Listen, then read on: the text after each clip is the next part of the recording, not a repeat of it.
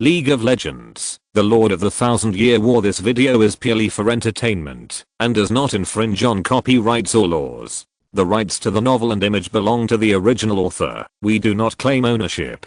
Don't like waiting and want to listen to this fanfic in full now? Subscribe to our Patreon, where you'll find the best fanfics. Chapter 601, The Battle of the Old Gatekeeper. The mountain city on the line of Greenfang Peak and Eternal Peak is mainly built with special forbidden magic stone bricks. It starts from the ridge of the Urus Mountains in the north and ends at the Gate of Sorrow in the Silver Mountains in the south.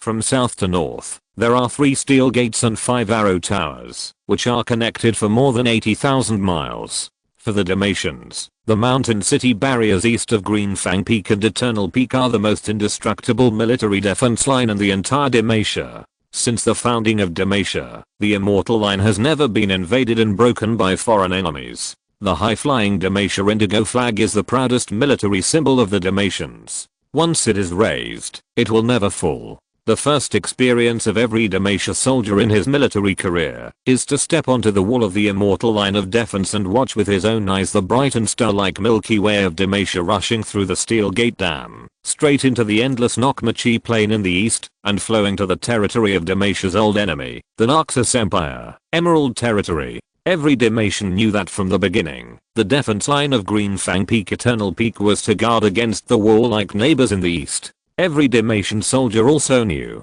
that one day this section of the Great Wall would become a glorious place for Dalmatia to stop the enemy. However, no one would have thought that when the Dalmatia Kingdom army was about to annihilate 2 imperial legions and win a great victory, there would be an arrogant mad general with a group of bloodthirsty and violent butchers who would charge at the Immortal Line regardless of everything. On the Laobaman fortress, the bodies of Narxans lay under the mountain wall of just over 100 meters.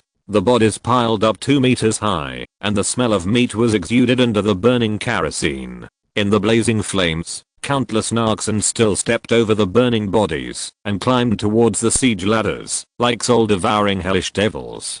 Never seen such a desperate fighting style. The Dalmatian soldiers, who were already at a disadvantage in numbers, began to retreat. They were not afraid of sacrifice, but they were afraid that they would die inexplicably in the charge of the demons. Those who retreat will be killed.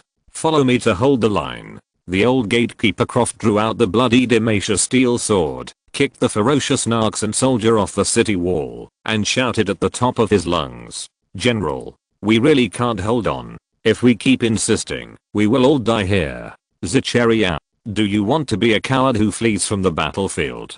Do you want to shame your parents?" Croft, with his eyes wide open, had just finished speaking when he saw Zechariah, who had just spoken, with a look of fear on his face, being beheaded by someone with an axe. The dark red blood that spurted out high fell on the heavy lamellar armor that had been completely dyed red, and the heads rolled down. The moment the headless corpse fell, the expressionless horned helmet slightly deflected, revealing an empty and indifferent look, silently looking down at him. He could not see the face of the enemy, nor the emotions of the enemy. He could not feel anything, except the silent killing intent. "I really want to surrender. I really want to live. If I continue to resist, I will definitely be killed easily." Facing the cold gaze of the owner of the horned helmet, Croft finally felt a trembling from the depths of his soul, and the Dalmatia general could not help but take a step back. He was not a coward, but he could not suppress the fear and terror in his body. This contradictory feeling almost made him collapse. It was as if he was destined to be a coward in front of this enemy. "Who are you?" Croft responded with the heavy footsteps of the greaves and iron boots. The boots of the Imperial General stepped on the fingers of the Dalmatia soldier.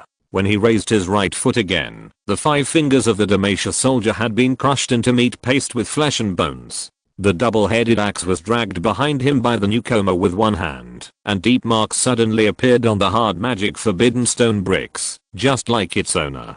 Boom, boom, boom. The Imperial General's footsteps continued to move forward. "Protect General Croft. Kill him. Monster from Narxus. Die." 3 Dalmatia soldiers thrust out their fine iron spears at the same time, accurately hitting the cervical armor and back chest of the Imperial General. The fine iron spear tip that could pierce the iron plate only barely made a few shallow white dots on the blood-red iron sheet. The Imperial General finally paused and turned to look at the Dalmatia soldiers who were besieging him. The Demacia soldiers who were swept by the glance instantly felt the heavy pressure and were about to retract their spears to attack again. The next second, the Imperial General's armor twisted and his 5 fingers clenched, making a heavy sound of metal. The sharp knuckles-like claws clasped the fine carvings on the axe handle, and the man and the giant axe fit perfectly. Then the body began to twist, and the huge force pulled the heavy axe body. The originally heavy axe blade instantly broke away from the ground, making a shocking sound of breaking through the air. Whoosh! Like a violent hurricane whistling past, the giant axe turned into a deadly semicircular blood-red arc. The axe blade cut through everything along the way, and tore through all obstacles. Clang! Along with the iron spears in their hands, 3 Demacian soldiers wearing fine chainmail were cut in half by the Imperial General. The 3 soldiers watched their lower bodies separated from them with their eyes wide open, which also stopped other Demacian soldiers who wanted to move forward. At this moment, all the Demacian soldiers who witnessed this scene deeply understood that they were definitely no match for the barbarian butcher.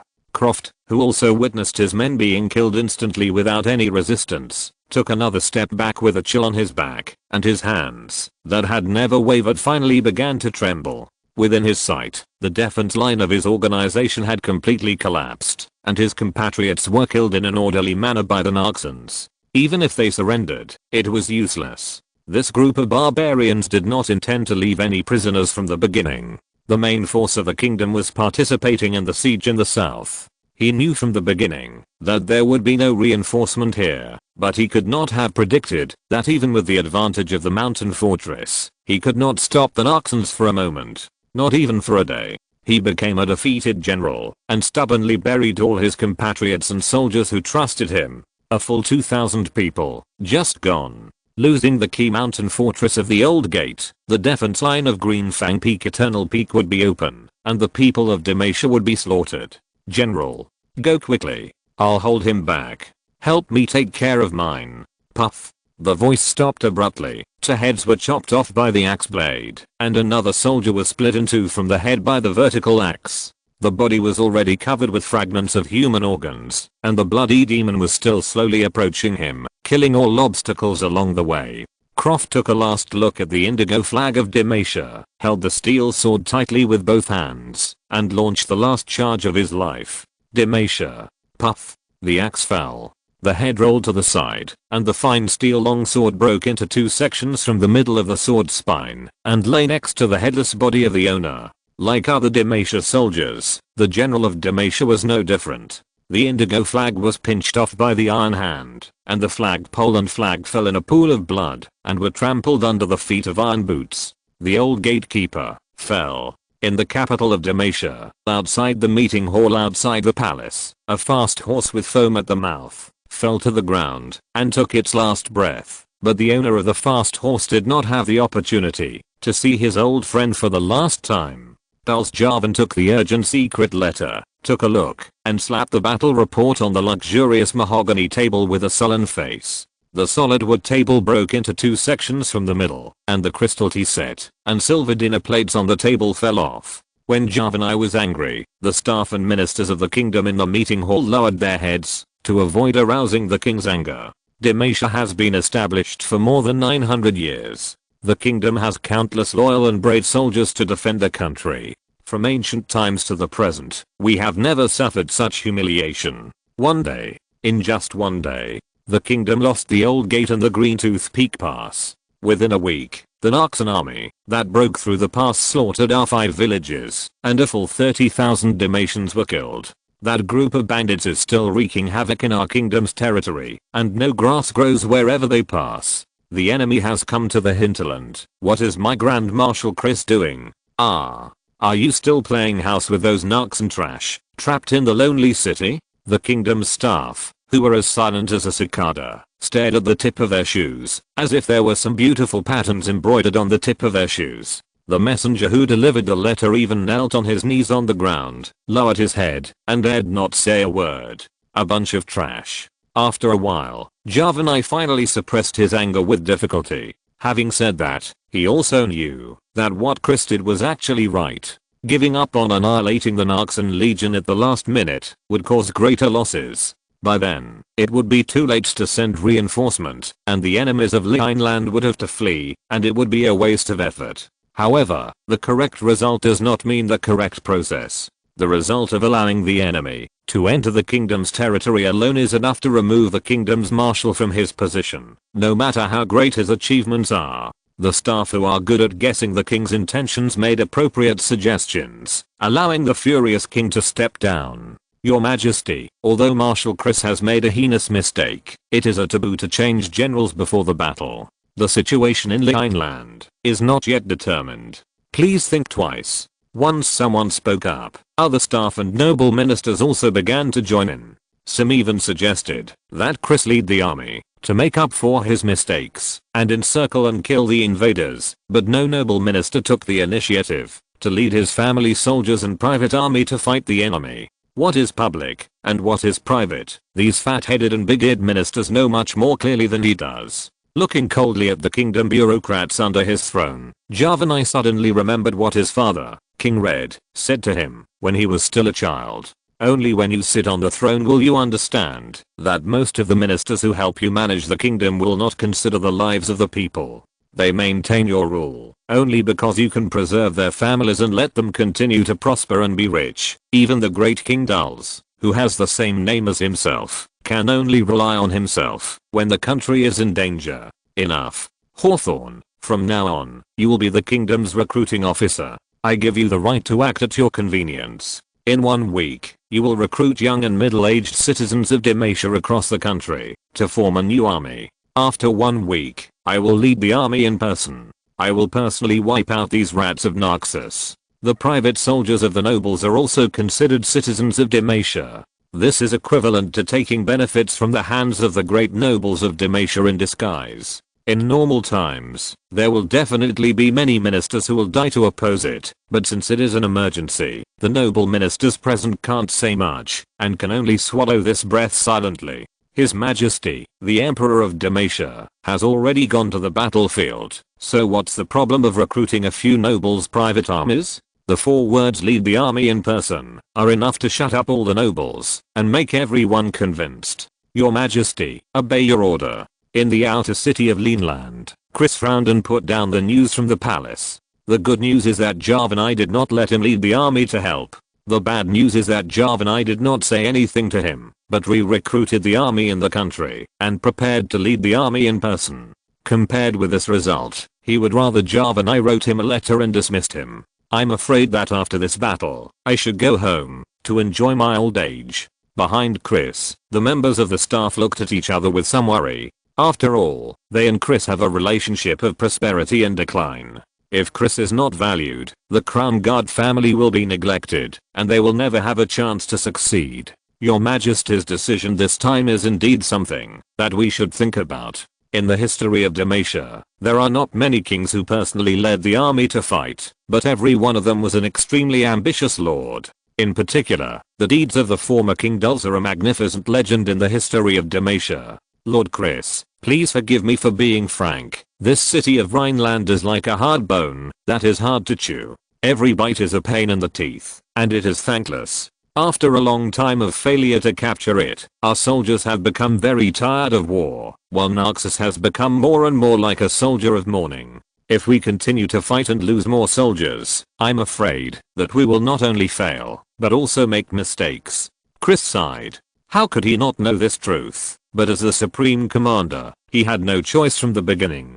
Since the Scene Legion ignored the order of the Supreme Command and went north directly, whether he chose to go back to support the old gatekeeper or continue to besiege Rhineland, it became a wrong option. According to the combat effectiveness of the Scene Legion, even if he led his troops back to support in time, it would be too late to stop Scene from breaking through the old gate. At that time, Scene would not go deep into the border of Demacia, but would just turn around and leave. However, he would have to take the risk of the Lineland garrison successfully breaking through. You know, the 2nd Support Army, the 1st Empire Legion under Burnham, has been tying down troops on the periphery. It is useless to withdraw too few troops to support, and it is not impossible to withdraw too many troops, and the situation in Lineland will directly fall into a state of deterioration, and it is not impossible to be surrounded by the Naxans. Marshal, Let the fearless vanguard go. At least let his majesty know that I have never forgotten the people of Demacia. It seems that the League of Legends fan authors of the same period have new goals. Those who have finished, and those who have abandoned the update have abandoned the update. Only I'm still struggling. Bitter smile. Everyone said that if I finish from here, open a new book, and continue the plot here, is it reliable? Chapter 602 When Panson forgot to bring his OOO speaker. King Javanai personally led the fearless vanguard to attack Scene, who withdrew from the old gate. Under pressure from the nobles, Burnham personally led the 1st Legion of the Empire, and launched an attack on the Demacia Kingdom army together with the 3rd Legion of the Empire in Lean Lane Castle. Demacia Grand Marshal Chris was killed by the Samaritan Red Knife and the Assassin's Council. Chris killed dozens of people in return, and died of exhaustion in the siege. The Imperial commander Burnham Darkwill was attacked by the Holy Light of the Demacia Illuminator, and died from the backlash of black magic. After the death of the generals, both sides withdrew their troops at the same time. Finally, Red Seraphim led the 1st and 3rd Legions back to the military base outside the Emerald Territory for corrections. The 2nd Legion of the Empire controlled by Mars Rethers was completely wiped out during the siege of the Demacia Kingdom army. The Supreme Command and the old nobles nominated Bron Darkwill as the new Supreme Commander of the Empire. Demacia and Naxos have temporarily ceased fighting. The new Supreme Commander is still young, and the Imperial warlords are ready to make a move. Lester put down the intelligence secret letter. The flickering flames of the torch made the font a little distorted, and the man sighed with some regret. The content of the intelligence secret letter was not much, but each line of words was enough to shake the top storms of the 2 kingdoms. How much blood and rain there were. How could these 2 thin pieces of paper tell clearly? For the soldiers, the glorious battles that were worth remembering for a lifetime were nothing more than irrelevant information that had never appeared in his hands. Only kingdom leaders like Burnham, Javanai and Chris were qualified to appear in front of him. It's dark now. Can you find the way home? Ku then go. Be careful. Ku throwing the secret letter into the brazier. Lester touched the dragon pigeon with dragon blood and watched the dragon pigeon flap its wings and fly high from the window. The environment of Mount Targon is too harsh, and only dragon pigeons bred by magic can travel to such a dangerous environment. When Liana and Ziona returned from the top of Mount Targon and successfully obtained the artifact of the Star Elm, I can leave with peace of mind. I have made so many preparations, and I must go to the last step. Lester walked out of the ice spring hut, under the starlight, looking at the place where he had lived for 31 years with a gentle look, and he was quite reluctant to leave. During these 31 years, he raised Diana, and used blood to force Liana to become his dependent. He successfully let the 2 women climb to the top of the mountain, and trapped the bright moon star spirit and the fiery sun star spirit in the bodies of the 2 women. Until a few days ago, the 2 star spirits who had been in a state of confrontation finally chose to surrender, allowing their divinity and divine power to be completely integrated into the bodies of Diana and Liana. With the souls of the 2 women as the main body, they chose to sleep, allowing the 2 women to inherit the power and become the legitimate fiery sun star spirit and bright moon star spirit. To use an analogy, it's like a university giving full access to a supercomputer to 2 outsiders, while giving up the right to use it. But Lester did it, and he was proud of himself. When he leaves here, Liana and Diana, who have mastered the artifacts of the Star Elm, will gradually inherit everything from the Sun and Moon Protoss. Even if they complete the fusion and return to the Star Elm, the 2 women hidden in the Star Elm will only be loyal to him, and launch the most deadly attack on other Protoss at the most critical moment. I've been in this world for almost 900 years, and I've been bullied by the Protoss for so long. I can finally turn the tables. But then again, that Sundeer attributes of the Sun and Moon Protoss are also pretty good. At this moment, a pillar of light shot up into the sky and descended from the top of the Targon Peak. Instead of being happy, Lester's face changed. Rihanna said that obtaining the artifact of the celestial world will not trigger the arrival of the starlight. The starlight will only appear when the trial taker passes the trial, or when a star spirit actively chooses a mortal. Since it's not Rihanna and Ziona, who could it be? Lester couldn't help but think of another famous hero in the Targon Peak, the War Star Spirit, Pantheon. Without hesitation, Lester turned back and ran back to the house and went straight to the third floor. The third floor was a locked attic room. Even Diana, who liked to act like a spoiled child, had never entered it. When she came to the door, there was a magic lock on the door frame. She put her hand on the magic lock and it sensed Lester's magic aura. The magic lock opened automatically and fell to the ground with a tada. Passing through the messy design table and storage cabinet, Lester opened the obsidian sword box and picked up the god-killing blade that had never been used in the Targon Peak. I hope everything is not in time. At the top of the Targon Peak, the starlight landed on a shirtless warrior, and another warrior had lost his life. Liana raised her head and looked up at the starry sky. Her connection with the Iron Sun box, the dome blade, the blazing star armor, and the sunfire cape was directly cut off by another star spirit. The four splattered star artifacts that lost their traction returned to the star world. It must be said that this is a coincidence and result that could not be worse. Are you Atreus? Diana, who encountered the same problem, looked at the man who was shrouded in the light of the stars. The man with a bloodthirsty look in his eyes slowly stood up from the ground, raised his hands high, and possessed the golden armor. The star-colored divine spear and the round shield of the god of war that fell like a meteor instantly appeared in the man's hands. Glancing at the two women who were also at the top of the peak, Pantheon smiled coldly. At us? Haha, Atreus is just a coward who has been defeated repeatedly. Even another mortal named Pylus is just a coward without courage. If it weren't for you, I wouldn't choose the bodies of these rubbish. Hearing this rebellious speech, the soul of Atreus, who was suppressed by Pantheon, began to greet Pantheon's direct blood relatives. Liana stood in front of Diana and spoke calmly. What are you talking about? I'm Liang. You are Liang? Ha ha ha. Before you say this, you should think about your expression and attitude. Liang is arrogant like the sun.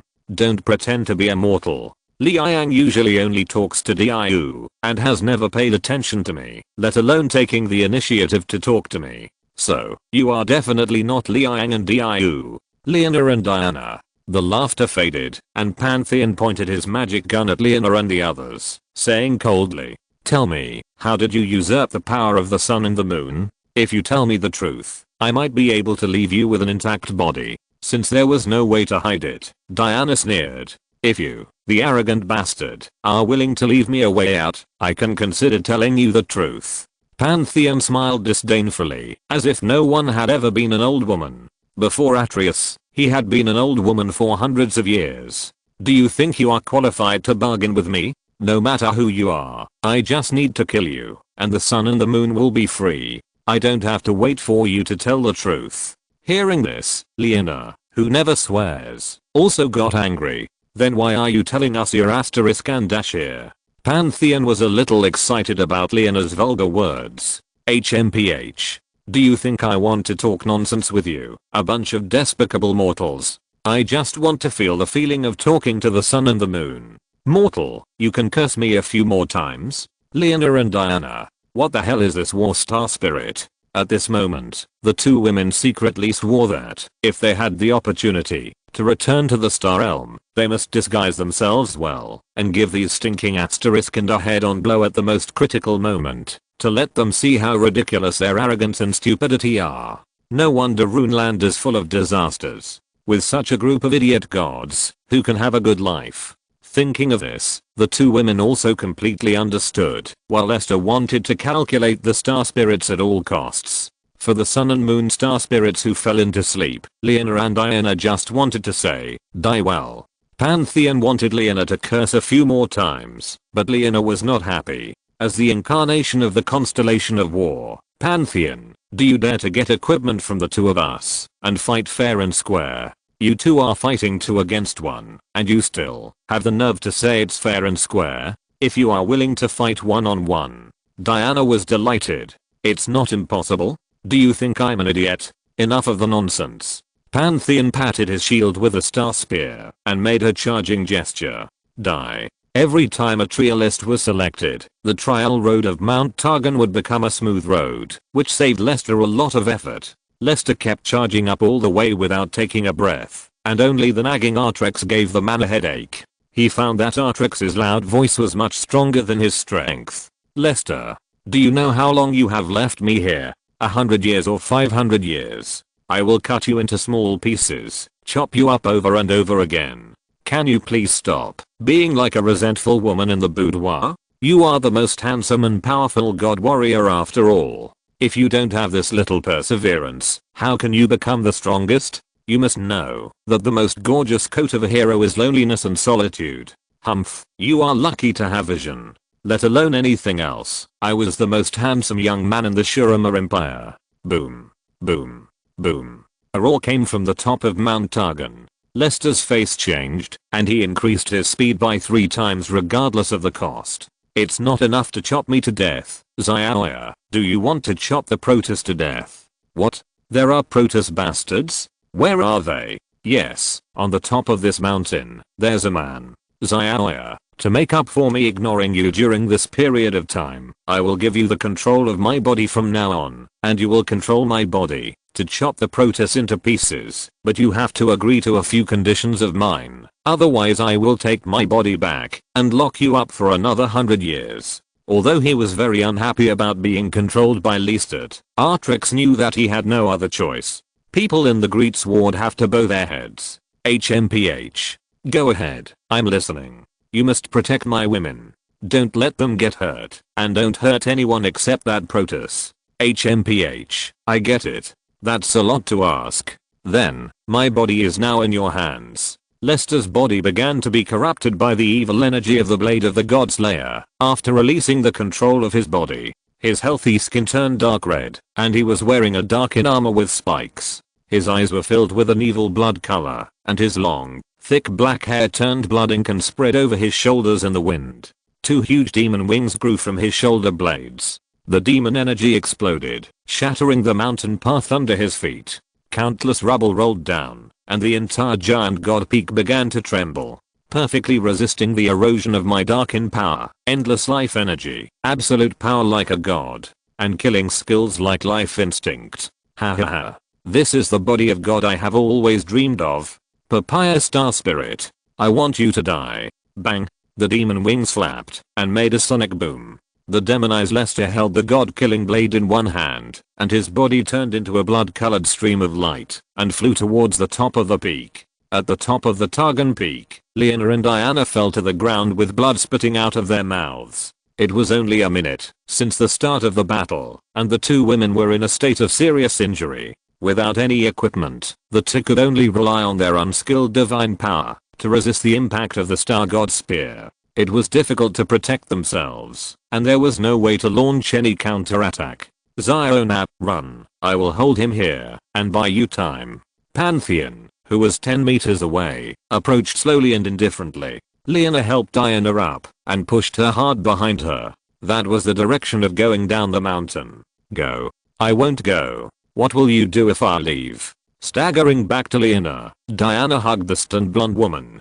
Dad will come to save us. If I leave, you can't fight Pantheon alone. The 2 of us can still resist until Dad comes to save us.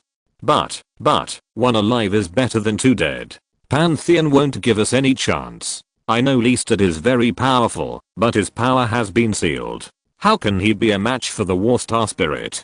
Dad is always Dad. Liana, you have to believe in Dad's ability. Hearing the conversation between the 2 women, Pantheon put down the Star Spear and looked at him strangely. Dad?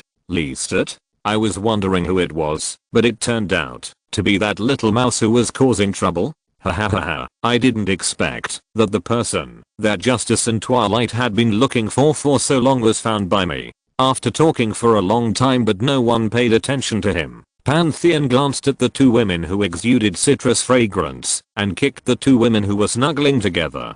Puff. The 2 women vomited a large mouthful of blood again. Pantheon raised his spear coldly and smiled. Whether you or the little mouse Lester, you will die here tonight, and I will not kill you now. I will let you witness with your own eyes how the mortals you rely on are. Before he finished speaking, a dark red stream of light that cut through the air hit Pantheon's head and shattered the hard ground. Liana and Diana looked at each other, climbed up again, and put their hopeful eyes in the smoke and dust. When the smoke and dust dissipated, a giant demon as tall as 2 meters and 5 meters was holding an exaggerated giant sword and stepping on the body of the War Star. The War Star, who was so arrogant just now, was now lying on the ground in a big letter shape, with twitching hands and feet. Bastard, tell me, where is the Papaya Star? Liana looked at Diana blankly, and Diana shook her head blankly. Papaya Star? Is she also Dad's woman? Thanks to the rewards and support of several book friends. To file, Muamua Da. Chapter 603. My sword is very big. You have to be patient. Darkborn. Pantheon was pressed to the ground by an irresistible force. He roared and burst out the power of the god of war, but unfortunately he still failed to shake off the enemy who was pressing on him. Artrex, who was controlling Lester's body, stepped on Pantheon's back and roared angrily again. I say, again, where is the Papaya Protus? You are just a little mouse, and you want to. Before Pantheon finished speaking, Artrex's god-killing blade smashed on Pantheon's armor, blocking the rest of his words. Boom. Boom. Boom. Boom. After 3 consecutive heavy blows, the ground cracked directly, and Pantheon was embedded in the hard rock by the huge force. Diana stared at the strange tall figure. Unlike the gentle and kind father before, the figure in front of her was evil, domineering, tyrannical and ruthless. She had never seen Lester like this since she was a child, and she couldn't help but feel worried. As the entire Targon began to shake, Liana pulled Diana up from the ground. Now is a good opportunity to obtain the godly armor. Ziona, cheer up, we can help Lester if we get the godly armor from the astral realm. Diana came to her senses and nodded vigorously, and began to actively stay away from the battlefield and summon her own godly armor from the astral realm. On the other side, Artrex, who asked twice in a row, completely lost his patience. At this moment, he just wanted to kill the Protoss under his feet. Since you don't want to say it, then don't say it. The surging power of the Darkin condensed on the blade of the God Killer, and the wings spread out, and endless power emerged from his body. This is the most powerful form of Artrex. This power is enough to destroy everything in the world. It is called Great Destruction. Artrex raised his hand and raised the blade of the God Killer high. The next moment, it smashed down heavily. At the critical moment, Pantheon narrowly blocked the round shield of the god of war in front of him, blocking the heavy sword. Boom. The Targon Peak, blessed by the power of the Star Spirit's protection, trembled again. The whole mountain seemed to collapse and cracked with countless cracks.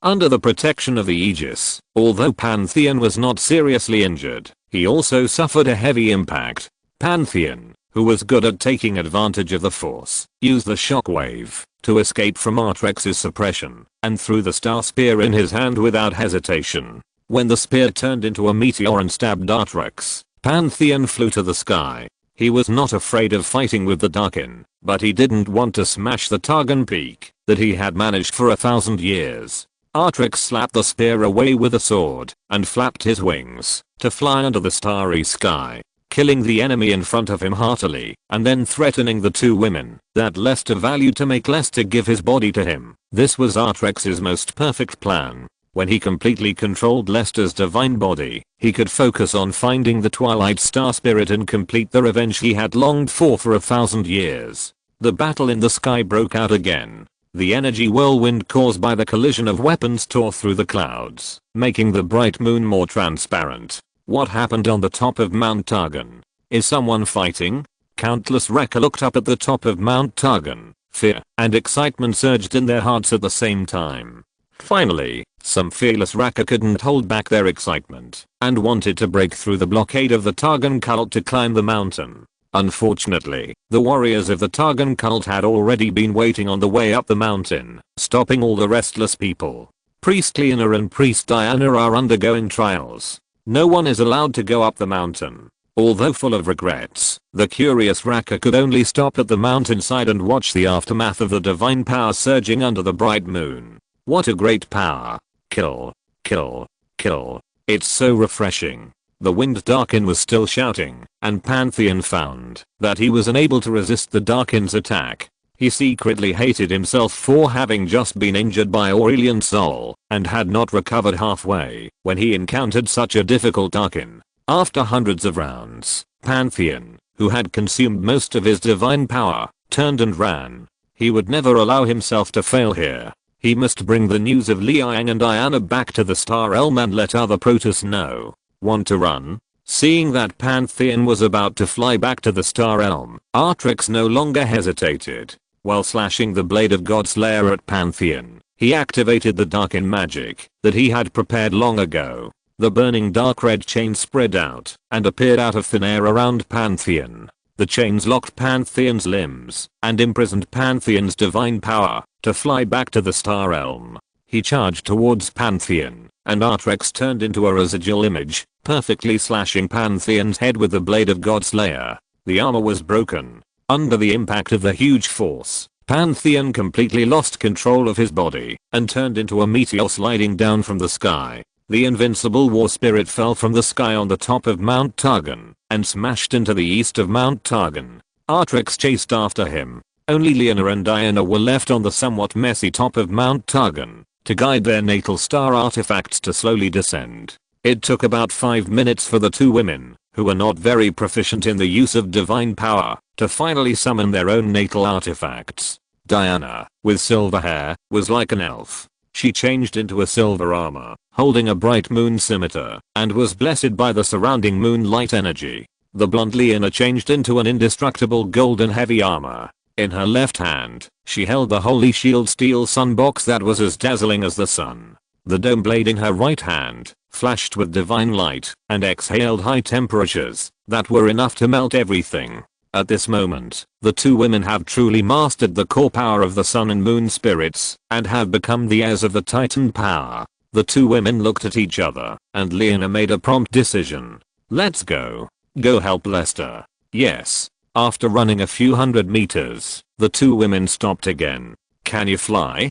Diana looked at Liana hesitantly, but saw Liana shaking her head awkwardly. No, not really. Did you see where Lester and Pantheon fell? No, but it seems to be on the moon. The night wind blew slowly, as if a large group of tumbleweeds rolled past the two women, and the atmosphere was a little awkward. Originally, I thought I could help after obtaining the divine equipment, but who knew it would be like this? For a moment, I felt that I was completely useless and could only wait for the Big Daddy to save me. We can't just sit here and wait, can we? Then, let's run. There's no other way. So, the Targon cult and the hundreds of Raka people who climbed up the mountainside watched the two dignified Targon priests rush down the mountain without looking back, leaving a group of people in the wind. Where are these two priests going? No, I don't know, but it looks like they have a great mission to accomplish, right? Otherwise, they wouldn't be so anxious. The other Raka people agreed with the Targon cult warrior's remarks. Pantheon, I wonder if you have ever thought that one day you will end up in the hands of the enemy you are chasing. The Darkin Blade Demon. Artrix inserted the God Killer blade into Pantheon's chest and slowly turned the hilt, making the cracks in the armor bigger and bigger. The blade pierced into the body of the god, and the power of the Darkin impacted the immortal soul. Without saying anything, Pantheon just stared at Artrix with his eyes wide open. He couldn't hold the star spear in his hand tightly anymore, so he had to let it go and let it roll to the side. It seems that you have realized that you are a loser. The blade of Godslayer was raised again and fell again, completely shattering Pantheon's body armor. Artrix raised his great sword. The tip of the sword pointed directly at Pantheon's chest and was about to tear Pantheon's body and heart apart. Just keep his body and destroy the consciousness of the war star spirit. I still have a use for this person. A sentence from the depths of his soul made Artrix pause, and the blade changed direction and stabbed Pantheon's lower abdomen, crushing Pantheon's organs with the sword of death. Pantheon, who was severely injured, could no longer hold on and finally closed his eyes and fainted. Although he was unwilling in his heart, Artrix had to give up the idea of erasing Pantheon. If Lester was forced into a corner and regained control of his body, he would lose a lot. The most urgent task was to find the two girls first and control their lives to threaten Lester.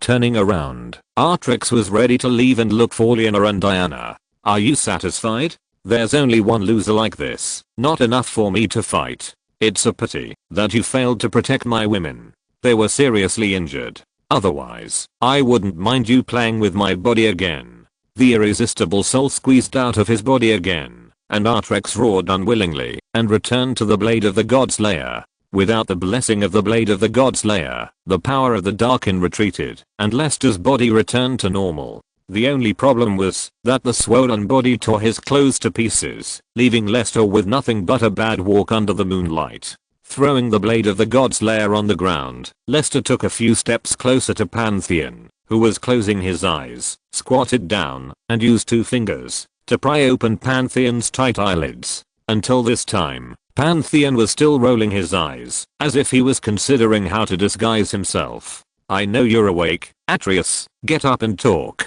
His eyes finally stopped at Lester's face. Atreus, who had been beaten up with a dazed look on his face, looked at the demon who beat him, and turned into a handsome man without clothes. The most critical question is, did this man hide a star-piercing spear? I recognize you. You are Dr. Lester? How are you related to that terrible demon? That's a long story. Sighing, Lester pulled Atreus up and enthusiastically helped Atreus stuff the exposed rotten intestines into his still open belly. Atreus, who witnessed all this, shuddered.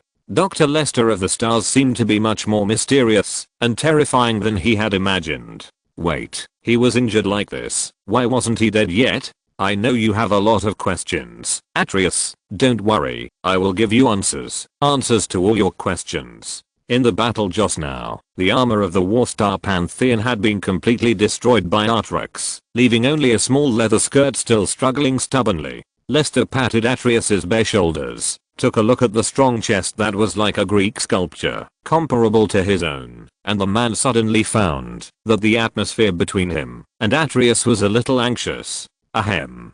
Taking 2 steps back, Lester picked up the heavy Star God spear and weighed it. He found that he had no way to use this artifact that rejected him. Although it was a bit regretful, he could only return the Star God spear and the War God round shield to Atreus. What a lucky bastard. He failed the trial and got a body of divine power after a sleep, which was completely different from the struggle faction of himself who had worked hard to become powerful. You should know where I live. Bring these 2 pieces of equipment to me within 3 days.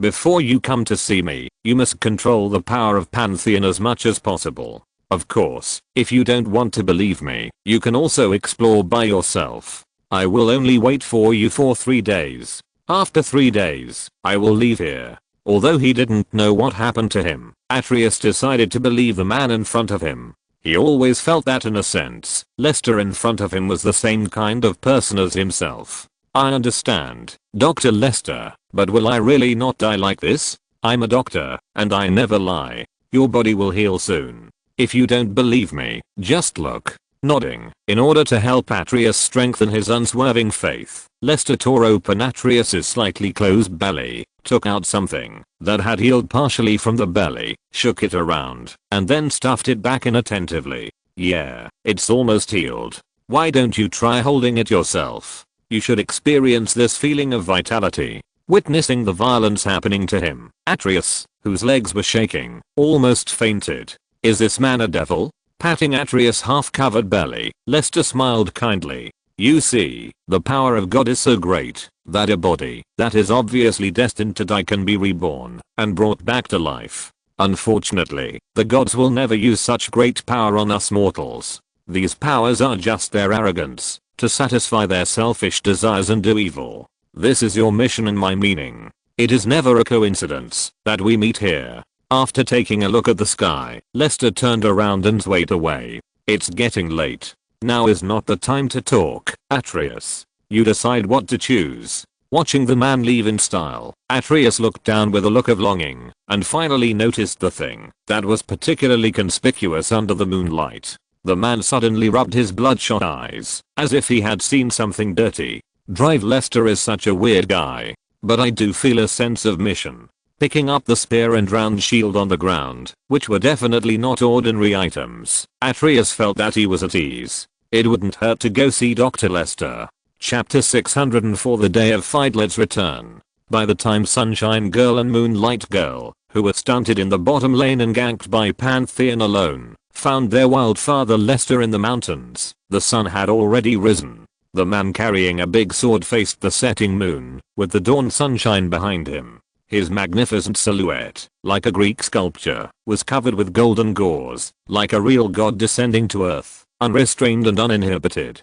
Such a shocking scene was like a soul brand, deeply imprinted in the minds of Sunshine Girl and Moonlight Girl, especially the swaying silhouette like a pendulum, which could not be dispersed for a long time. Usually, you don't feel it when you see it so many times, but at this moment, the silhouette of the man was elongated by the golden beam, which further highlighted the man's greatness and grandeur. At this moment, the eyes of the two women flashed with fascination at the same time. Dad, Lester, hey, my girls. In the sun, the three ran towards each other, and finally hugged each other, like the happiest family. After a night of life and death crisis, Lena and Diana were a little moved, and they also cherished the time they hugged the man. Then, the shy Lena sensed something, and looking at Diana who had lowered her eyes, the sunny girl directly punched Lester in the lower abdomen, causing Lester to groan and fall to the ground. You are so old, and if you are not ashamed, then I'm ashamed. Besides, Ziona and I are both wearing such thick armor. How could you do that?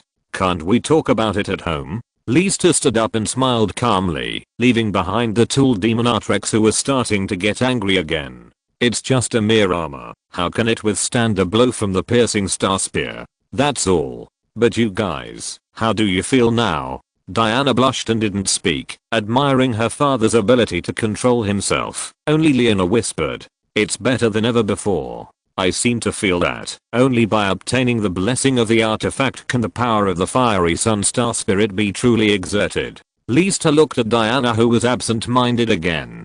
Ziona, what about you? Diana was still lowering her head, not knowing where to look. I really want to. Dad, shall we go back? Lester. Lena turned her head away. He's going to do something bad again. Wrapping the star spear and the heir's round shield in animal skins, and carrying them on his back, Atreus came to Berry Village. Under the strange gazes of the villagers, he came to the ice spring hut for the first time. Before this, he had only seen Dr. Lester treating illnesses and saving lives in his village, and had never been to Berry Village. Staring at the 100-acre medicinal field, Atreus had a little more respect for Lester in his heart. There are many people who can fight, but he admires the kind people who can help others more. This medicinal field alone is enough to save countless lives. Before coming here, he had roughly figured out what the extra power in his body was, but he still had to ask people who knew the details. There was no doubt that the attitude shown by Dr. Lester was an expert in this field. Who are you? The Lahorak warrior guarding outside the medicinal field blocked Atreus' way. He didn't expect that the Lahorak he wanted to join was just a gatekeeper here. Atreus suddenly felt disillusioned.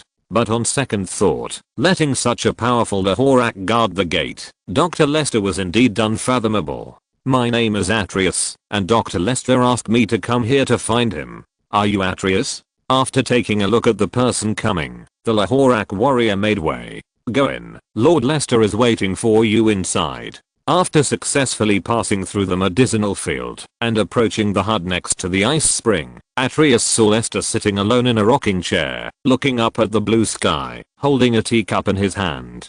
This Lord Lester seemed to enjoy life quite well. Lord Lester, I'm here. Sit down. Sitting up from the rocking chair, Lester made a cup of star splendor created by the Witch of Bandle City for Atreus. Try it, it's delicious. Taste it slowly, you can taste the flavor of the starry sky. Atreus sat solemnly in his seat, holding the teacup with both hands, and drank it all, even swallowing the tea leaves. Thank you, this tea is really delicious. Lester's smile froze.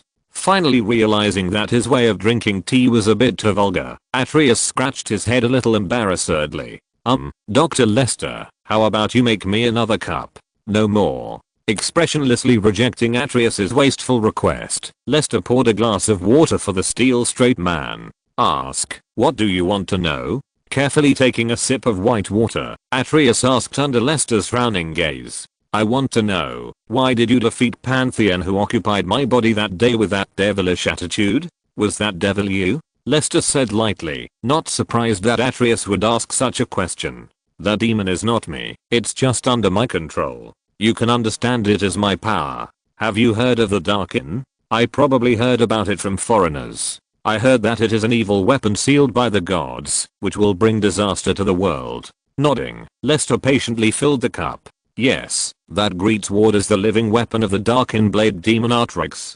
Artrex wanted to kill you completely, but I stopped him. I defeated Artrex by chance many years ago, and took the Darkin Greatsword for myself to prevent him from harming others. For ordinary people, Darkin weapons are the most dangerous things. These living weapons will affect the consciousness and soul of the weapon user in various ways, and eventually transform the host into the appearance of a Darkin, allowing the Darkin sealed in the weapon to be reborn with the help of the body. Because the Darkin had suffered a lot of torture before being sealed by the Protoss, coupled with the long-term seal, most Darkin are in a hostile state towards humans. Of course, there are a few Darkin who are still rational. Unfortunately, most Darkin have become a group of bloodthirsty lunatics. If you see other Darkin, you'd better be careful. After figuring out at least its initial changes, Atreus was completely relieved. Otherwise, he would have felt a little nervous talking to someone who could turn into a demon at any time. The main reason was that his actions that night were a little too outrageous. What's the matter with the Protoss? My best friend Pylus and I both reached the top of Mount Targon from the Road of Trials. Why did Pylus, who was better than me, die, and I, who had failed repeatedly, became the choice of Pantheon? Lester smiled. Has Pantheon ever told you that you are a waste? Although it was a bit difficult to say, Atreus still nodded. He said so, and he also said that, if it weren't for the priests Leona and Diana, he would not have chosen me at all. Don't listen to his nonsense. Atreus was stunned, and Lester sneered. The fundamental reason is that your body is more suitable for the war Protoss than Pylus.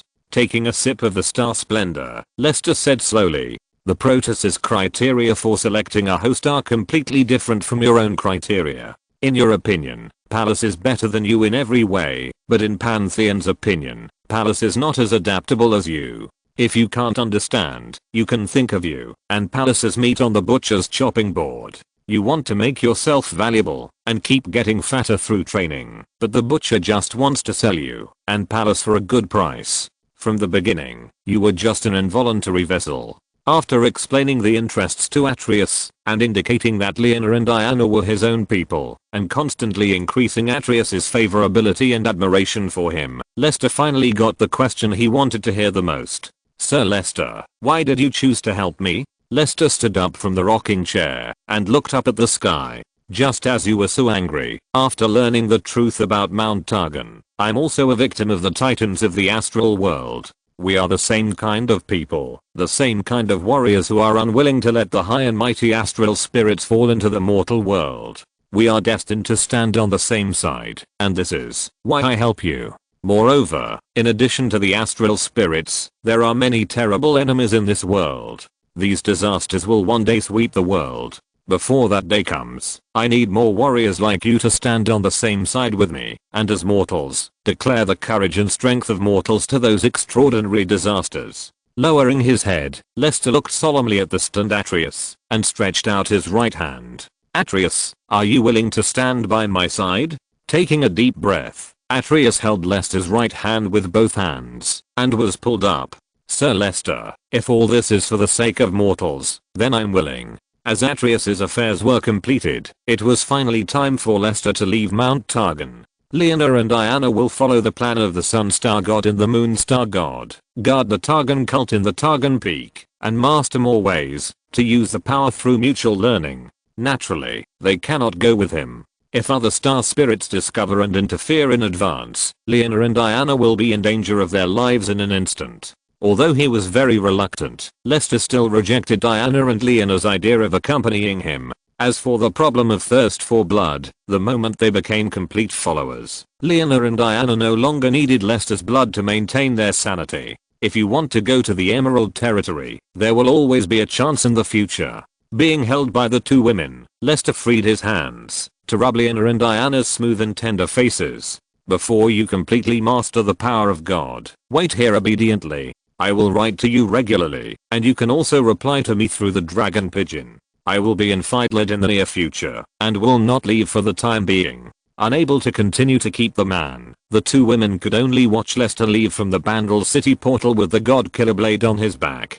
Dad is gone. Although I expected this day to come, I still didn't expect that it would be so painful to say goodbye. Diana sniffed. Lena, now there are only two of us.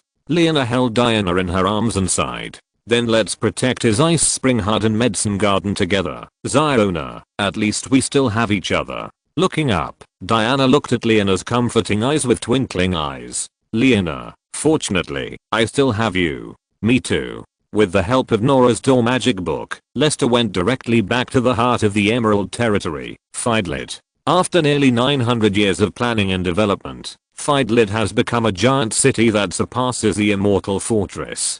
There are more than 2 million permanent residents living in Fidlit alone. If all the people in the Emerald Territory of the Nokmachi Plain are counted, the number has already exceeded 30 million. Walking on the clean and tidy streets, tall buildings with Baroque architectural style that blends the style of another world are densely packed and intertwined to form different areas. Most of the bustling residents are filled with joy.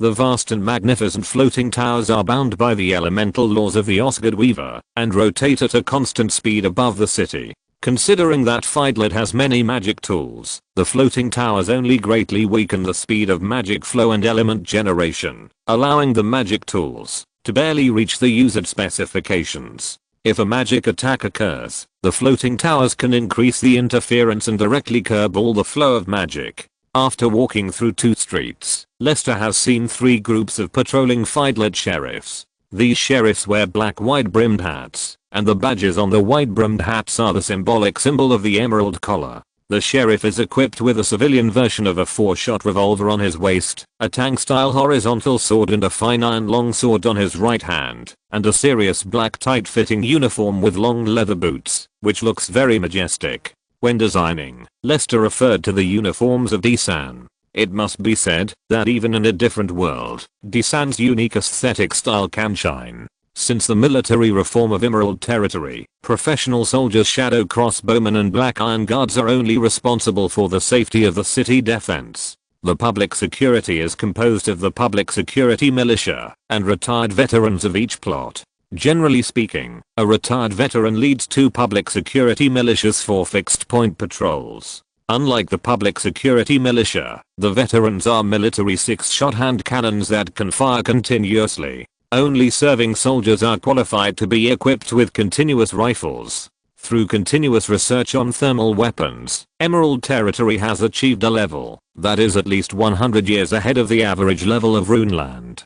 Compared with the earthen guns of the Immortal Fortress, which still have the risk of exploding, it is unknown how much more advanced it is, but thermal weapons have always been used as a trump card and have never been exposed. Even so, the thermal weapons technology exposed by Emerald Territory has become a benchmark for Runeland. Lester was quite satisfied with the current situation of the Emerald Territory. Looking up at the Emerald Territory floating tower that he had learned from Ishtar Vidarian, he felt a little regretful. It's a pity that spears and cannons are still unable to deal with the top extraordinary people. Otherwise, I wouldn't have to run around the world to collect magic knowledge. I could just focus on the advancement of technology in the Emerald Territory. In the end, I still had to use powerful magic to suppress the rebellious mishap. Chapter 605 Redemption in a Dream. Fidlit, outside the Lord's Castle. Lester's hand passed through the illusory magic image and slowly retracted, feeling nothing.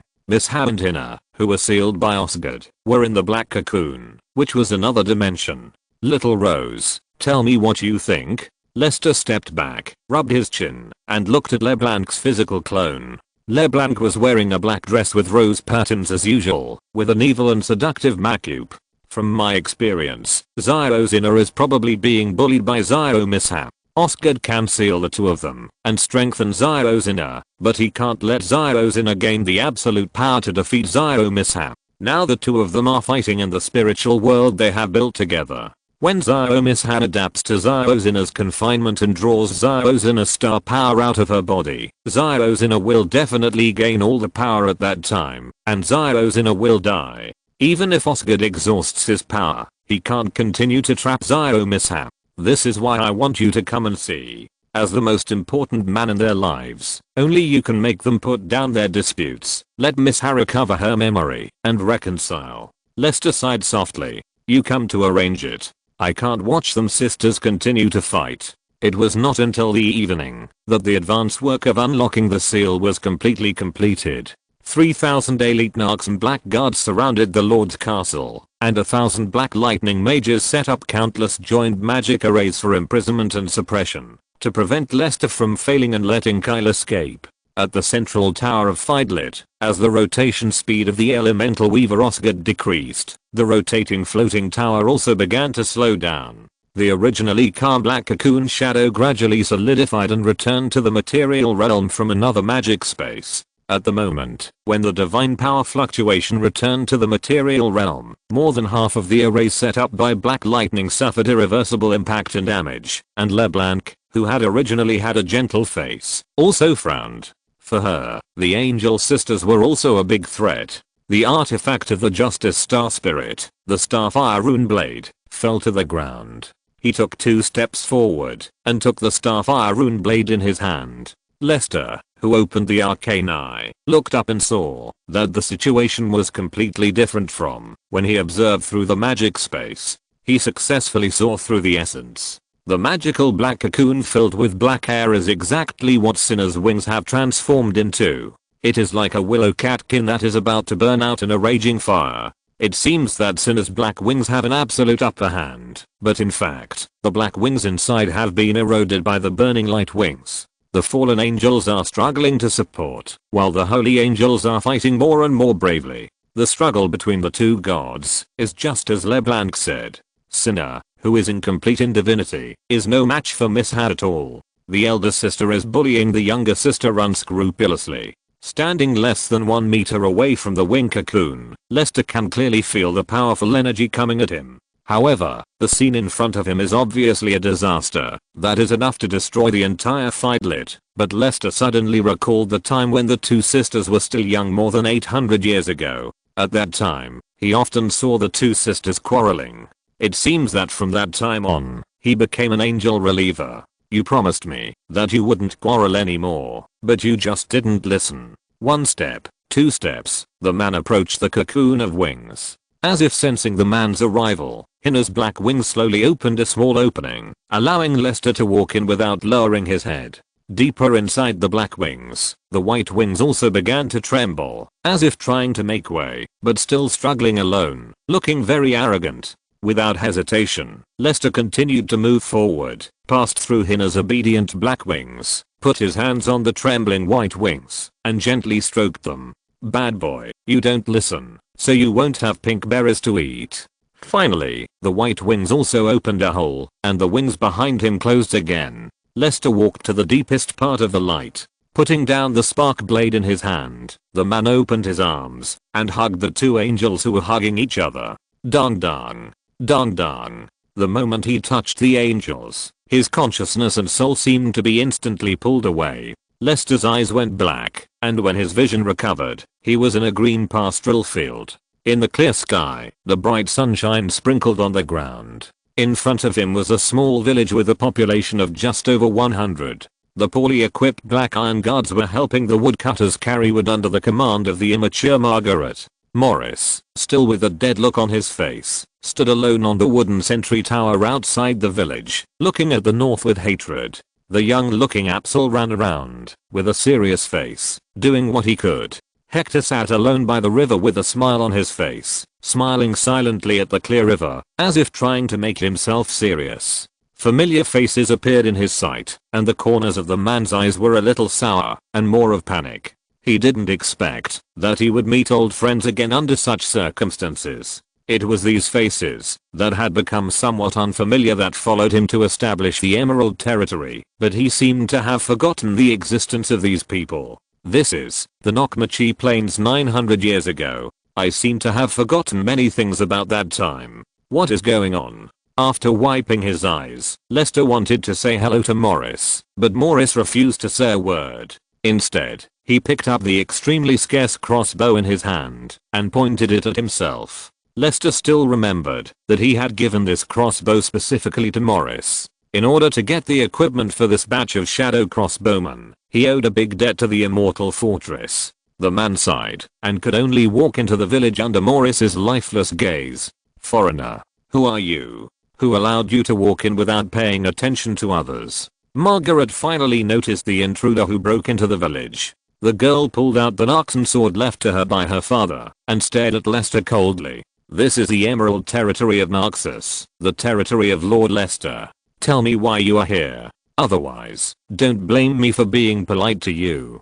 The other villagers and the soldiers of the Narxan Black Iron Guards all picked up their weapons, and the simple smiles on their faces froze, turning into hostility, and slowly surrounded them. Looking blankly at the Emerald Territory that was full of hostility towards him, Lester raised his hands and surrendered. I heard that a new gathering place has just been built here, so I want to come and see it. If you don't welcome me, I will leave now. Just as Margaret was hesitating, a young and handsome man walked out of the village slowly, holding two cute little girls with different hair colors on his left and right. The two little girls held the man's hands tightly and seemed to be very dependent on him. Lester looked at himself not far away and listened to himself speaking to him indifferently. I now suspect that you are a spy from the Emerald Territory. Margaret, put him in jail first and wait for me to interrogate him personally. Understood. Lester was stunned, put down his hands in surrender, stepped back, and said nothing. Brother Lester, why do you say he is a spy? Before Margaret could start to act, the black-haired girl who was best at acting like a spoiled child smiled sweetly and shook Lester's arm until Lester kissed the little girl on the forehead. Lester smiled faintly and looked at Lester with a frown and said softly, because he came here to snatch you and little Miss Hathaway.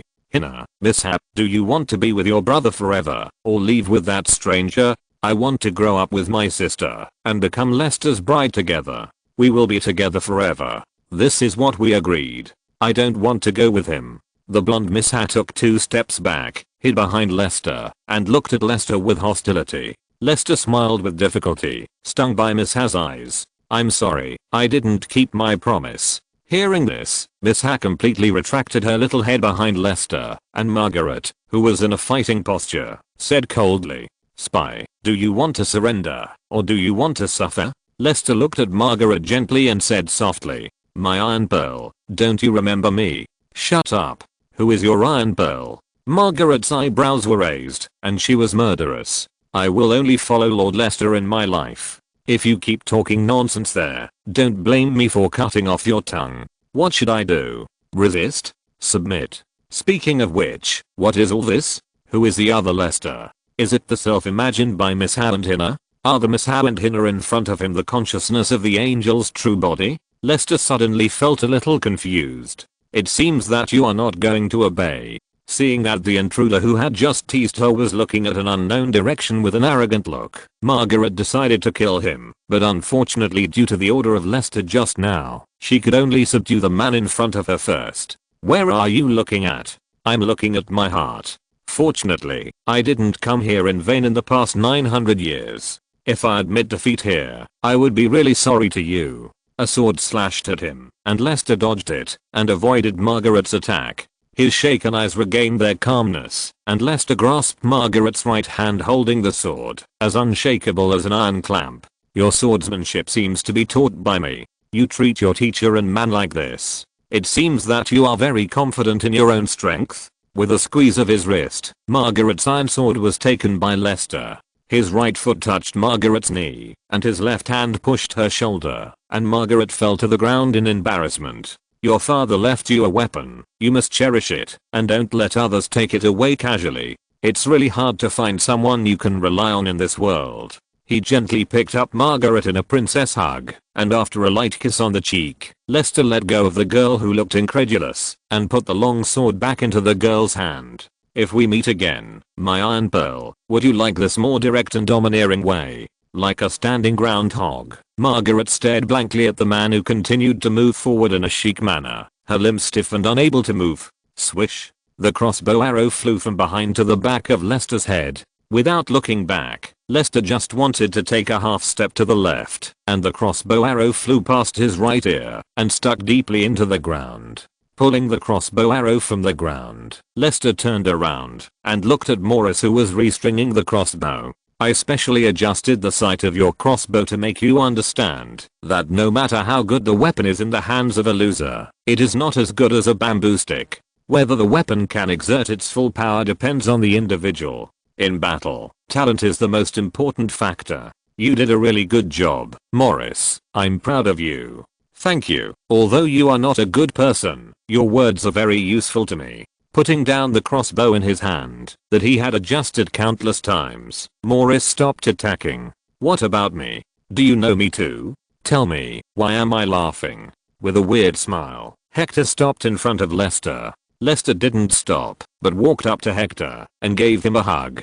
You laugh because you cried so hard, Hector. You left the deepest despair to yourself, like a madman who fell into the abyss. You have no way out except embracing madness. After a moment of hesitation, Hector took 2 steps back, looking crazy. The man laughed loudly, but tears kept flowing down his cheeks. Ha ha ha. Someone understands me. It turns out that there are really people in this world who understand me. Without using any weapons, Lester was able to move forward continuously. There were fewer and fewer people blocking the road, until finally, only Lester, who lowered his head and pulled the 2 little girls, was still there. Looking at the 3 people with soft eyes, Lester said softly, Miss Hannah, no matter how many times, I will come to you in the most gentle way, because I want to shield you from all the darkness and filth in this world. However, no matter how beautiful a dream is, it is just a dream, like the colorful bubbles in the air, which will burst at a touch. After waking up, you still have to face the cold reality, which is even more desperate. I have experienced the feeling of living a life worse than death. So I learned to look forward, and I understand that no matter how much suffering there was in the past, as long as we can still have each other, we are the closest family. As Lester spoke, little Hannah let go of Lester's hand, and her face became complicated. Little Miss walked out from behind Lester, holding Lester's hand tightly, with a cold face. Instead of going out with you and continuing to suffer, it is better to live our own lives in this small world, and the 3 of us live happily. Hannah also agreed, but you, a liar, came to destroy our only beautiful dream. Shaking his head, Lester squatted down and picked 3 small pink berries from the raspberry bush. Miss if you want, I can spend my whole life with you in this dream. Miss pursed her lips and said nothing, putting a pink berry in her mouth. It was sweet, but Lester tasted the bitterest taste. The past days can't be returned. After I left you, you grew up completely. Cinna became a better ruler than me, and you also took your own path, going to the star world, looking for power and the figure of your mother. In fact, I knew from the beginning that you would do that, and I also knew that you were destined not to be the opponent of the Justice Star Spirit. Your loss was within my expectations from the beginning. Miss you should know that, if I wanted to, I would definitely tell Cinna to stop you from leaving alone.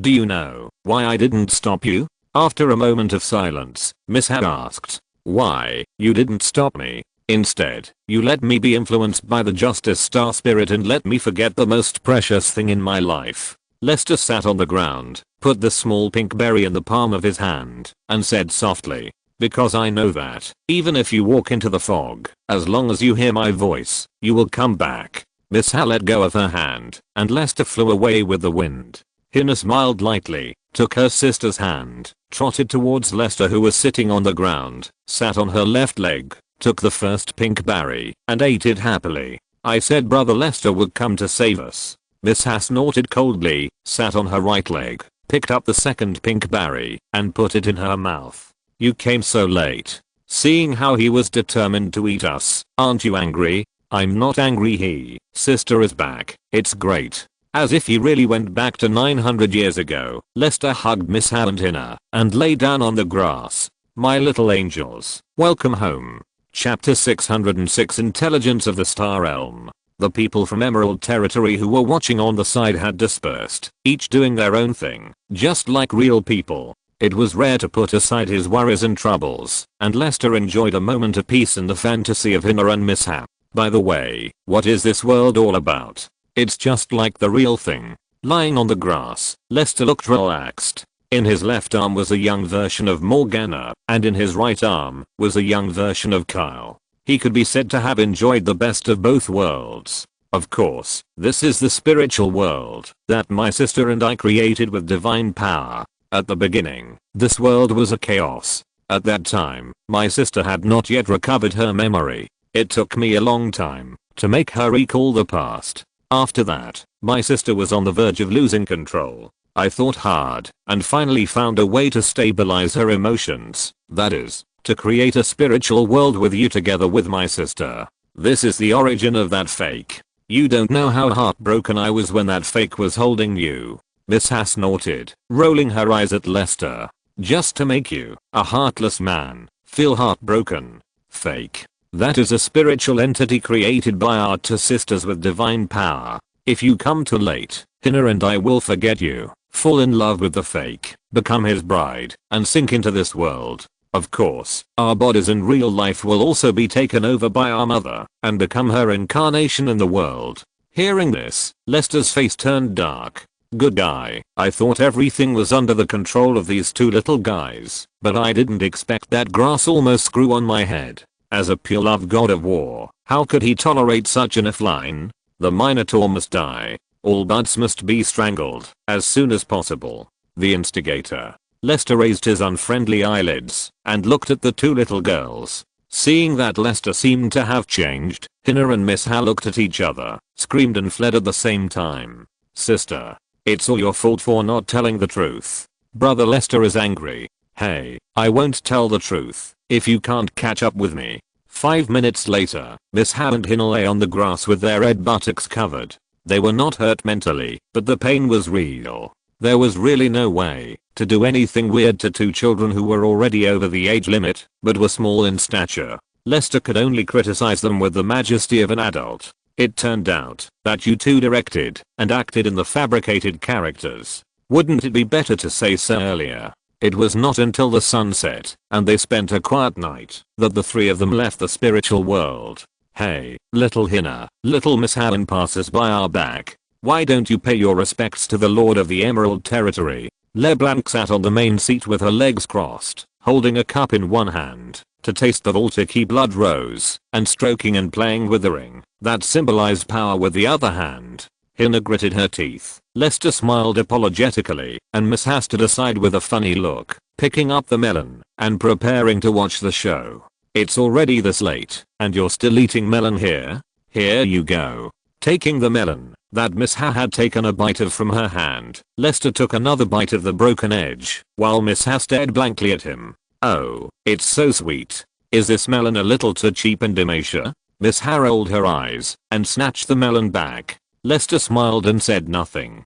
Brother Lester Grandma LeBlanc bullied us. Hina leaned pitifully in Lester's arms, but the words in her mouth made LeBlanc's smile freeze. Half a mouthful of red wine got stuck in her throat and she choked several times. You're talking like you're not a grandmother. Why are you pretending to be young here, a 900-year-old woman? Little girl, don't forget who came to me at the critical moment. Are you killing me now? Seeing LeBlanc standing up from the armchair, Lester could only put out the fire quickly. Hey, we are all family. We will meet again someday. Don't be hostile when you meet. It's not easy for us to get together again. We still have time. We might as well consider the future development direction of Emerald Territory and Naxos, and let Miss Ha introduce us to the situation of the Star Realm. With a smile, LeBlanc was quite satisfied with Lester's impartiality. She didn't expect to be the man's only one. As long as her status was not lower than the two little brats she had watched grow up, she would be angry. Obviously, she came first. This ring is too small. I'm not used to wearing it. I'm more comfortable living in the Immortal Bastion. LeBlanc took off the ring and threw it to LeBlanc without any regret. You won't leave this time when you come back, right? LeBlanc took the ring and gave LeBlanc a look that old couples would understand behind Hina and Miss Ha's backs. After LeBlanc smiled with satisfaction, the man turned around and gave Hina the ring and gently put it on her left ring finger. Next, he had to train a preachy little Lalita with scissor legs in Piltover and look for a dark Lalita with great strength in Ionia. Now was not the time to regain power. Damn, Sometimes too many Lalita was not a good thing, but fortunately he had enough time. I have to go out for a while, so I have to let little Sinner work harder.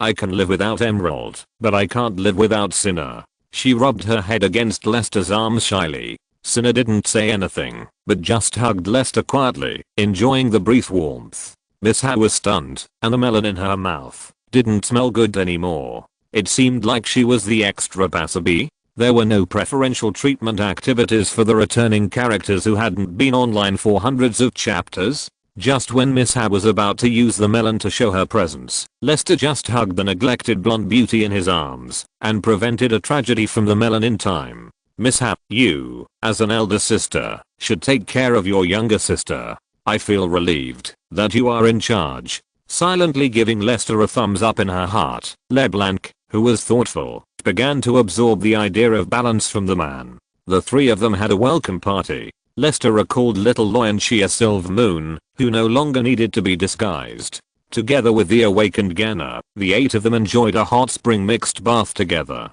Because it was too late, the 8 people simply stayed in the hot spring villa for one night. The next day, the female guards of Fidelit sent someone to pull out a broken mahogany bed from the house. As for what happened that night, no one knew except Lester and the 8 people and Mingai Xingchen. In the few months after returning to the Emerald Territory, Shinnah regained power in the Emerald Territory, sorted out what happened during LeBlanc's reign, repaired several places that LeBlanc did not notice, and stabilized several restless places in the Emerald Territory. According to the agreement, LeBlanc revealed Lester's whereabouts to Evelyn, and Evelyn returned directly to Fidelit. The master and pet met again after a long absence. When they could perfectly transform into human form, they naturally had to have a lingering love affair that had nothing to do with the years. Life after returning was too decadent, and Lester, who was almost addicted to women, finally remembered that he had something serious to do.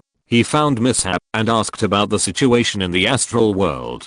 For the natural elf Jaina, the demon Evelyn of unknown origin, the Dragon Island Princess Zaya, the leader of the assassins of Mistale Island, the Pale Witch LeBlanc and the fallen angel Zinna, the information about the astral world was unheard of. As the most mysterious and powerful god in Runeland, the spirit of the astral world has always hidden information about the astral world. Lester has not studied the astral world over the years, but most of the legends about the astral world on the ground have no basis, and can only be listened to as myths, which are not credible at all. At this moment, no one knows the astral world better than Miss Ha. Sitting cross-legged on a leather chair, Miss Ha looked around, taking in everyone's expressions. She raised the cup in her hand, and drank it all in one gulp. The blonde angel looked somewhat heroic. I don't know if it was because she was imprisoned by the Justice Star Spirit for a long time, but Miss Ha changed from a dignified lady to a casual person. In fact, I still don't know what the Star Realm is. If I have to describe it, I think the Star Realm should be a high-level magic space in the starry sky. Those star spirits who call themselves Titans established the Star Realm and the Star Spirit Temple above the sky. Most of the star spirits have left this world through the Star Spirit Temple. Only a very small number of star spirits are still in the Star Realm. These remaining star spirits are still curious about the world under our feet, especially the world runes. These visitors from the outside world have conducted secret research in the Runeland. At this point, Miss Ha's expression became more serious and disgusted.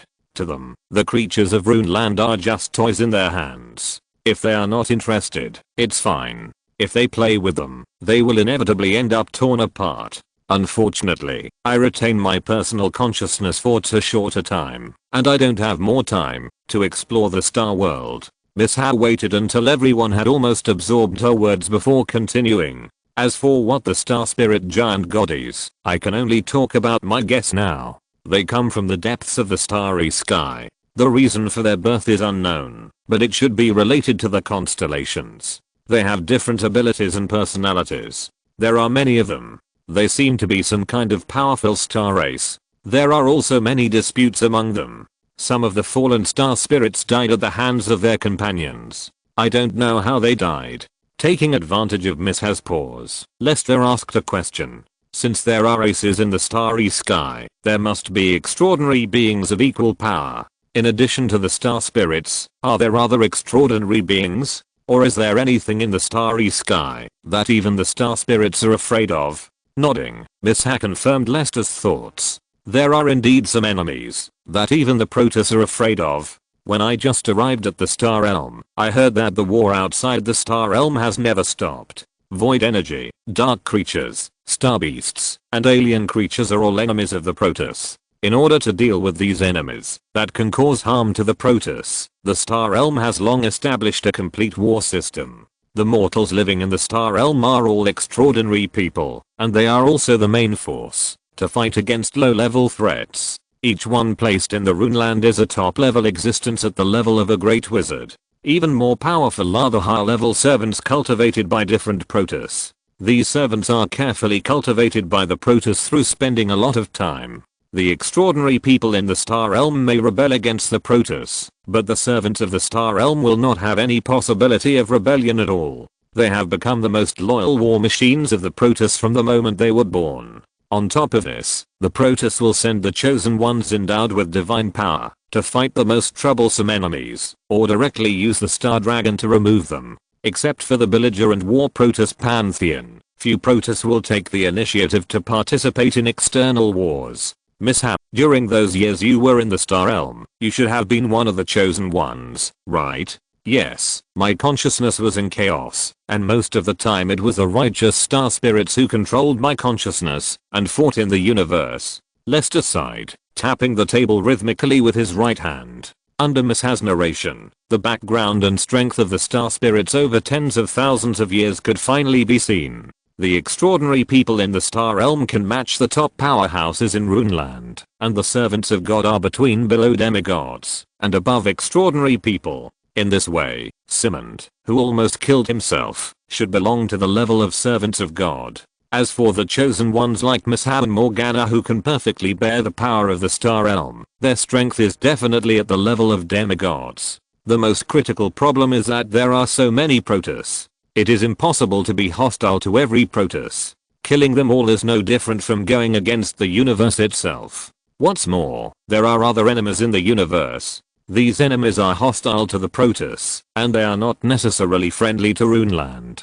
In case all the Protoss are destroyed, it will be a bit troublesome to face the chaotic universe of Runeland without a beginning or an end. If a real fight breaks out, it will be almost impossible to achieve the final victory without the strength of the Star Dragon King to crush all conspiracies and tricks. Now it seems that using Leona and Diana, conquering Liang and Jiao, and winning over Atreus was the right move. Since there are disputes among the stars, there is an opportunity to use it, win over those who can be won over, get rid of the stubborn ones, and change the power of the Star Realm, while maintaining the stability of the universe. Recalling his battle with Simond, Lester had a more accurate understanding of the strength of the Star Realm. No wonder the stars can enslave the Dragon King, and unscrupulously control the Runeland for nearly 10,000 years.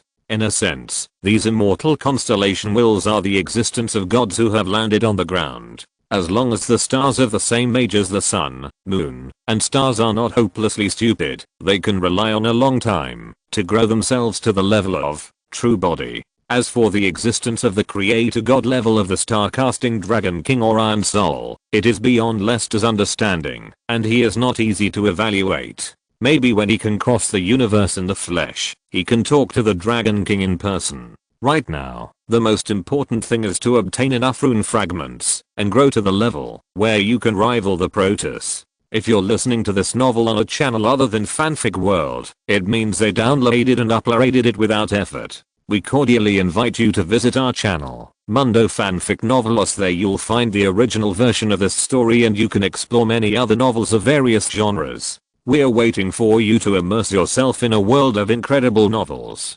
Chapter 607 The Three Major Tumors of the Empire. Fidlit, a meeting to decide the fate of Naxos is being held. There are only a few people attending the meeting, but if they unite, they will be able to control half of the Valoran continent. At the center of the conference table, Lester said in a deep voice, "A divided Naxos is definitely not the result we want. We must find a suitable reason to intervene and use a quick and decisive approach. to eliminate the termites in the empire, and it is best not to arouse the resentment of the people of the empire. LeBlanc, please briefly explain the current situation of the empire. LeBlanc nodded to Lester and continued with a serious face. The empire now has 3 problems that cannot be ignored: the imperial warlords, the old nobles, and the rebels.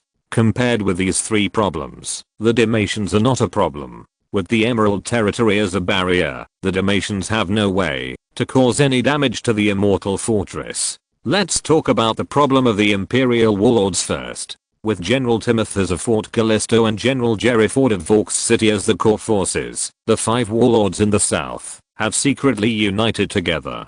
Their sphere of influence is close to 1/3 of the sphere of influence controlled by the empire, and they have the idea of establishing their own country. In this war against Dalmatia, the 5 southern warlords who were supposed to be the main force only sent out 10,000 slave troops composed of the old, weak, sick and disabled. Otherwise, the 2nd and 3rd legions of the empire would not have been defeated so badly. According to the intelligence brought by the Assassin's Council, the 5 warlords can gather a total of 150,000 troops. This is also the main reason why the Immortal Fortress cannot attack them. After a slight pause, LeBlanc continued. Today's old nobles are different from the old nobles of the empire in the past. The old nobles in the past were obsessed with money and luxury, but at least they knew that cowards should not participate in wars and interfere with military power. Today's old nobles are all good for nothings who have not fought in a few wars, but they just want to interfere with military power.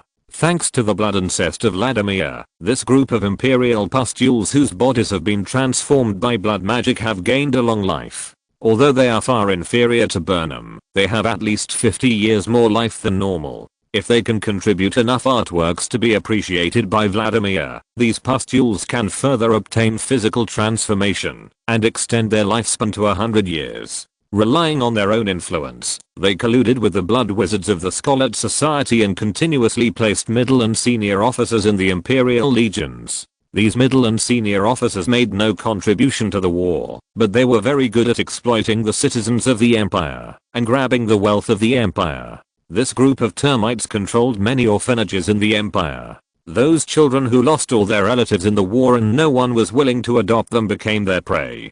People who like pretty little boys will train the orphans in the orphanage to be their personal male slaves. There are also many old nobles who prefer the blood of virgins. Those children with good looks will be raised as blood animals and supplied with fresh blood as maids at any time. Those with ugly looks will be taken to prostitution places to make profits for them. When LeBlanc said this, Lester had already closed his eyes. Hina, who had long been aware of the filthiness of the empire, lowered her eyes, while Miss Ha raised her eyebrows and slammed the conference table with an angry face, making a loud noise. What a bunch of scum who deserves to be cut into pieces. LeBlanc, as the mastermind behind the empire, haven't you thought about dealing with those garbage? You just let them do whatever they want? Knowing that Miss Ha would most likely point the finger at herself, LeBlanc first glanced at Lester, then sneered at Miss Ha. Little Miss Ha, don't forget that, before I completely turned to Lester, Vladimir and I were allies.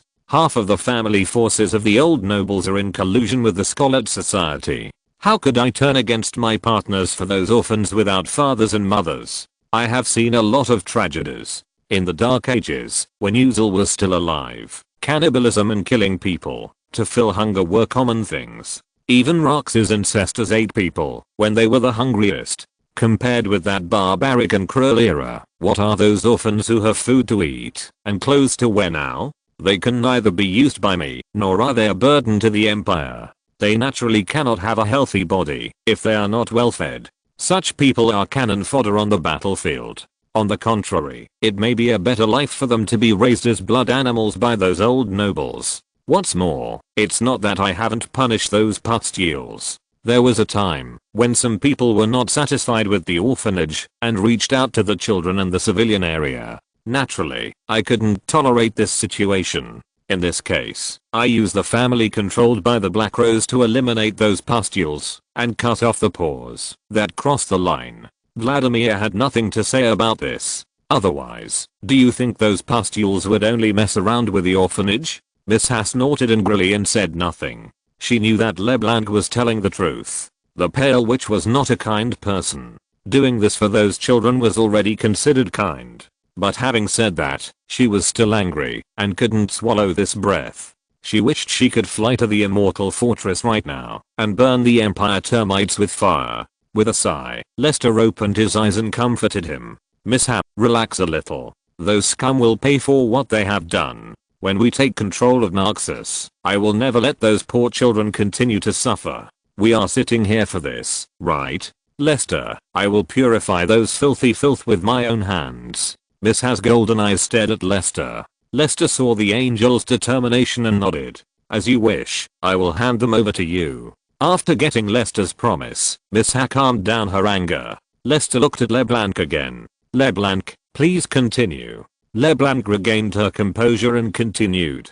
"The last trouble is the rebels. The composition of these rebels is very complicated. Their whereabouts are unknown, and their numbers are large. They often attack the villages and logistics transportation of the Empire in the name of bandits and robbers. It is hard to guard against them. Because of the rebels, the real robbers and bandits in the Empire's sphere of influence have also increased. According to the intelligence I have, the three main rebel forces are the ancient kingdoms of Valoran and Gran, which are secretly funded by the Principality of Valoran and the Kingdom of Norseland, and the barbarian bandit groups that come and go like the wind on the Dalmor Plain. The barbarian bandit groups on the Dalmor Plain have been uprooted by the Imperial warlord scene. The banditry in the north has been quelled, and the banditry in the south is distributed on various mountain ranges that are easy to defend and difficult to attack. On weekdays, the rebels go out to plunder and attack villages in groups. When the Imperial transport team passes by, they unite with each other and form an army of nearly 1,000 people to launch a surprise attack. After killing people and dividing the spoils, they disperse again, causing great damage to the stability of the Empire.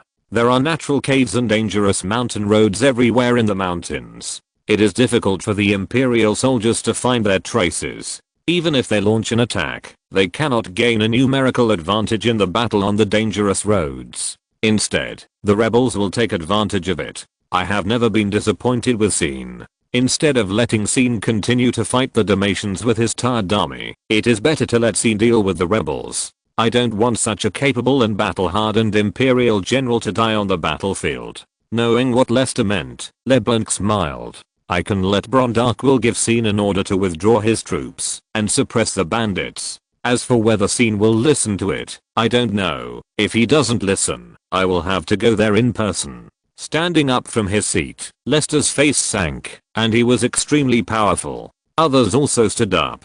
Then everyone, let's formulate a general policy for returning to the Empire, and then gradually break down the specific action plan. No matter whether it is the warlords, the old nobles, or the Imperial rebels, they cannot stand in our way. LeBlanc, you don't mind if we attack your ally Vladimir, right? The Pale Witch smiled seductively.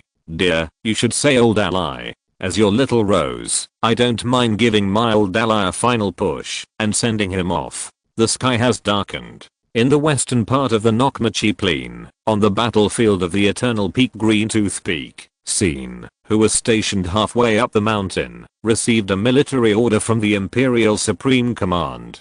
Cooperate with the 3rd Legion of the Empire to evacuate the battlefield in an orderly manner and return to the Immortal Fortress to rest.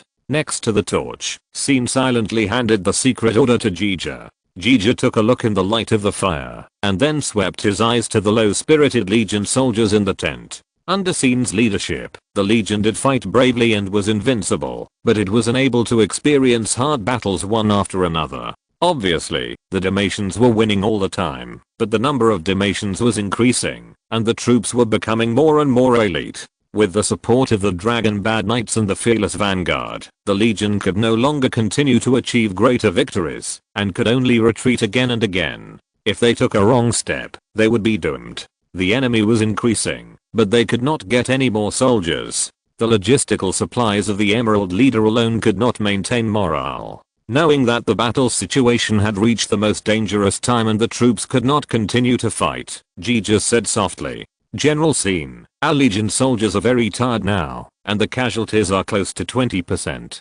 It may not be beneficial to continue fighting. It is better to return to the immortal fortress, to rest and make plans. Hearing this, Scene glanced at the hopeful and tired eyes of his soldiers and finally nodded. With the order of the immortal fortress, he could not find any reason to continue fighting. He longed for glory and victory, but did not want to rely on the sacrifice of soldiers to get these things. The tired soldiers finally heard the words they wanted to hear the most, and their spirits lifted. Everyone obey. At dawn tomorrow, people hold their mouths, horses wrap their hooves, abandon all heavy objects, and evacuate in an orderly manner. Follow me back to the immortal fortress. Reward according to merit. Oh. The soldiers cheered a little, and Yeager's face also had a few more smiles. In fact, Scene is the most tired in the entire legion. After returning this time, Scene can have a good rest. Swish, swish, swish. In the darkness, the sound of arrows breaking through the air made Yeager's smile freeze. Arrows rained down from the sky, and dozens of soldiers were directly pierced by arrows and died. Looking up at the sky, more than a dozen flat-haired beasts raised by the Dalmatians were proudly carrying the cowardly Dalmatians with bows and arrows. Enemy attack. Enemy attack. Form a shield wall. Archers and mages are free to counterattack. Soldiers who crawled out of the pile of dead bodies quickly formed a shield wall to cover the soldiers from the rain of arrows. Two groups of lighting magic rose from the ground and floated in the air, dispelling the darkness of the night sky. The dazzling magic light made the Demacia dragon birds frightened and vibrated their wings. For a while, more than a dozen dragon bad knights were unable to stabilize the dragon birds.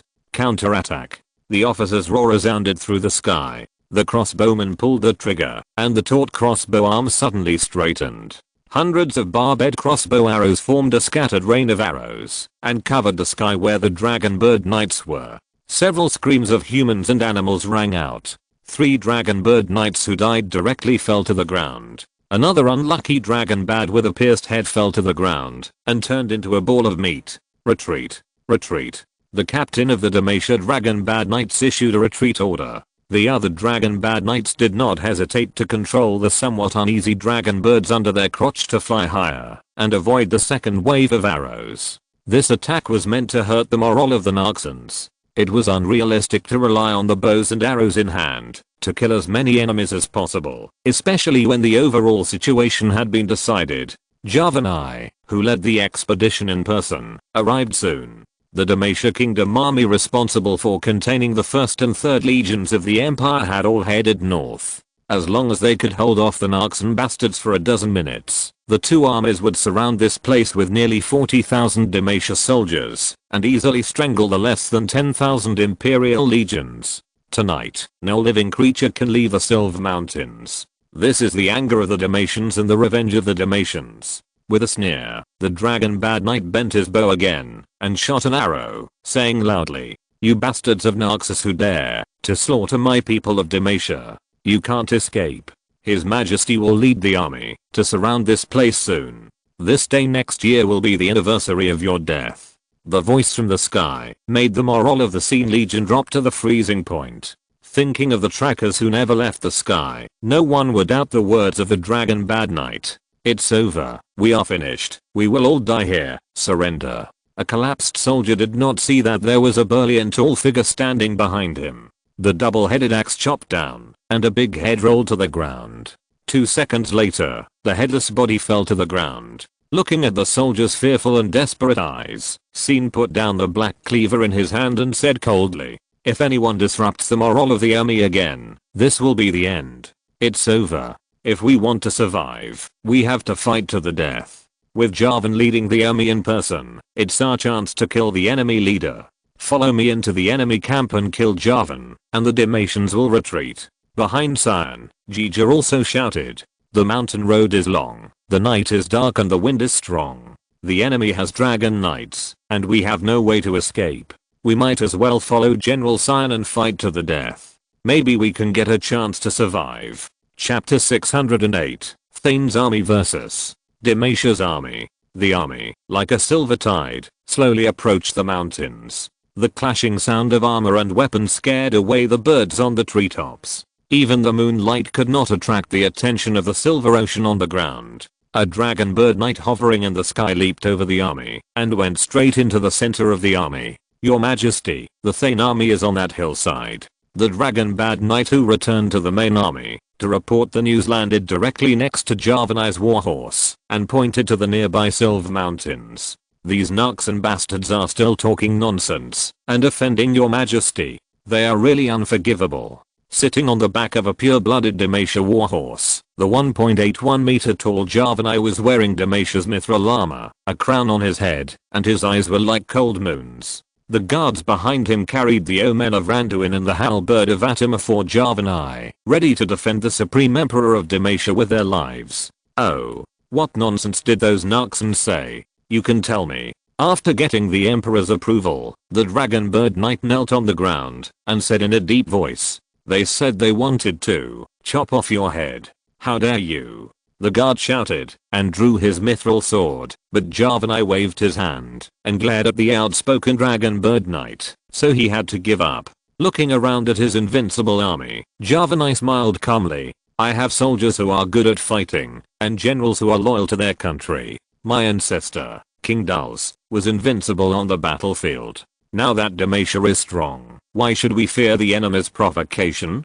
Go and tell him that my Dulce's head is here, waiting for him to take it." Yes. Half a day's journey south of the Demacians, the horse trotted forward. The commander of the 1st and 3rd legions of the Narksan Empire, Red Serapim, took advantage of his rare free time to look up at the sky. The bright moon in the sky seemed to have never changed, just like the night when he and Malz entered the ancient capital of Lieinlin. The bright moon was like a radiant light, illuminating the dark land. The two began a war journey like a meat grinder with expectations for the future and a desire for honor. At this moment, the moon looked like the Demacians' mithril armor. It was gorgeous and noble, but also awe-inspiring, not inferior to the killing soldiers, born in the Narksan Black Iron Furnace. After countless brutal clashes, Demacia has proved with its strength that it is an enemy that Narxus must go out to fight. To prove this, Mars and General Burnham have paid the price of their lives. Perhaps today, perhaps tomorrow, I will become a cold corpse on the battlefield, sleeping in blood on this beautiful and rich land. But this is also the romance that belongs only to soldiers. After fighting for such a long time, Red himself wanted to take a break, but unfortunately, he knew that he had no chance to rest. In order to save his reinforcement, the Thane Legion became the most hated target of attack by the Demacians.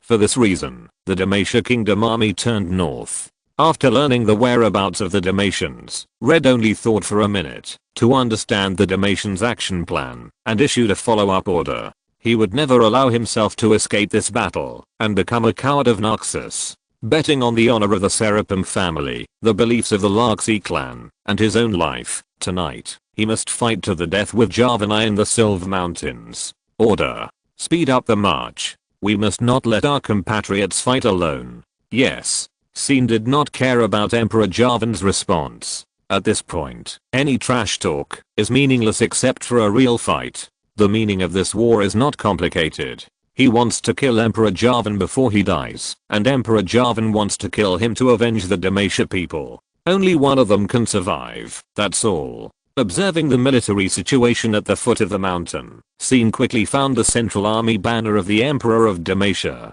The 3-meter-high indigo flag is as conspicuous as a target. Under the banner, a man in luxurious silver armor rides a tall horse and is escorted by close guards with great momentum. There is no need to guess. The conspicuous man must be the Emperor of Demacia, Dulce Javan. The sight began to shift.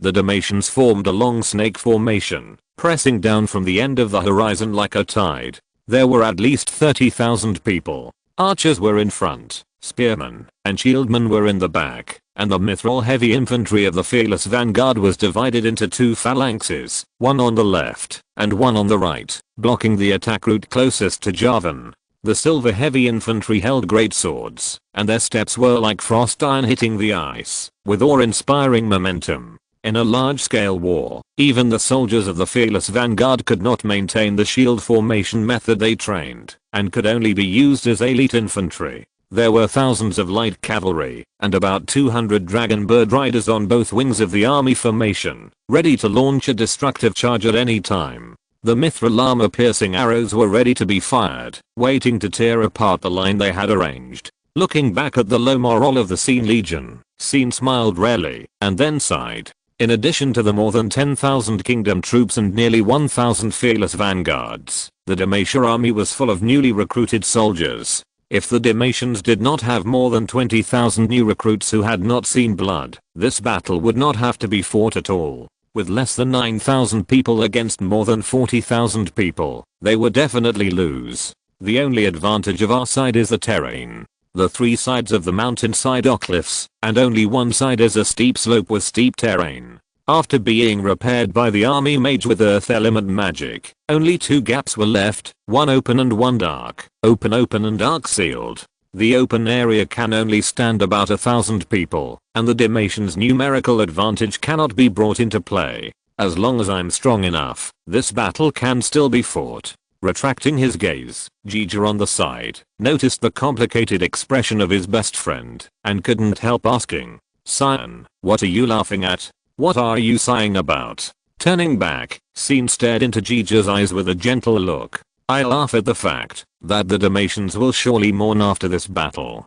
It is worth my life to have captured Javan's child's head. What I lament is that I have not been able to truly train an elite army that is invincible in battle and ready to die. Naxos is so large, but it is difficult to find a few elite soldiers. I'm not qualified as a general. It is a pity that you and I have never had the opportunity to further our studies. Otherwise, perhaps the two of us could really lead an iron army that can defeat 100 enemies with one." Hearing what Scion said, the morale of the soldiers in Sion's army dropped again, and many soldiers showed dissatisfaction. Knowing that Scion never cared about the emotions of the soldiers, Jija quickly tried to smooth things over without changing his expression. He also understood the essence of how to prevent Sion's troops from mutinying. "You are wrong. Our Seen Corps is the only iron army in the Empire that has won every battle. We are the only one in Naxos that has the combat effectiveness. Otherwise, why did the Demacians abandon the two major legions of Red and mobilize heavy troops to encircle and suppress us? Doesn't this just show that the Seen Corps is the biggest threat to Demacia? We should be proud of ourselves for making the Demacians terrified." Seen did not refute Jija's words this time. He knew that Jija was trying to stabilize the morale of his army. Although he did not know much about how to manage and train the army, he also knew that this was not the time to say discouraging words. "That's right. Although it is not as good as the battle-hardened army I imagined, it can also be called a brave army. I can see the long-lost Raxi military spirit in the soldiers. I, Seen, can die without regrets." Seen's words shocked the soldiers of the Seen Corps. Since they joined the army, they had hardly heard the general's praise. They just fought in battle after battle. Under the high pressure, many soldiers could not stand it. The veterans who made enough money chose to leave the legion directly. However, Seen never withheld military merits. He always rewarded those who had made contributions and killed those who had made mistakes. This made many new soldiers willing to stay in Seen's army to fight. It was better to endure the high death cost and stay in the army until they had enough money to support their wives before leaving. Seen would not stop the soldiers who chose to leave. Compared with other legions, Seen's army seemed to have no disadvantages, except the high death rate. "Everyone, today we have no way out. We can only fight to the death. You and I will slaughter several villages of Demacia. The Demacians will never take any prisoners in this battle. Instead of being a coward who is waiting to die, it is better to take up arms and let the blood of the Demacians stain this land red." Jija struck while the iron was hot and raised the morale of Seen's army. Although most people still had fear and death in their hearts, they were much stronger than the state of disloyalty just now. Finally, the centurion who regained the courage to fight asked, "General, how should we fight this battle?" Scion said solemnly, carrying the black cleaver on his shoulders. "Hold on here and wait until we annihilate those enemies in silver armor. I will lead you out through another closed gap and go straight to Javan. If we can capture Javan, we will definitely survive. If not, then we will kill Javan, and our death will not be in vain." "Okay, we are willing to follow the general. Isn't it just a death? What's so scary? I will do it with the general. Kill those Demacia bastards." At dawn, the moon set in the west, and the sun rose from the silver mountains in the east, casting the first ray of golden light. The field of vision became wider, and the Demacia army blew the horn of attack. Tens of thousands of troops marched at the same time, heading towards the position of Sion's army. Want to retreat?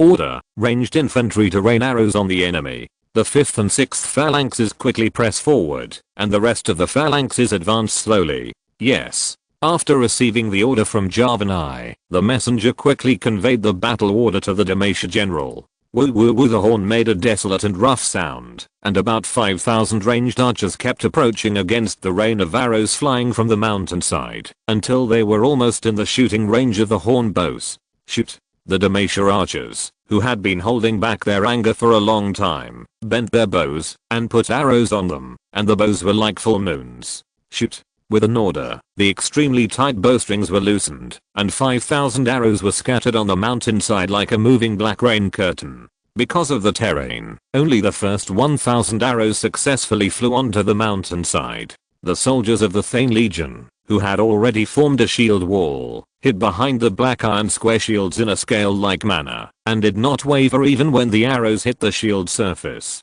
After a wave of arrows, only a few dozen unlucky people were pierced by arrows that penetrated the gaps in the shield wall, but no one was injured or killed. Shoot! After a wave of arrows, the crossbowmen of the Sion Legion poked their heads out of the shield wall and pulled the trigger on the Demacian archers from a high position. Less than 2,000 crossbowmen fired crossbow arrows, causing great damage to the Demacian archers, who were the first to bear the brunt. Because they were too densely positioned, a wave of arrows fell, and the Demacians suffered nearly 500 casualties. Naxos is not good at people's livelihood, but it is unambiguous in weapon casting. Adhering to the unique heavy style of Naxos, the extremely durable Naxan crossbow integrates the ancient mechanical technology of the Emerald Territory, which is much more powerful than ordinary military crossbows. Not only is the range longer and the power greater, but most importantly, with the help of pullers and pull rods, crossbowmen can string the crossbow faster. As the two sides rained arrows at each other, the 5th and 6th phalanxes, located behind the archers and facing the mountain road, with a total of 6,000 people, passed the archers in front of them and approached 1,000 meters away. Charge! With their long swords drawn, the Demacian soldiers rushed up the hillside recklessly. General Gija, do you want to change your shooting target? The Legion Centurion in charge of the crossbow soldiers asked. No, continue to kill those archers.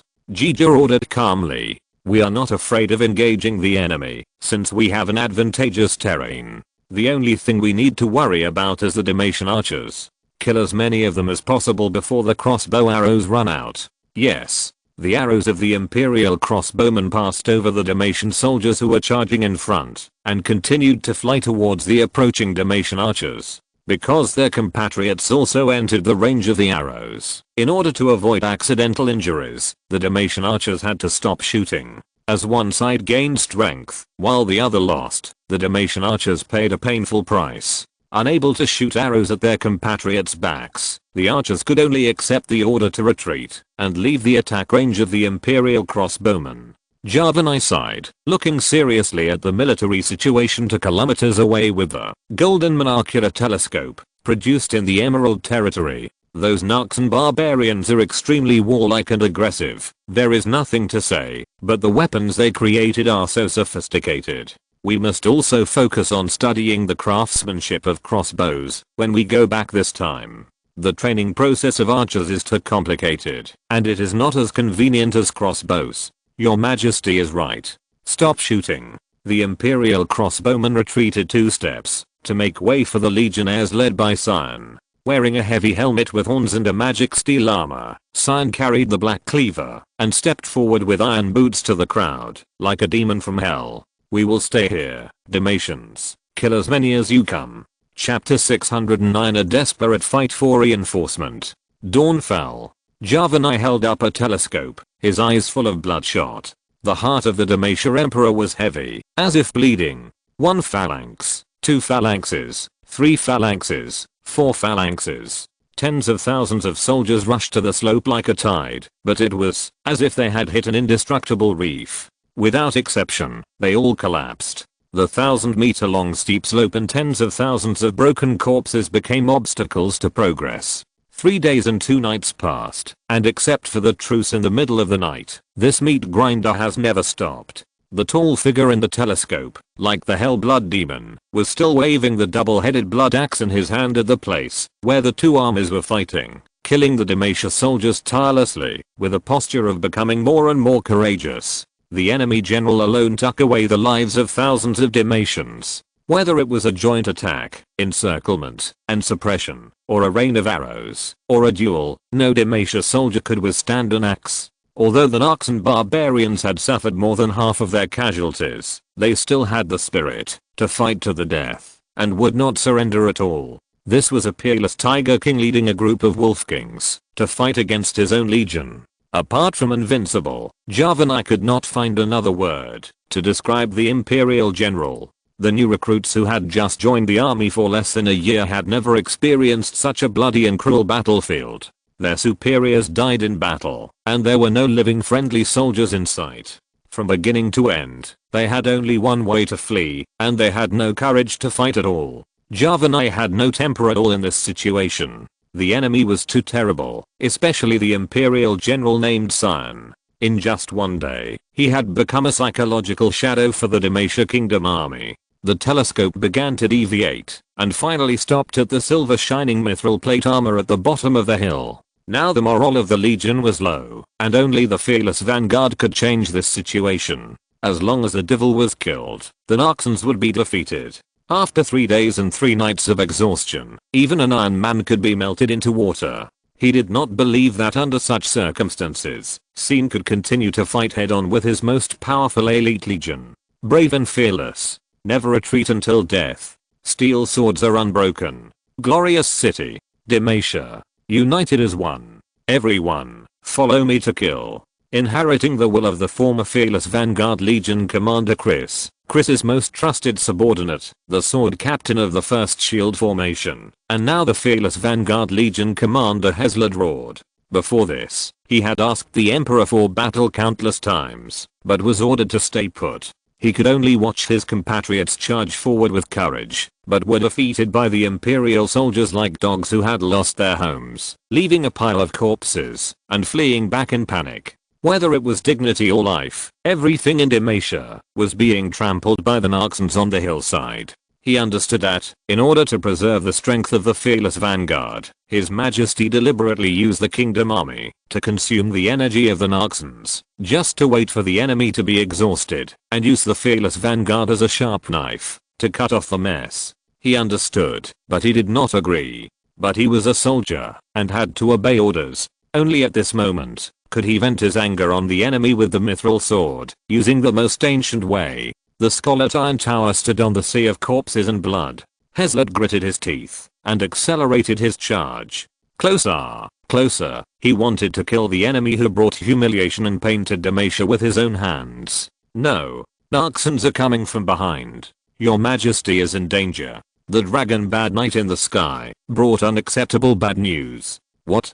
Hezled looked back and saw that behind his own army, Narxan soldiers all over the mountains and plains launched a charge against the main formation where Javanai was. The Demacia army formation that was impacted was in chaos for a while, and the close combat actually caused a rout. It's the defeated troops of the 1st and 3rd legions of the Narxan Empire. They actually followed us. Leader, be careful. The screams of Gibson of the 1st Shield Formation came from behind.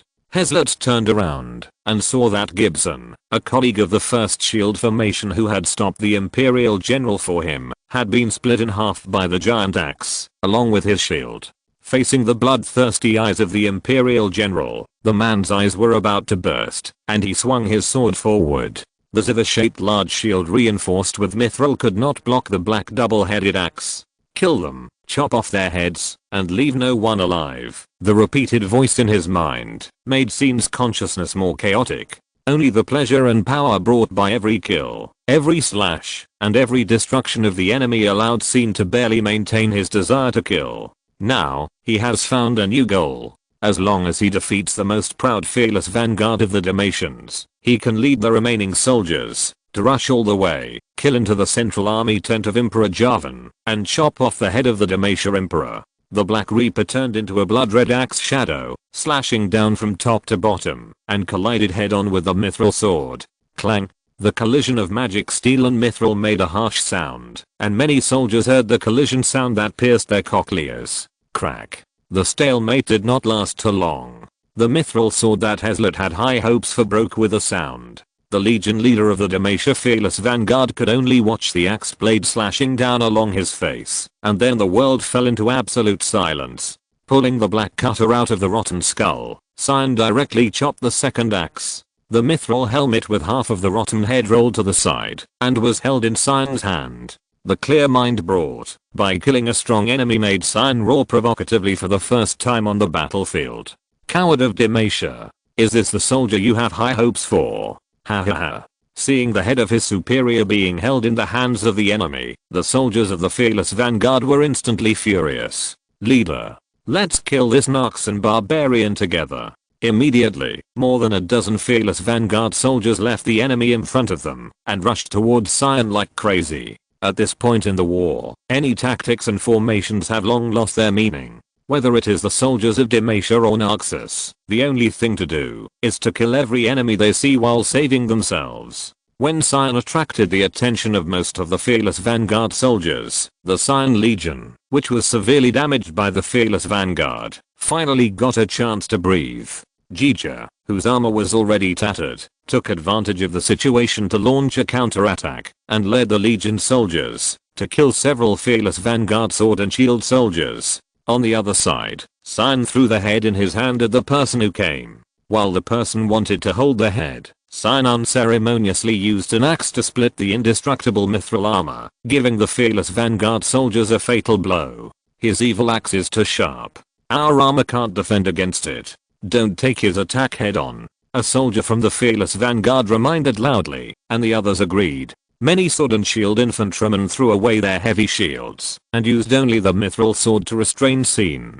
Several times, the mithril sword pierced Sion's damaged armor. Unfortunately, the mithril sword could only penetrate the layers of magic steel armor plates, and then the force would be deflected along the slippery armor plates. Even when besieged by 4 Fearless Vanguard soldiers at the same time, Sion did not lose the upper hand at all. Instead, he used his armor to resist the damage and killed 2 of them. Facing an almost unsolvable enemy, even with the strong consciousness of the Fearless Vanguard, they began to doubt whether they could knock down the enemy in front of them. Unfortunately, from the day they put on this mithril armor, they had no way out. Either kill the monster in front of them, or die at the hands of the monster.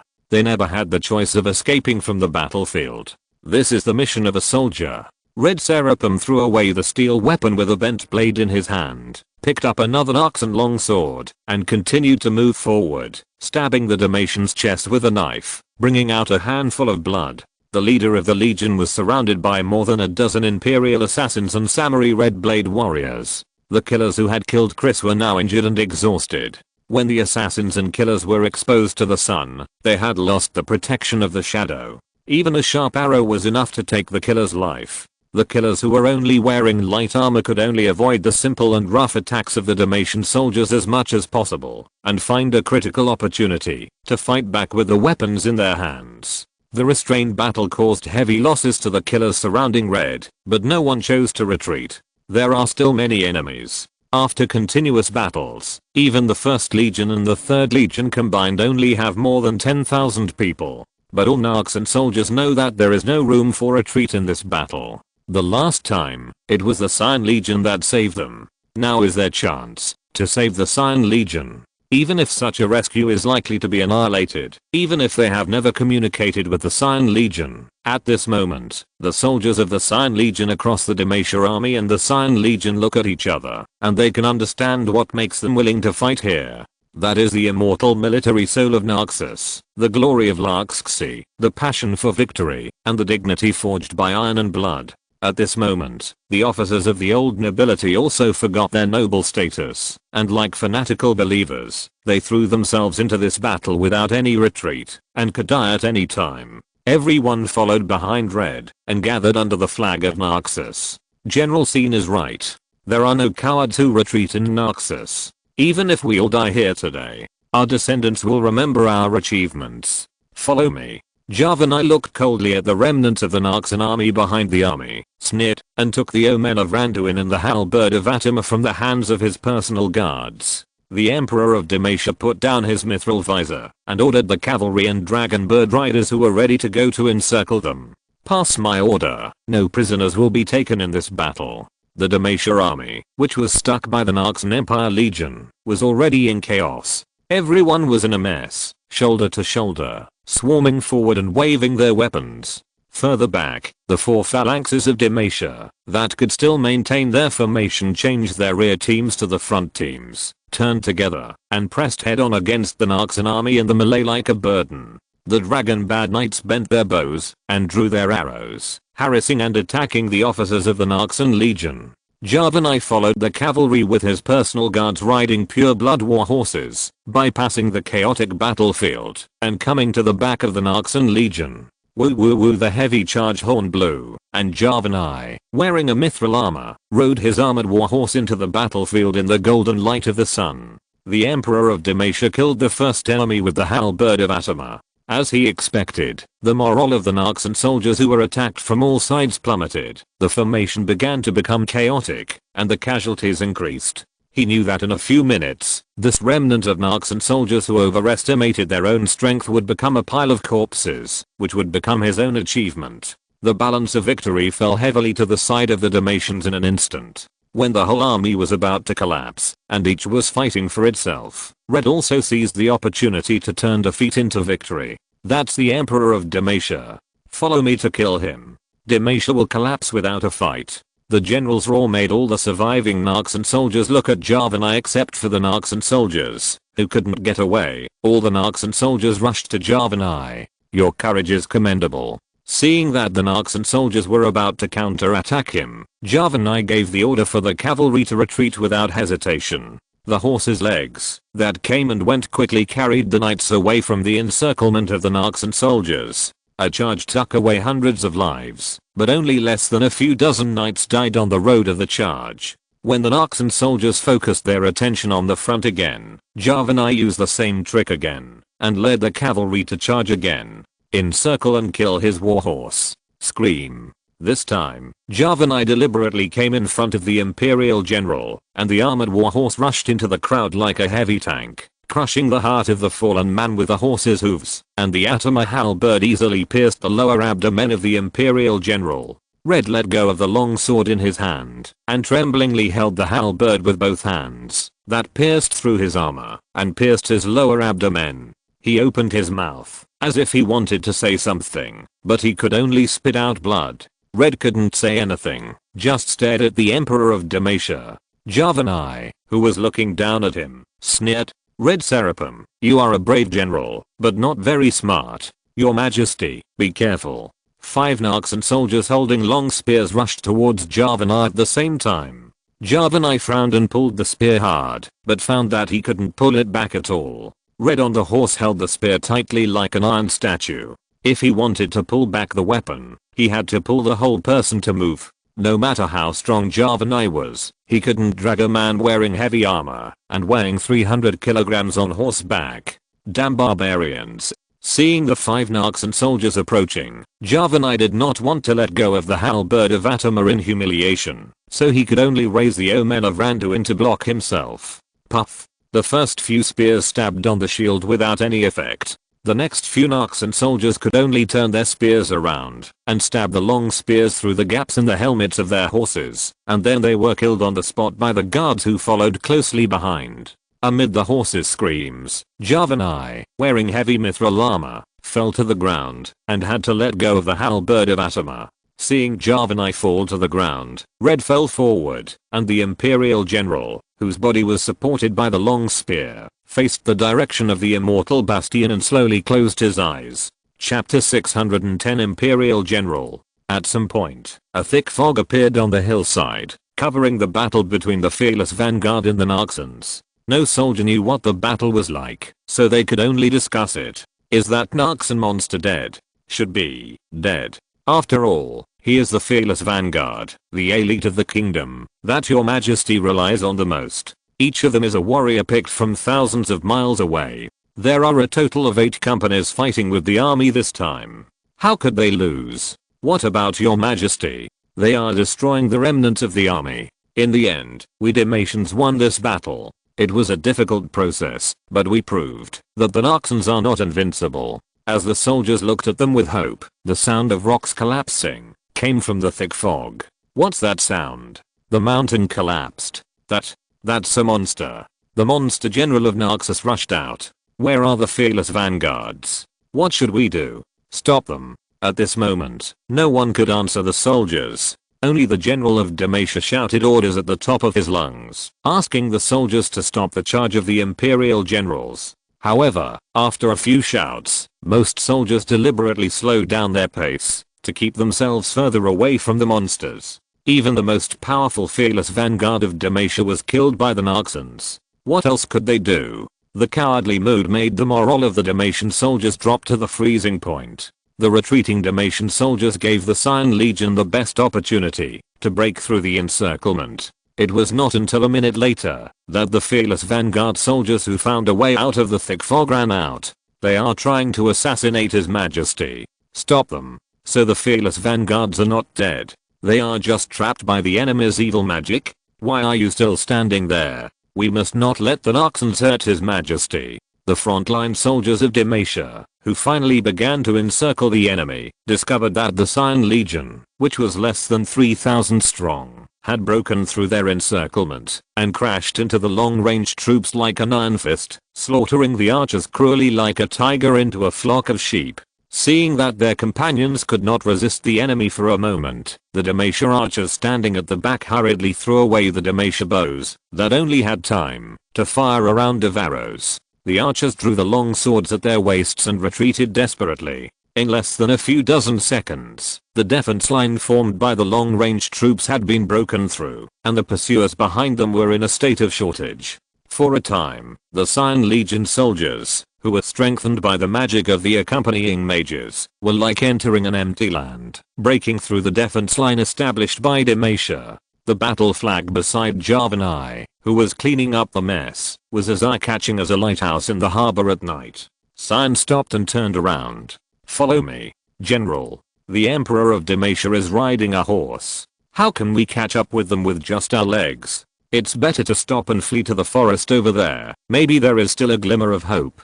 General Cyan, we have done enough. The brothers are exhausted. We really can't keep fighting. Retreat. General Jija. Please persuade General Cyan. A real man is alive. Fight on the battlefield. Die on horseback. Why fear death? Jija did not stop, but his voice reached the ears of every legionnaire. Brothers who want to leave, go and run for your lives. I will never stop you. But as the general of the Scene Corps, I, Yeager, will never abandon the commander of the corps, let alone those friendly troops who fought for us. We will fight to the death, until we achieve our goal. After the words fell, the soldiers who wanted to retreat thought of their experiences in the past 3 days, and straightened their chests again. They are soldiers of the Scene Corps. They chose to join the army for wealth and glory, but now, under the leadership of Scene, they have achieved great achievements that soldiers dare not even think about.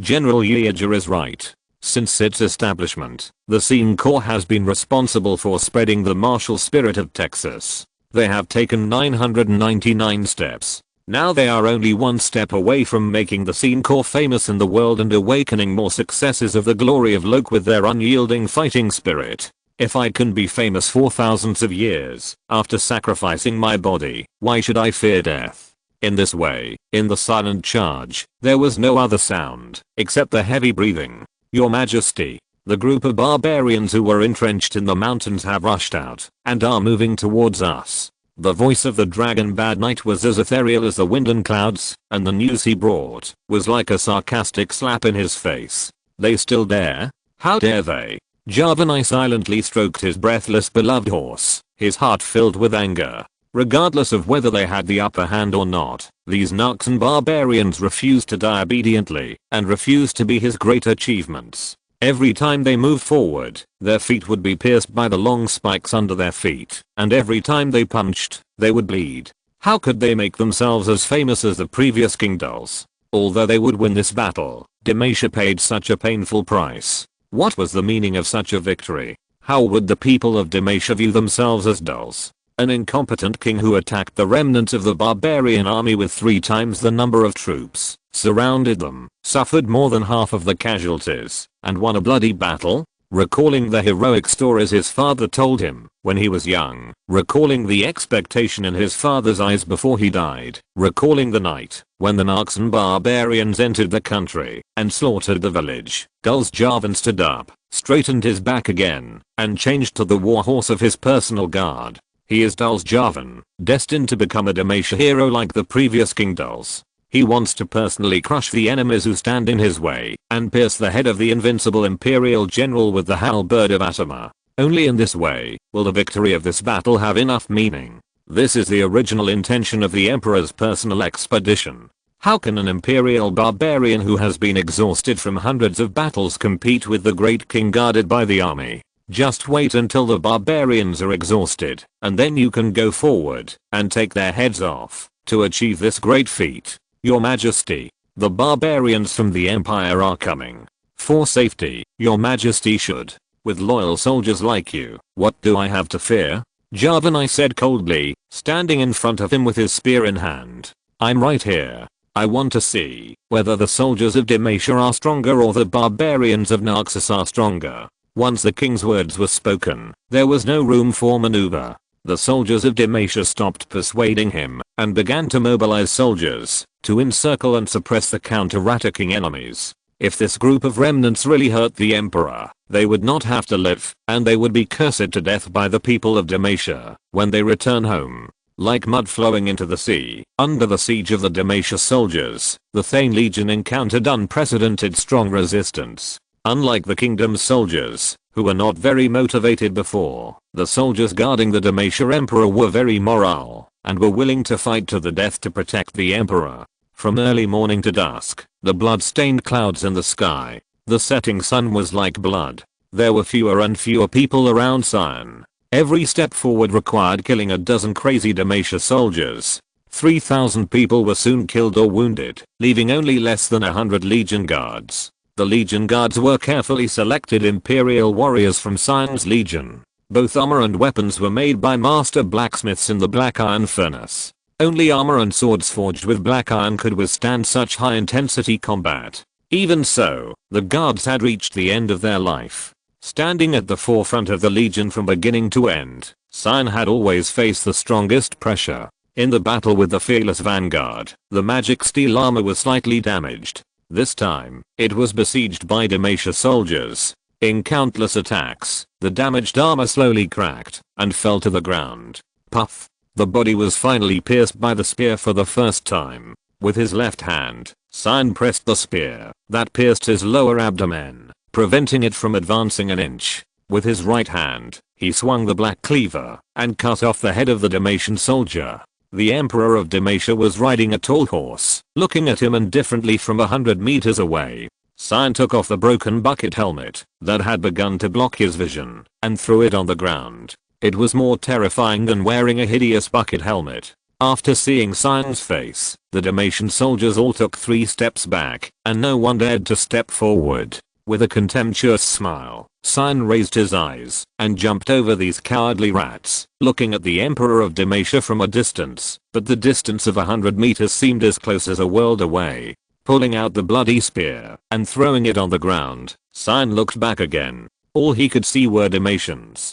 Behind him, only Jija and a dozen guards were still struggling. Those Black Rose mages who said they wanted to save him had already left, and no one knew where they were going. However, he never expected those noble mages to fight to the death with him. His road forward should have ended here. Having long expected that such a day would come, Sion felt relaxed. Whether it was the magic steel armor or the black cleaver on his body, the greedy and bloodthirsty weapons had long been satisfied in the endless killing. The blood and souls from the dead on the weapons were no longer an obstacle to his will, but became one with him, and became the source of his endless power. Otherwise, even he would not have been able to get to this day in such a sleepless battle. As a general and lord of the Empire, he has done the best he can. He is worthy of the name of Raxi, the courage of the Empire, and the gift of the Emerald Lord. He, Scene, is worthy of the title of the Hand of Narxus. The only one who is ashamed is Jija behind him.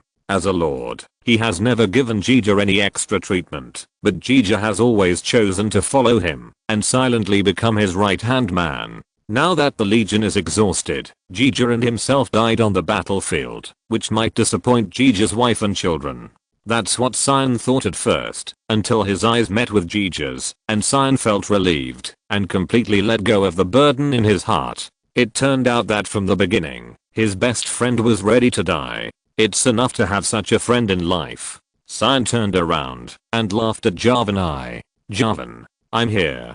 Do you dare to fight me? Javanai was unmoved, but took a fine horsebow, drew the bow and arrow, and aimed at an Narxan soldier. Swish. The arrow whistled, and the silver-feathered armor-piercing arrow accurately hit the face of the Legion soldier. The weapon flew out of his hand, and the soldier fell on his back. Taking the second arrow, Javanai shot the second target indifferently, and the morale of the Demacia soldiers was greatly boosted, and they cheered.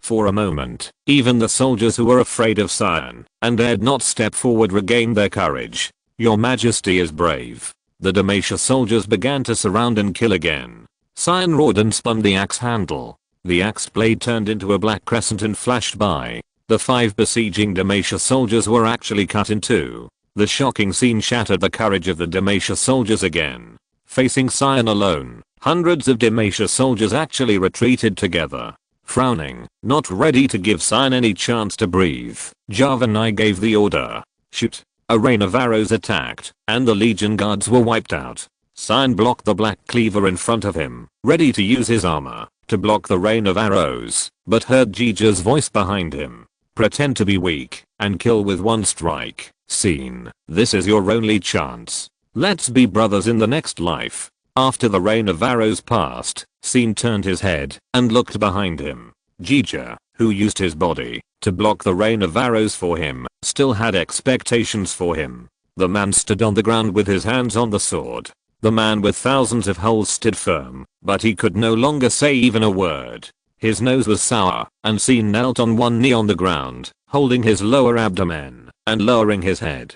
For the first time, the man let go of the black cutter on the battlefield. The peerless weapon that killed thousands of people fell to the ground and left its owner. Seeing this, Javanai raised his right hand, and the archer who was ready to shoot again could only retract the bowstring and make way for his king. Holding up the halberd of Atama, Javanai knew that this was his best chance to kill the monster. Only by executing the Imperial General himself could this victory be meaningful. Javanai took a deep breath, suddenly clamped the horse's belly, and charged towards Scene. With just one shot, he could smash the Imperial General's head. The horse was getting faster and faster. Seeing that he was about to reach Cyan, who had been lowering his head, suddenly raised his head and revealed a terrifying face and sight. Haha, Javan, you are really a coward. Hero. Perhaps because the person riding him was a stranger, or perhaps because he was really frightened by the overwhelming murderous intent. The warhorse carrying Javanai suddenly stopped in front of Cyan, raised its front hooves, and fell to the ground, foaming at the mouth and dying.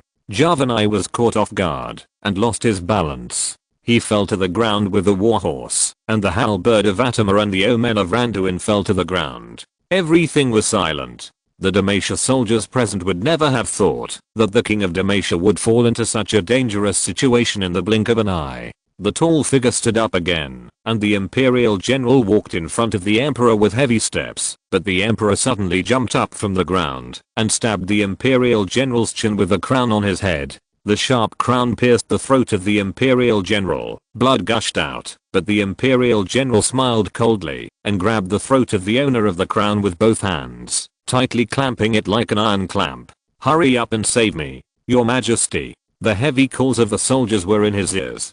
Javanai's wandering vision gradually blurred, and he fixed his sight on the face of the Imperial General in front of him with difficulty. On the corpse, pierced by countless spears, Javanai saw the smile of the victor. Chapter 611 State Funeral. The 1st and 3rd legions of the Narxan Empire and the Cyan Legion were all annihilated. Red, Cyan, and Jija died on the battlefield.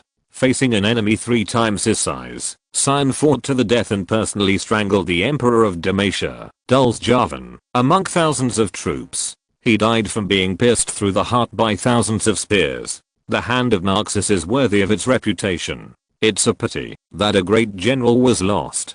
If he had been there, we would have saved a lot of effort. Early in the morning, Lester, who was looking up information in the Lord's secret library, received bad news from LeBlanc. Glancing at the books Lester was reading, LeBlanc found that most of these books were about ancient cases of human body magic transformation. She knew that Lester was very idle, because the plan of the Emerald Territory to control Narcissus was led by Cinna, but she didn't expect Lester to be so leisurely as to read such a book with no practical significance. The changes of the times are not only reflected in the replacement of magic element, but more in the scarcity and extinction of magic materials and magic plants. As the saying goes, a good cook cannot cook without rice. If you want to reproduce the human body modification surgery in these ancient magic books, you have to go back 1,000 years. She was a little curious, but LeBlanc didn't show it. I haven't forgotten that you asked me to keep an eye on Cyan. He didn't want to go with the mage I sent to rescue him. It's not my fault that he died.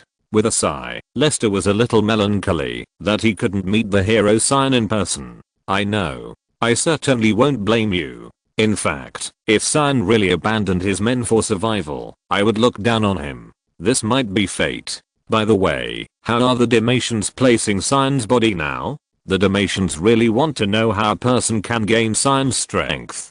To this end, they have found the most outstanding medical group in Demacia, hoping to crack the source of Cyan's power by dissecting his body. They simply cannot understand that, in addition to his special physique, most of Cyan's strength comes from the magic steel armor made by the Black Cutter and the Karas Anvil. According to the intelligence brought back by the spies I arranged, many Demacian soldiers have gone crazy due to contact with the Black Cutter and the magic steel armor. Now the 2 relics of Cyan have become taboo evil objects recognized by the Demacians and locked in the forbidden magic secret vault. What? Are you still interested in Cyan's body? But Cyan's body is indeed suitable for making war puppets. As long as a few more magic spells are added, the dead Cyan will be stronger than the living Cyan. I thought Lester wanted to use Cyan's body to refine undead puppets, but Lester shook his head. Cyan has done enough for the Empire. I don't want to disturb his sleep.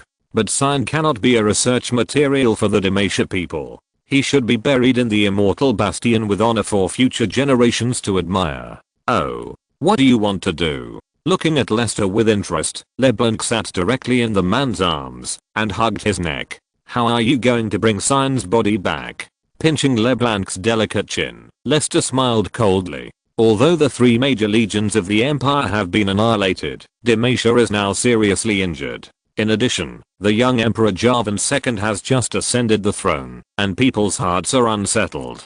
Don't forget that, although the Emerald Territory has never sent troops to Demacia, it is still a part of Narcissus. If you still want to continue the orthodoxy of Javan's bloodline, the little king of Demacia has no choice. The domineering and tough momentum made the woman's body soften, and she fell into the man's arms with a sweet breath. You are so mean. After this is over, do you want to come over to my place and have a visit? No, I plan to go back to Ionia after I have quelled the threat of warlords in Narcissus. Half a month later, the envoy of the Emerald Territory walked into the royal palace of Demacia with his head held high, came to the front of the hall, bowed slightly, and handed over the diplomatic letter. Your Highness Javan, as you can see, this is what we, the Emerald Territory, want. A country that values bravery and loyalty will never allow its generals to wander outside. Only when they return to their roots can General Scene and others rest in peace. I know that the great and ancient Lightshield family also maintains the proper courtesy to heroes.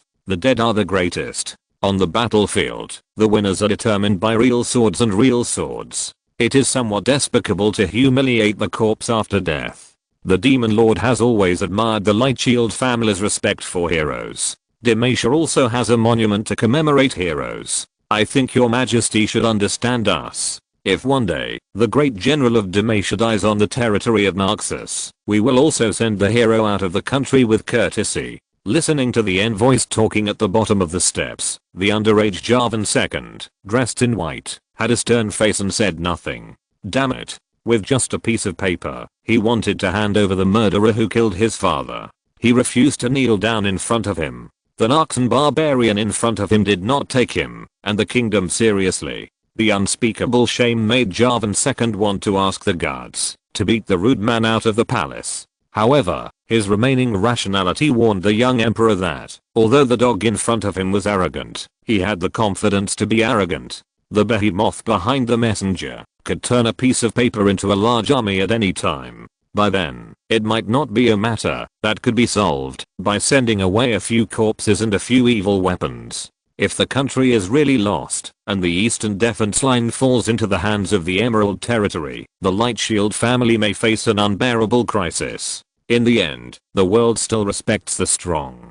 Demacia can compete with Naxos, but it can't afford to provoke the Emerald Territory now. Time, I need time. I will repay the humiliation I suffered now double in the future. With the decision in mind, Javan II smiled with difficulty, causing the ministers who had been paying attention to the little emperor to look at each other and shake their heads secretly. If you want to give it, you have to be generous, or you can refuse it outright and send the dog messenger away. This reluctant attitude of whether to give it or not can only add to the joke. The baby emperor still couldn't keep his temper. It's just that an impatient little emperor is not a bad thing for ministers like them who are born in noble families. Javan I is a powerful and military man, but he is always trying to seize power and interfere with the families of nobles at will, which is not very comfortable for the ministers. No one likes an expressionless emperor who suppresses them all day and voluntarily raises money from their own family. In this situation, as long as we work hard, we may be able to restore the previous co-governance of the Silver Council aristocrats. At that time, we don't have to look at the emperor's eyes anymore. At most, we can keep the name of Javan's royal family. As for the threat of the Emerald Territory, since its establishment, the Emerald Territory has maintained a neutral position. Except for the Hedi people, who hurt the Emerald Territory Seraph, everyone in Valoran knows that, as long as you are not stupid enough to provoke the Emerald Territory, there will be no threat. Compared with the Emerald Territory, the little emperor is easier to deal with. Undercurrents surged in the palace, and Javan II finally spoke on the throne. Demacia naturally understands the significance of heroes to a country, but General Scene is a mortal enemy to our country, and even more so to me. The enemy who killed my father. Anyway, it is not appropriate to send him off with a gift. For the remains of General Scene and others, I can only secretly transport them outside the border and hand them over to you. What do you think? The messenger smiled slightly, and this time the man did not even bend his waist, but just nodded. Well, thank you, your majesty, for your help. Narxan calendar, 901 AD, October 1st. The sky was gloomy. The immortal fortress, the gates were wide open. At the time of the founding ceremony, the Narxan Empire secretly took back the remains of several generals from the Emerald Lords and held a state funeral for Sion, the leader of the group. 4 expensive pure-blood war horses slowly moved forward. The horses seemed to know that they were pulling the glorious hero. The horses lifted and lowered their hooves gently without making any noise. The heavy open-air carriage behind him was covered with an expensive fur red carpet. Sion, who was sleeping on it, put on the broken magic steel armor again. The exposed limbs were also riddled with holes, which made countless silent admirers tear up and cover their mouths tightly. There were countless bullet holes and sword marks, countless wounds and scars, and most of the chin was almost torn apart. The giant was like an ancient statue, telling the glory of the past with a broken body. No one could imagine what kind of cruel battle such a broken corpse had experienced before, and no one could imagine that such a pillar of the empire died silently in the war against the Demacians. Before this, most people did not know the meaning of the Hand of Naxos on the Western Front. Now, before the Imperial High Command issued an obituary, witnesses had already understood the true weight of the Hand of Naxos from the corpse. The Narxan people holding flowers followed behind and came all the way to Conqueror Square, watching General Scene's body being placed in the magic crystal coffin in the center. All the nobles and warlord leaders of the empire were invited. The most powerful Narxan dignitaries gathered in Conqueror Square, bowed their heads silently, and mourned the great general. The new leader of Naxos, Bron Darkwill, personally issued an obituary for the Hand of Naxos. This era is honored because it witnessed a great general belonging to the empire. His name is Thane, and he comes from a small mountain village in Rekhan. Before he joined the army, he was a diligent lumberjack. The Drekan lumber yard was proud of him. When he heard that the empire was finally going to take revenge on the despicable Demacia, he resolutely put down his lumberjack axe, picked up his battle axe, came to the immortal bastion, and walked into the conqueror's square. He could not tolerate cowards who bullied his compatriots and had never been on the battlefield. So, he killed the conscription officer without hesitation, committed a capital crime in full view of the public, surrendered, and was escorted to the death row by the soldiers. When everyone proposed to hang General Thane, it was my father, the great Commander-in-Chief Burnham, who personally interrogated him. Commander Burnham asked him, "What are you doing all this for?" I still remember the solemnity of Commander Burnham when he mentioned General Thane to me. It was an anger that burned all cowardly acts like a raging fire. General Thane said, "I don't want to be a martyr, nor do I intend to be the one who changes the empire. I just can't tolerate cowards who damage the interests of the empire in front of me, that's all." He said, "Our ancestor Arxi has always relied on the glory of fighting to the death to gain a foothold on the earth. This is the glory that belongs to Arxi alone, but I can't see it now. In this case, I might as well die and leave this country that disappoints me." He used the simplest and plainest language to let Commander Burnham understand that the conscription officer who insulted the recruits in Conqueror Square and other imperial cowards who only bully their own people deserved to die. From then on, Commander Burnham understood General Thane's noble will, took him away from the death row, let him put on armor, picked up a battle axe, and embarked on the journey to the Dalmor Plain in the north to quell the rebellion. From beginning to end, General Thane has been doing things according to the Empire's oldest martial spirit. He walked on this glorious land, and every word and every action he made was never selfish. He is the purest Imperial, the purest Arxi warrior, the right hand of Naxos, and the military soul of the Empire. Whether it is killing the conscription officer or fighting to the death on the battlefield, even if the whole army is annihilated, he must capture the head of the Demacia Emperor, not for anything else, but for the Arxi spirit that the Imperials have long forgotten. Lester followed behind the masked sinner, silently listening to Brown's narration of Cyan's great achievements, and gradually integrated into Cyan's glorious life. Unlike the tower-pushing maniac who always shouts pests in the game and always uses one axe, two axes, three axes to make people laugh, Cyan in front of him is a living interpretation of the most precious virtue of Naxos with his life, solemn and heavy, like a silent stone monument.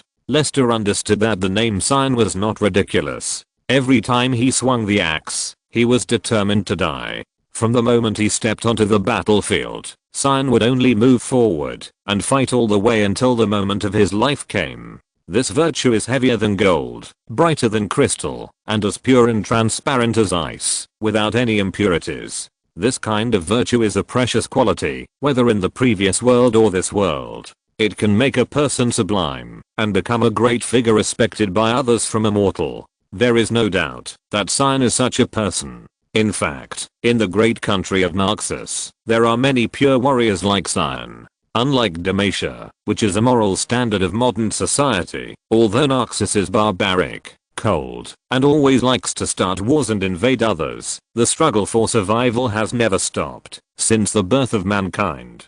The law of the jungle and the survival of the fittest have always been the main theme of this world. It is undisguised, and such purity is even more eye-catching. Perhaps this is the real reason why the Emerald Territory has not abandoned the name of Naxos and become gloriously independent until today. Lester, I really like Naxos. I like it very much. If you have monthly tickets, please vote for them, or say a few words to give me some motivation to keep going. By the way, the system inexplicably deleted the character card of the protagonist, Lester, and there is no way to reply. I'm too lazy to update the character label. If you have any questions, you can talk to me directly in the group. Chapter 612 Syndra's Tears. Only 3 months had passed since Thane was buried under the Imperial flag. When the warlord envoys from the south came to the Imperial Fortress conference room of the Immortal Bastion again, the peace of Naxos was completely broken. Bron Darkwill looked coldly at the humble envoy with a gloomy face. Not only did he refuse to report back to the Supreme Command, but he also wanted independent autonomy like the Emerald Territory. Well, does Timothy want to lead others to rebel? Do you really think the Empire is weak and can be bullied? Facing the questioning of Commander-in-Chief Brown, the middle-aged envoy smiled apologetically. The Commander-in-Chief has wronged Lord Timothy. Before he sent me as an envoy, he said that the general is a man of the Empire in life and a ghost of the Empire in death, and he has never had any second thoughts. But the Commander-in-Chief also said that the Empire is at a critical juncture now. It suffered a great defeat on the Nokmachi Plain. The 3 major legions were wiped out, and bandits were rampant. The Empire was already short of troops, and there were more than a dozen bandits in the south gathering in the mountains, posing a huge threat to the territories of Lord Timothy and several other lords. The Commander-in-Chief had no way to send troops to support Lord Timothy in suppressing the rebellion and banditry, so Lord Timothy had no choice but to make such a proposal. If we can obtain autonomy like the Emerald Territory, Lord Timothy will be able to quell the rebellion and banditry quickly with his ability, and then the southern border of the Empire will be stable. Want to compete with the Emerald Territory? The Emerald Territory only sent an envoy to let the arrogant Dalmatians return the remains of General Scene and several other generals. You cowards who enjoy the protection of your ancestors, do you think you are worthy? Having said this, the anger in Brown's heart had broken the last bit of his rationality. Drag this boastful idiot to the death row. I want to see him alive in 3 days. Yes, Commander-in-Chief. My lord. I'm just a messenger.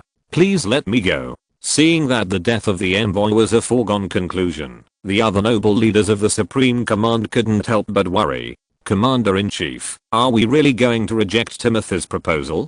Sighing, Brown Darkwill did not answer directly, but asked back. Apart from the 6 northern forts that need to defend against the invasion of the Freljordians, how many people can the Immortal Fortress spare? Harry Wright, who was from a senior noble family and stood firmly beside Bron Darkwill during his reign, looked at the silent Stuart Kekao and hesitated. We can probably gather 30,000 young and strong men. If we count the retired disabled veterans, we can gather less than 50,000 people. Bron took over the conversation. We can gather 50,000 people at most, and Timothy and his men can gather 150,000 troops together. Once we besiege the Immortal Fortress, it will only take a year for the fortress to fall. Everyone, this is the most dangerous time for the Empire. Our ancestors fought east and west and conquered countless countries, but now the Empire has to face threats from within. Seeing that the time was ripe, Stuart, who had been silent all the time, finally spoke.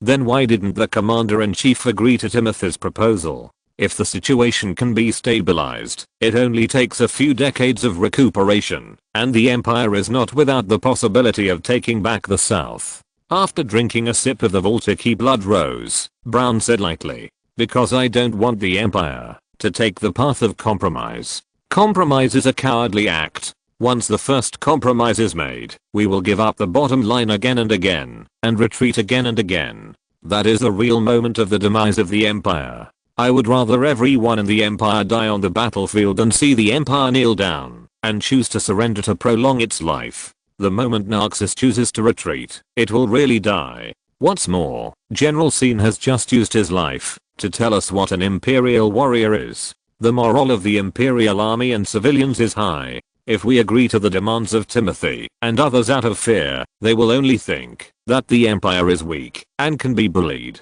When they spread the word, it will be more likely to cause the people of the Empire to waver and trigger a civil war.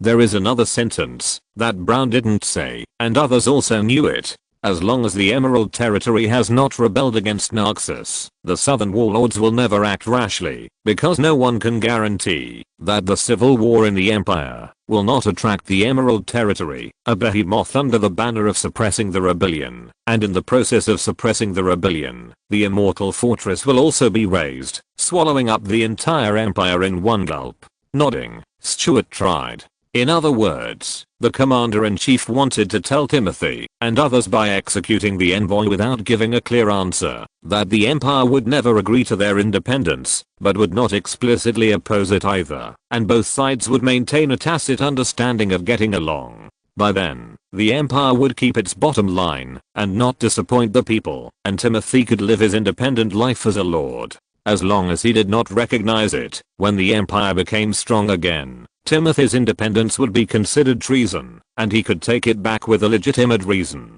The commander-in-chief was really far-sighted.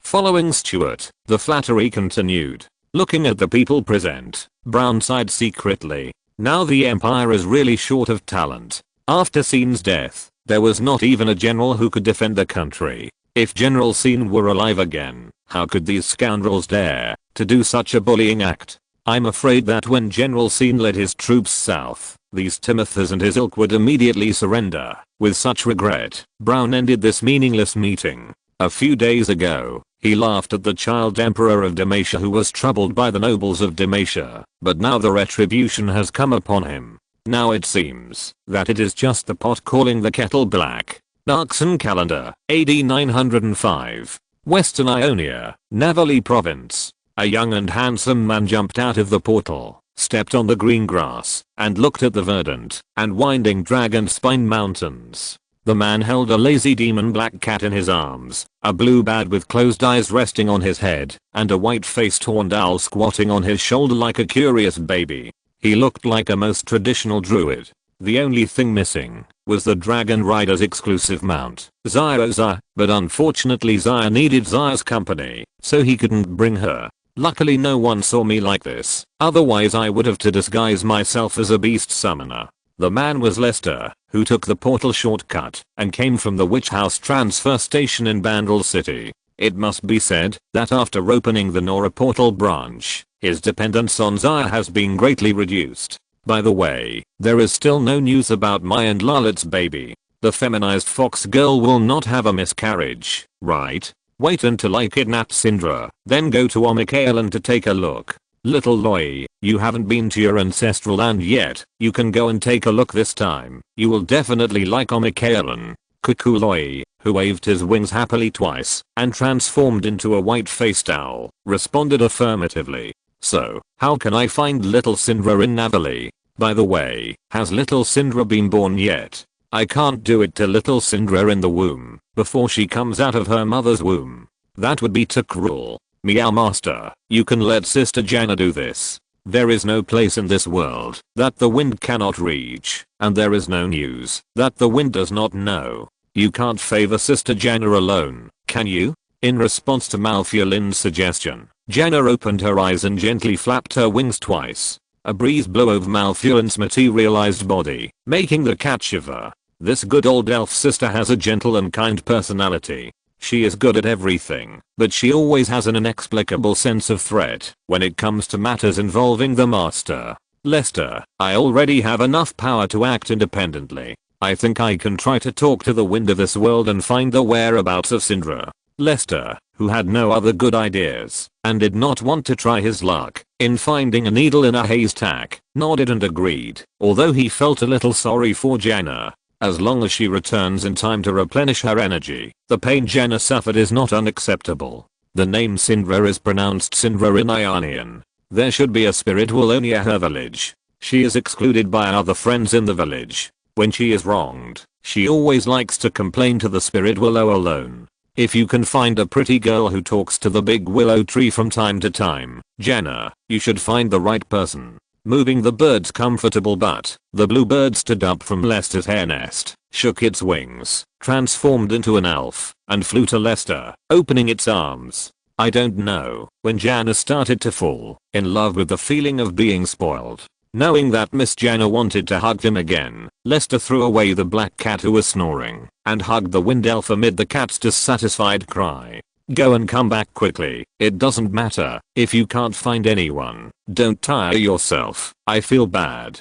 With a gentle smile like spring, Janna nodded and reluctantly let go of her arms. Okay. After watching Janna turn into the breeze and disappear, Lester picked up the dissatisfied cat Fiolin again and took the initiative to scratch the cat. The rejection gradually faded and the lost cat began to stick out its tongue and its pupils rolled up. This damn touch made me forget my self-esteem. Your sister Janna is not like you who never wants to suffer. She suffered a lot before. Just let her go a little. Meow I know meow good so comfortable goo goo. Next, let's take a walk around. In this new land, no matter where you are, there is always a beautiful scenery you have never seen. In the village of Skashus, the sun was setting, and a woodcutter was driving a carriage towards the village. There were 3 bundles of firewood on the carriage. A day of hard work brought a little satisfaction and happiness. Maggie, I'm back, help me. After parking the carriage in the yard, the woodcutter Camille called his wife.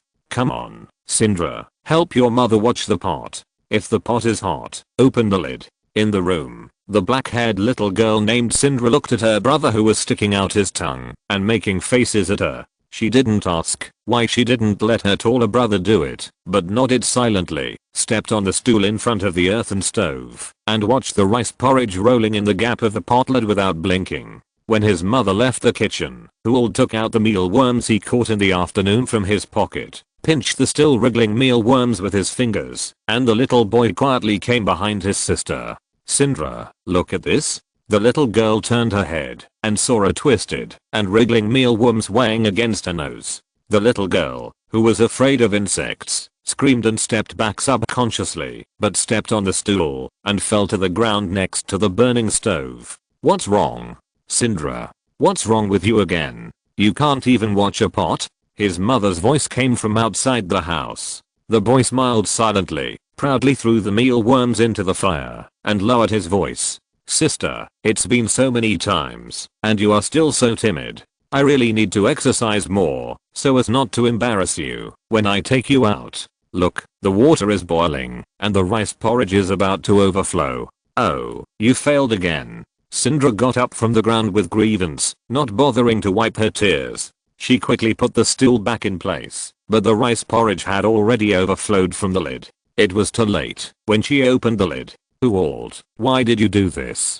Facing his sister with tears in her eyes, Ewald shrugged. Sindra, you can't blame me for this. I just want to train your courage. You know you are always distracted when doing things. In fact, you shouldn't have looked back just now. If you focus all your attention on the stove, the pot will definitely not overflow. Well, brother can only teach you so much. I'm leaving first. After helping her husband unload the firewood in the warehouse, Maggie washed her hands with well water and returned to the kitchen. As expected, the soup on the earthen stove overflowed everywhere.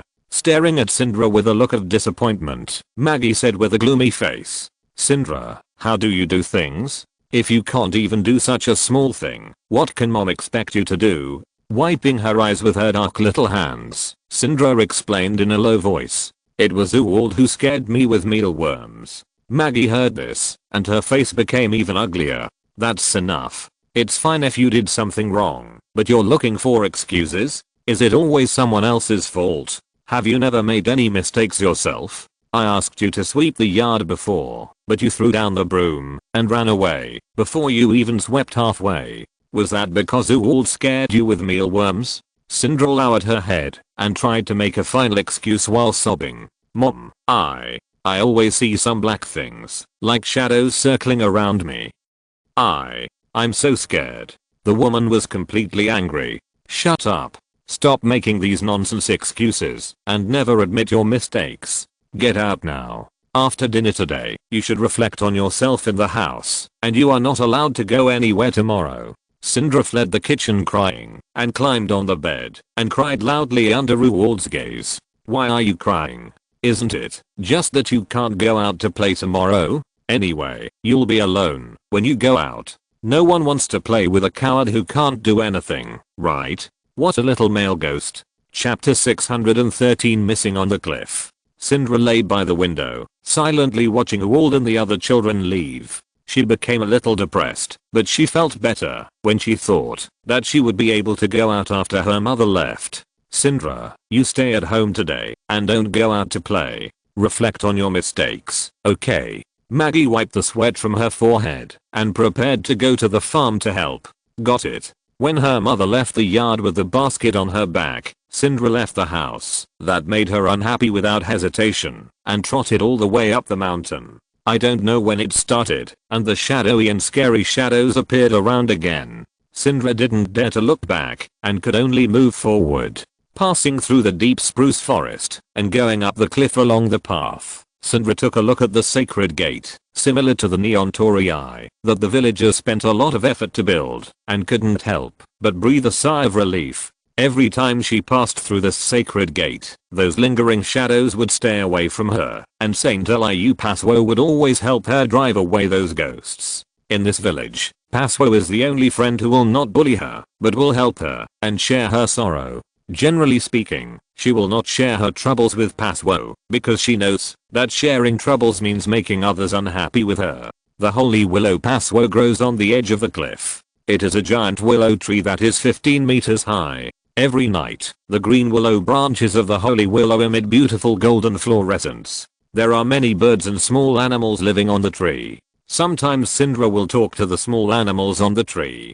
Paswo, I come to see you again. Coming to the secret base where she can relax. Syndra also has a smile on her face. She is unwilling to talk about the blame she received yesterday, even though Paswo has never spoken to her. I saw a very bright star by the window last night, Pasworth. I thought of a legend told by the villagers. It was in another land far, far away. There was a very high mountain. That mountain was higher than Dragon Ridge Mountain, and was the place closest to the stars. From the top of that mountain, you can walk directly to the stars, and go to the world of stars. Although I have never been to the world of stars, I know that it must be a place without any worries, and where people can live happily every day. Just like the magic garden in Presidium, there must be many magic flower beds, endless dragon peaches, endless sweet milk. Maybe I can make a real good friend.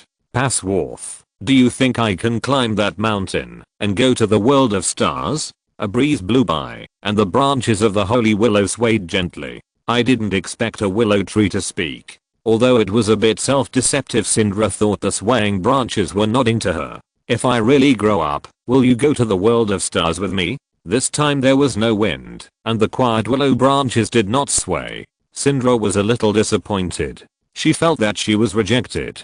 The little girl clasped her hands together, knelt on the ground with a pleading face, and made another request. How about you think about it again? You also know that you are my only friend. I don't want to take anyone with me. I don't want to take my father. I don't want to take my mother. I don't want to take my brother Ruald. I just want to take you away. The willow tree still didn't move. This time Syndra had to give up her little wish. She didn't want to disappoint Paswo, so she could only choose to change the topic to something interesting. Fortunately, she had accumulated a lot of topics for today's meeting. I heard there's a touring circus in Presidium, and there's a great clown in the circus. I really want to go and see it, not only to see the circus performances, but also to see the place where the circus was born. It seems to be called Piltovav. I think it's called this name. I heard from adults that it's completely different from our village, with tall white houses everywhere. In Piltovav you can also see a very large bridge, and on the bridge you can see a very wide river. There are all kinds of large ships sailing back and forth on this river every day. I really want to see it. Saint Eliu Paswo naturally would not make any response, but Syndra was not discouraged. Before she could speak again, a breeze blew by, and she widened her eyes, because she heard the sound of nature that she had never heard before in the wind.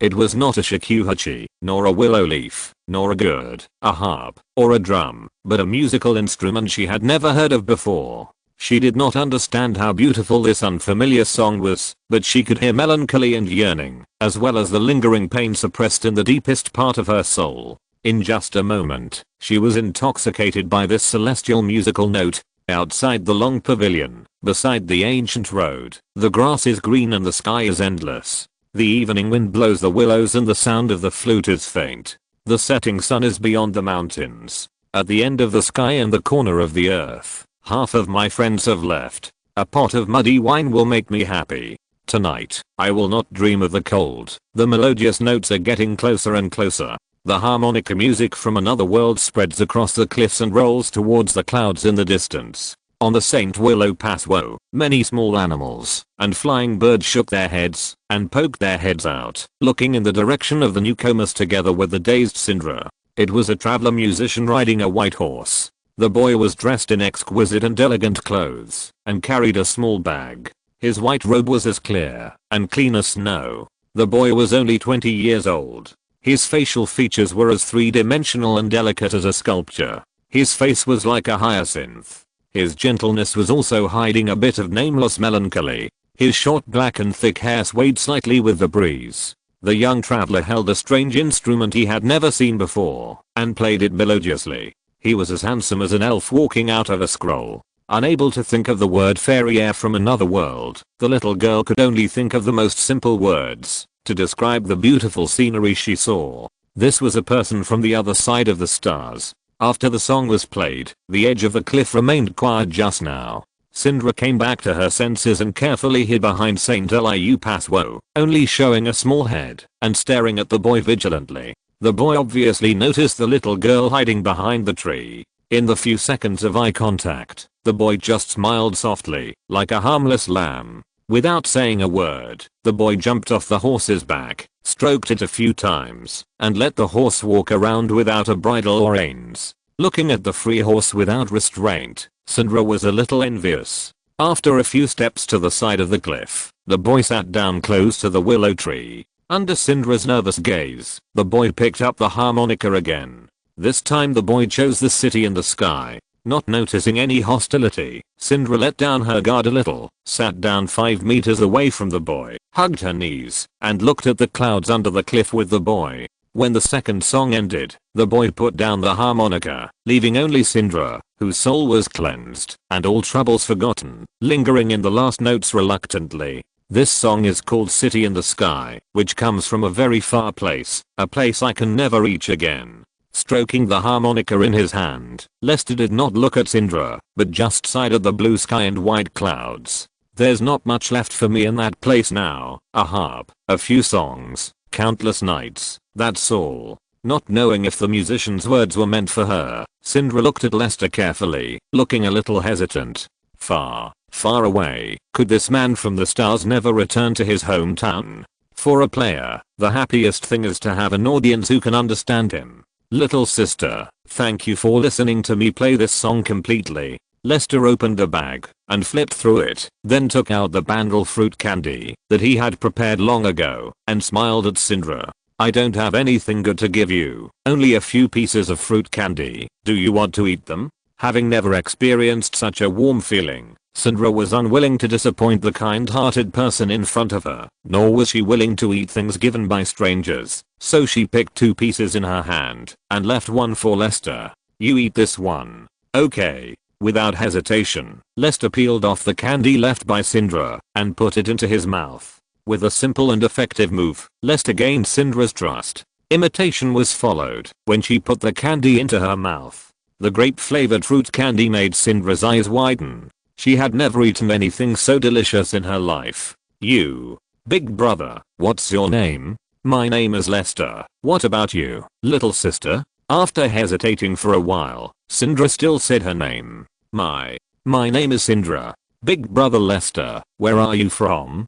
Pointing to the west, Lester whispered. Walk to the end of this land, cross the vast ocean, and in a few dozen days and months, you will reach the place where I started. That's really far, far away. I have never left the village, and I have never seen the sea. Is the sea blue water? Are there many fish in it? Yes, the sea is endless water, and it is a difficulty that every navigator is eager to conquer. A small boat, a sail, and a brave soul will always create a miracle passed down from mouth to mouth among countless failures. Then, why did Brother Lester come to such a far place? Of course, it's to see someone. It seems that they have known each other for a long time, and it seems that they are the most unfamiliar acquaintances. Syndra gradually opened her heart and recognized the boy named Lester. The little girl gave Lester the topic she left for Saint Eliu Paswo, and Lester also shared his endless stories with the little girl. Although it was only a trivial part, it also made Syndra feel shocked and opened her eyes.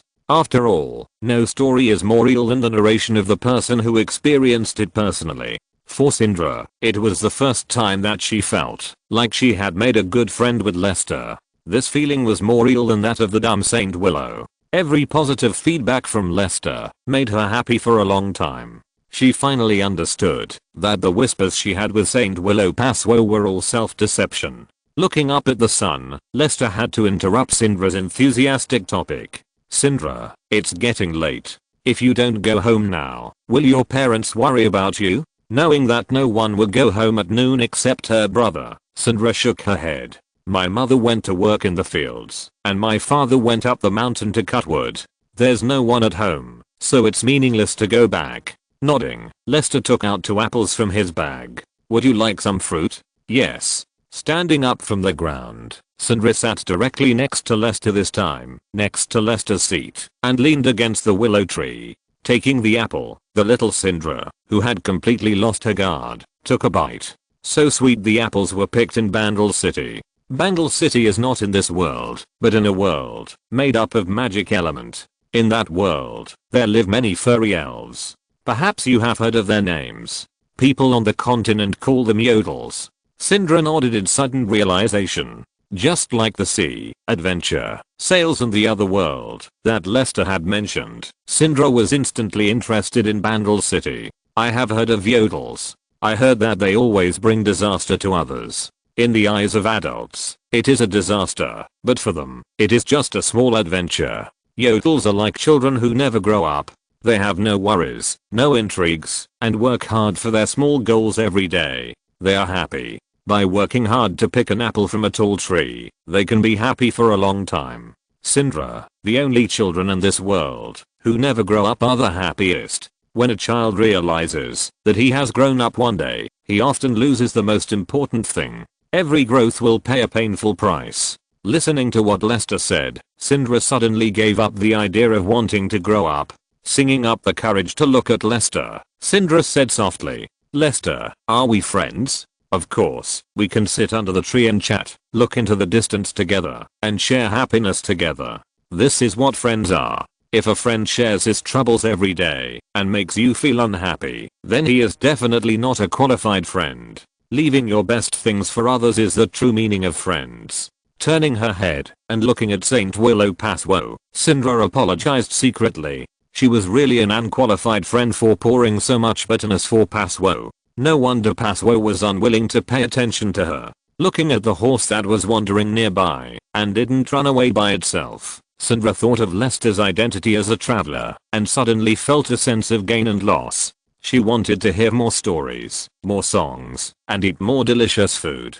She didn't want Lester to leave. "Lester, will you leave here?" Naturally, she could see Syndra's expectations, and Lester said softly, "Yes, this is my resting place during my journey. Maybe tomorrow, or someday in the future, when there is nothing worth remembering in this place, I will set out on the journey again, and go to other places. Then, can you take me away?" Lester was stunned. She wanted to leave with him in less than a day. Was little Syndra so in need of love? If you're listening to this novel on a channel other than Fanfic World, it means they downloaded and uploaded it without effort. We cordially invite you to visit our channel, Mundo Fanfic Novelos. There you'll find the original version of this story and you can explore many other novels of various genres. We're waiting for you to immerse yourself in a world of incredible novels. Chapter 614. You reap what you sow. Syndra, Mom told you to reflect at home. Where have you been all day? Uald stood in front of Syndra, blocking his sister's way home.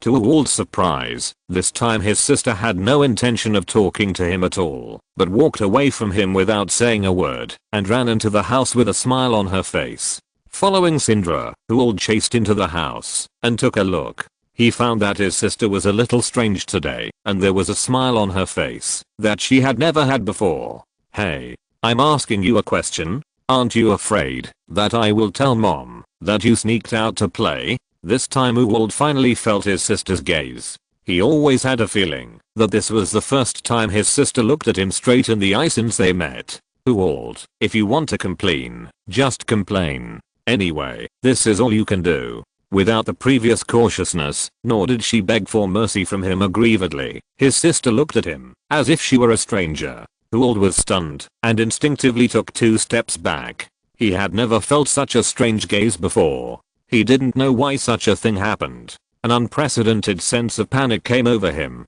The little boy hurriedly turned around and fled from his sister's house. He came to the yard and washed his face with the well water in the bucket. The cold well water successfully calmed the little boy down. Cowardly Syndra shouldn't be like this.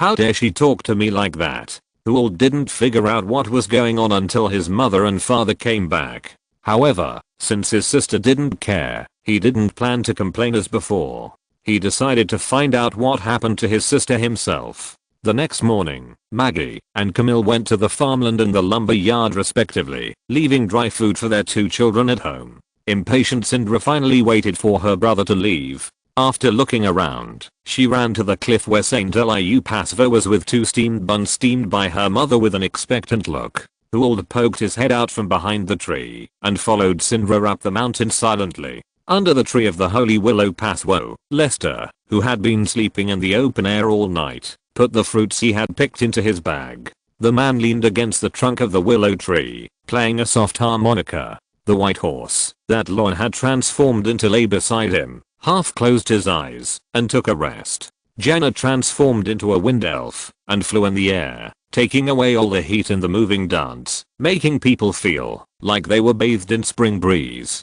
At this moment, even the demon-like Cat Flynn found it difficult to get up. She was only willing to be a sleeping kitten, curled up in the crook of Lester's legs, and made a snoring sound. Lester, the child is here, followed by her brother. Jenna suddenly stopped moving. Cat Flynn opened her eyes and stretched. Only the white horse that Lon had transformed into remained unmoved. Got it, leave it to me. Lester, who had a plan in mind, clapped his hands. Cat Flynn jumped into the shadows. Jenna disappeared out of thin air, and only 1 person and 1 horse were left on the cliff, leisurely and contented. Lester. A slightly anxious call came from behind. Lester stood up and waved to the little Sindra, who suddenly smiled. I'm here.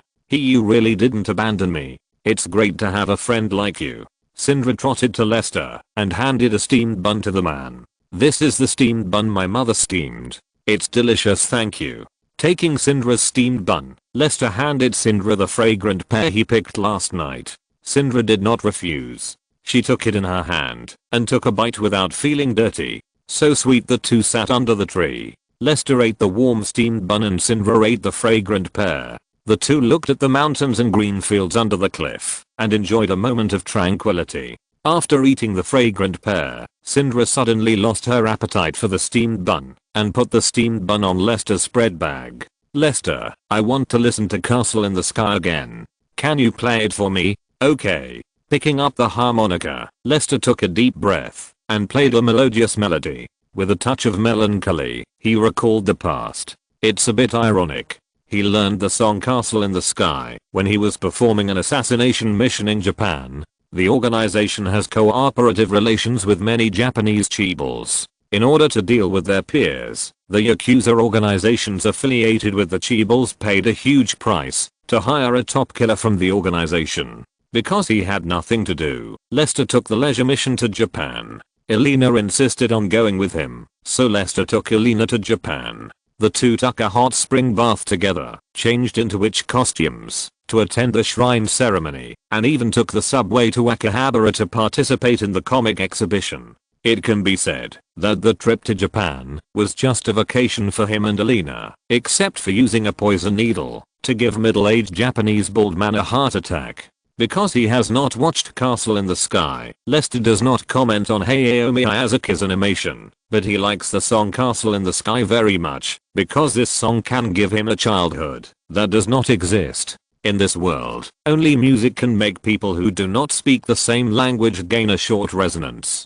The resonance Lester found in Castle in the Sky is the innocence he has never had. Looking at those children playing freely, Lester once imagined what kind of life he would have if he were a child from an ordinary family. Perhaps it is a regret that he cannot get it. Not to deal with women, Lester deliberately learned the score of Castle in the Sky for himself and memorized it by heart. Whether it is piano, ocarina, organ, or guitar, he can play Castle in the Sky perfectly. It is precisely because of this that Lester is willing to let Elena live a more casual and free life, and he does not even look like a strict killer master and apprentice, but a father who dotes on his daughter. In a sense, the happy Elena is a childhood he never had. He hopes that Elena can find her own shelter in the endless killing. This is also the main reason why he followed Elena to play online games and understand League of Legends. Unfortunately, he has struggled in Runeland for hundreds of years and has not spoken to Alina for a long time. It is still unknown whether Alina can recover her original consciousness from the rune. Perhaps the moment Alina turned into a rune, the girl who was with him had died. In the end, only he walked through this world alone. What can he take away when he closes his eyes? After the song ended, Lester put down the harmonica with a sense of loss, but found that Syndra had burst into tears at some point. The man was stunned. Good guy, I haven't cried yet, but you are crying like a pear blossom in the rain. Without saying anything, Lester just took out a handkerchief silently and wiped Syndra's tears. The little girl was very well behaved and didn't mean to struggle. This also let Lester know that Syndra would not refuse some of his intimacy at present. I don't know why, I just want to cry. Maybe it's because you heard the voice in my heart. Thank you for crying for me, Lester said softly, touching Syndra's little head. Even the most serious performers will express their inner emotions through music. Musicians are different from ordinary people. They don't need the sympathy and comfort of others, and they don't have so many tears and sighs. Their sentimentality is always hidden in the notes. They are not good at expressing themselves, but they are masters of expressing themselves. It is the greatest luck for every performer to have someone who understands them. Little Syndra blew her nose with Lester's right hand holding a handkerchief without any hesitation, and whispered with red eyes. So, you were playing the piano just now, but you were actually crying, and you cried louder than me. Lester wiped his right hand with a handkerchief, laughing and crying. He didn't say anything. No matter how depressed he was, he would not let a little thing comfort him. I want to learn to play the harmonica. Can you teach me to play the harmonica? Taking the initiative to skip the previous topic, Syndra found that she was quite good at chatting. At least after the suffocating topic came, she knew that she should change the topic to liven up the atmosphere. All this is thanks to Pasworth. Okay, I'll teach you to play the harmonica. Lester smiled and let the footsteps behind the tree get farther and farther away. Dad. Syndra was deceived by a bad guy. The man wanted to take Syndra's sister away. In the evening, Camille just came home and saw his wife beating his daughter. His eldest son even ran over to complain. Knowing what kind of character his son is, Camille decided to be patient and ask clearly before making a decision. Okay Maggie, let Syndra go. Syndra, tell me what's going on. Maggie let go of her silent daughter with red eyes. The spanking that Syndra was most afraid of in the past has no effect now. This is also an important reason why she believes in her son. My daughter was indeed led astray by the bad guy. Looking at her brother with hatred, Syndra pursed her lips and said nothing. Seeing this, Camille also became a little more angry. Syndra, don't you even listen to me? Syndra, who could no longer bear it, gave her own answer. He is not a bad person at all. He is better than all of you. With just 2 sentences, Camille understood that his daughter Syndra was indeed deceived by a bad guy. In order to protect an outsider, Syndra even ignored her own family. There is no news more infuriating than this. At this moment, Camille, with red eyes, wanted to pick up the axe and find the bad guy who kidnapped his daughter and chop him alive. Syndra, tell me, who is he? I don't. Dad, that man has been living under the holy willow tree these 2 days. Syndra looked at Uwald with despair, but Uwald looked like he had won a great victory. Sister, I won't let you stay with that liar all day. Uwald, are you going to take my only friend away? Camille, my baby daughter is about to be deceived by the bad guys. It's all your fault. You usually go out early and come back late, and you still ask me to bring you food, so I don't have time to look at the child more. The noisy noise made Camille slam the table heavily, and the chaotic house finally calmed down for a short time. I won't go to work tomorrow. Uwald, take me. I want to see which bad boy dares to deceive my Camille's baby daughter. Dad, Lester is not that kind of person. Enough. You have no right to talk here. Maggie, you stay at home and take care of Syndra tomorrow. She is not allowed to go anywhere before I come back. What if he attacks you? Don't worry, I'll call a few more people. If he dares to attack me, we are not vegetarians. Syndra's father is here, bringing 8 young men from the village, all holding farm tools as weapons. Jenna frowned in the appearance of an elf. Lester nodded without comment and did not speak, just playing with the harmonica in his hand that he was going to give to Syndra. Seeing this, Jenna's voice was even more worried, and this worry was not for Lester, but for Syndra's family. Lester, how far will you go to take Syndra away? She knew that with Lester's ability, it would only take a wave of his hand to destroy an ordinary Ionian family. Although she stood on Lester's side, she did not want Lester to really kill innocent people in order to get a useful helper, which seriously violated her nature.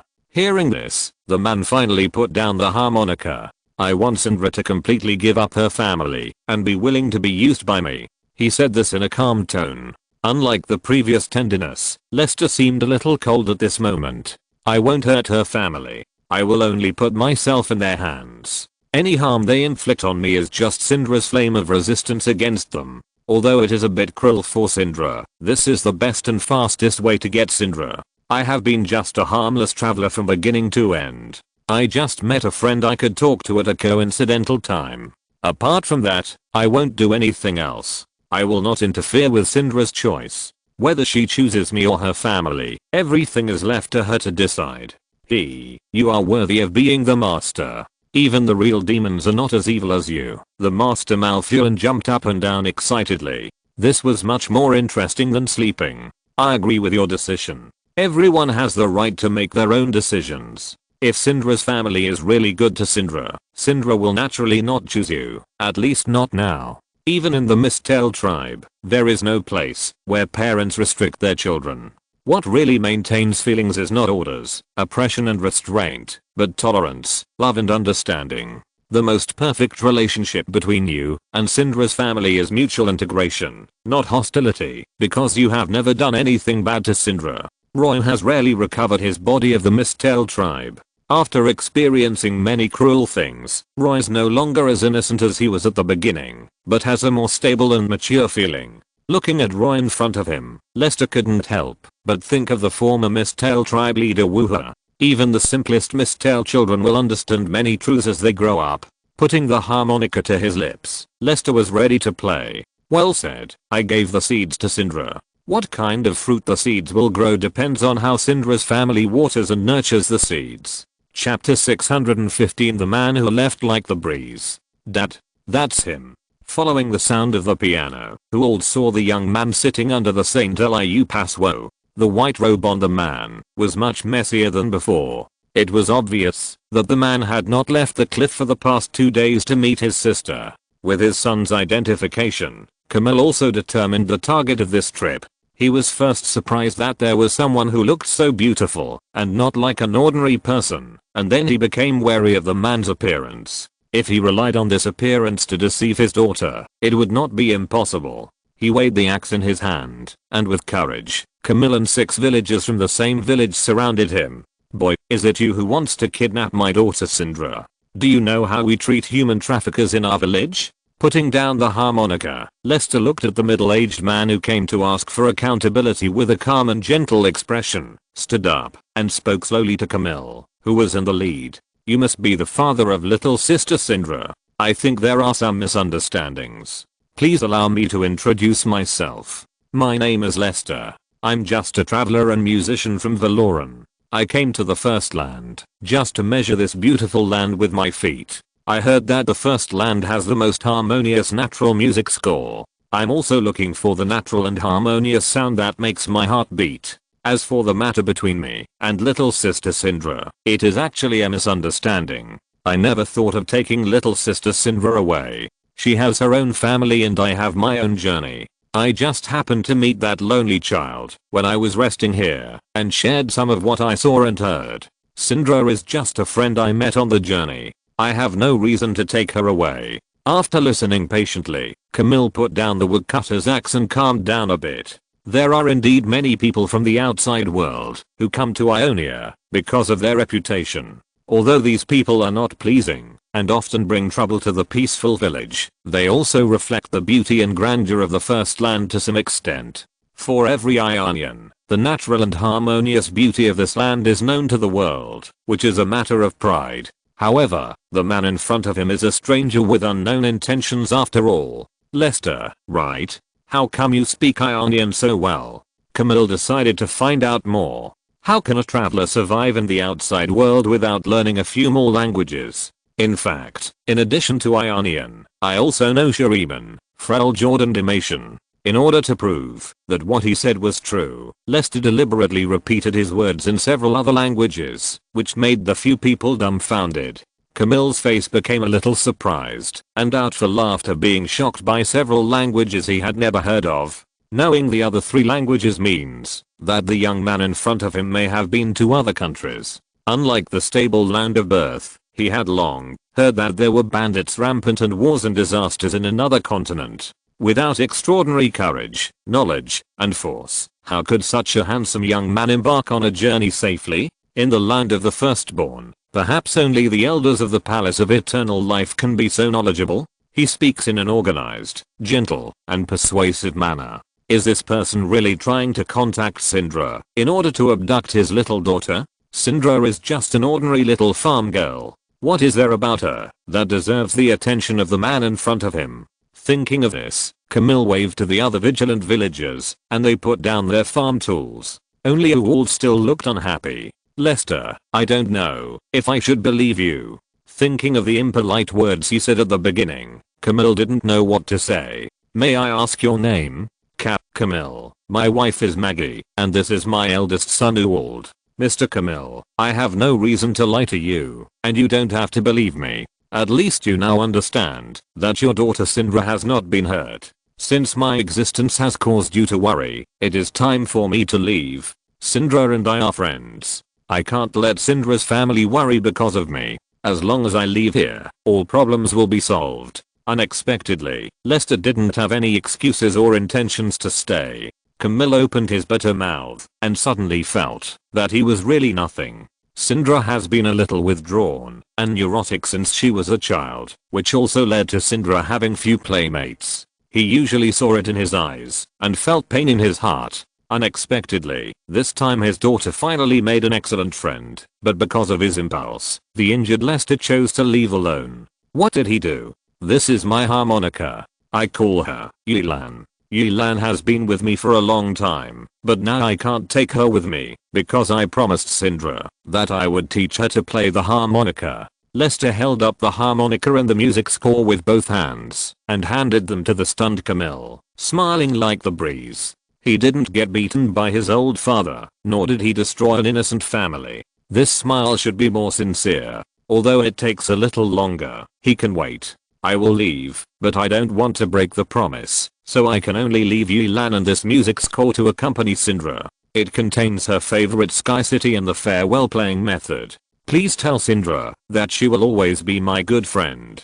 If there is fate, we will meet again one day. Lester rode on Roy, who turned into a horse and left without looking back. Camille opened his mouth and wanted to keep Lester, but the ridiculous dignity of man made Camille unable to say anything. He turned his eyes to his son Ewald, and the old father's eyes were already unfriendly. He finally found the real culprit. It was all the fault of this bad boy who had been talking nonsense and framing others from the beginning. If it weren't for Ewald's instigation, he would never have done such a rash act. It would have been the best outcome for a knowledgeable person like Lester to be Syndra's teacher, but now he has left in despair, and little Syndra has lost her only friend. Carefully putting away the musical instruments and music scores that she had never seen before, Camille lowered her voice. Let's go. Brat, come home with me, and I'll settle the score with you. Ewald's face changed drastically, but he could only let his furious father hold him by the collar and go back to the village. Syndra didn't know how many tears she had shed. She sat on the bed with red eyes, and her mother Maggie was blocking the door. She couldn't go anywhere, couldn't do anything, and could only wait for her father to return anxiously. Maybe his father would hurt Lester with an axe, killing the innocent Lester, or maybe Lester would fight back, explain his relationship with him, confront his father who didn't believe him, and eventually hurt his father, or maybe Lester would hate his friend who brought him trouble. Whether it was his father or Lester, she didn't want to see either of them get hurt, but her thoughts all pointed to a bad outcome, and all kinds of contradictory thoughts filled her mind. All the good experiences of the past 2 days turned into the strongest emotional impulse at this moment. She wanted to get a strong power so strong that no one could stop her, to do what she wanted to do, to see who she wanted to see. Unconsciously, the abnormal shadows around seemed to deepen a little. Not knowing whether those shadows were people or ghosts, Syndra could only lower her head and dare not think about it anymore. Squeak. The wooden door of the yard made a sound of opening and closing. Maggie immediately stood up and walked out of the house, and Syndra also trotted behind. Looking at the scene in front of her, Syndra was stunned. The father who was holding the axe also carried his brother this time.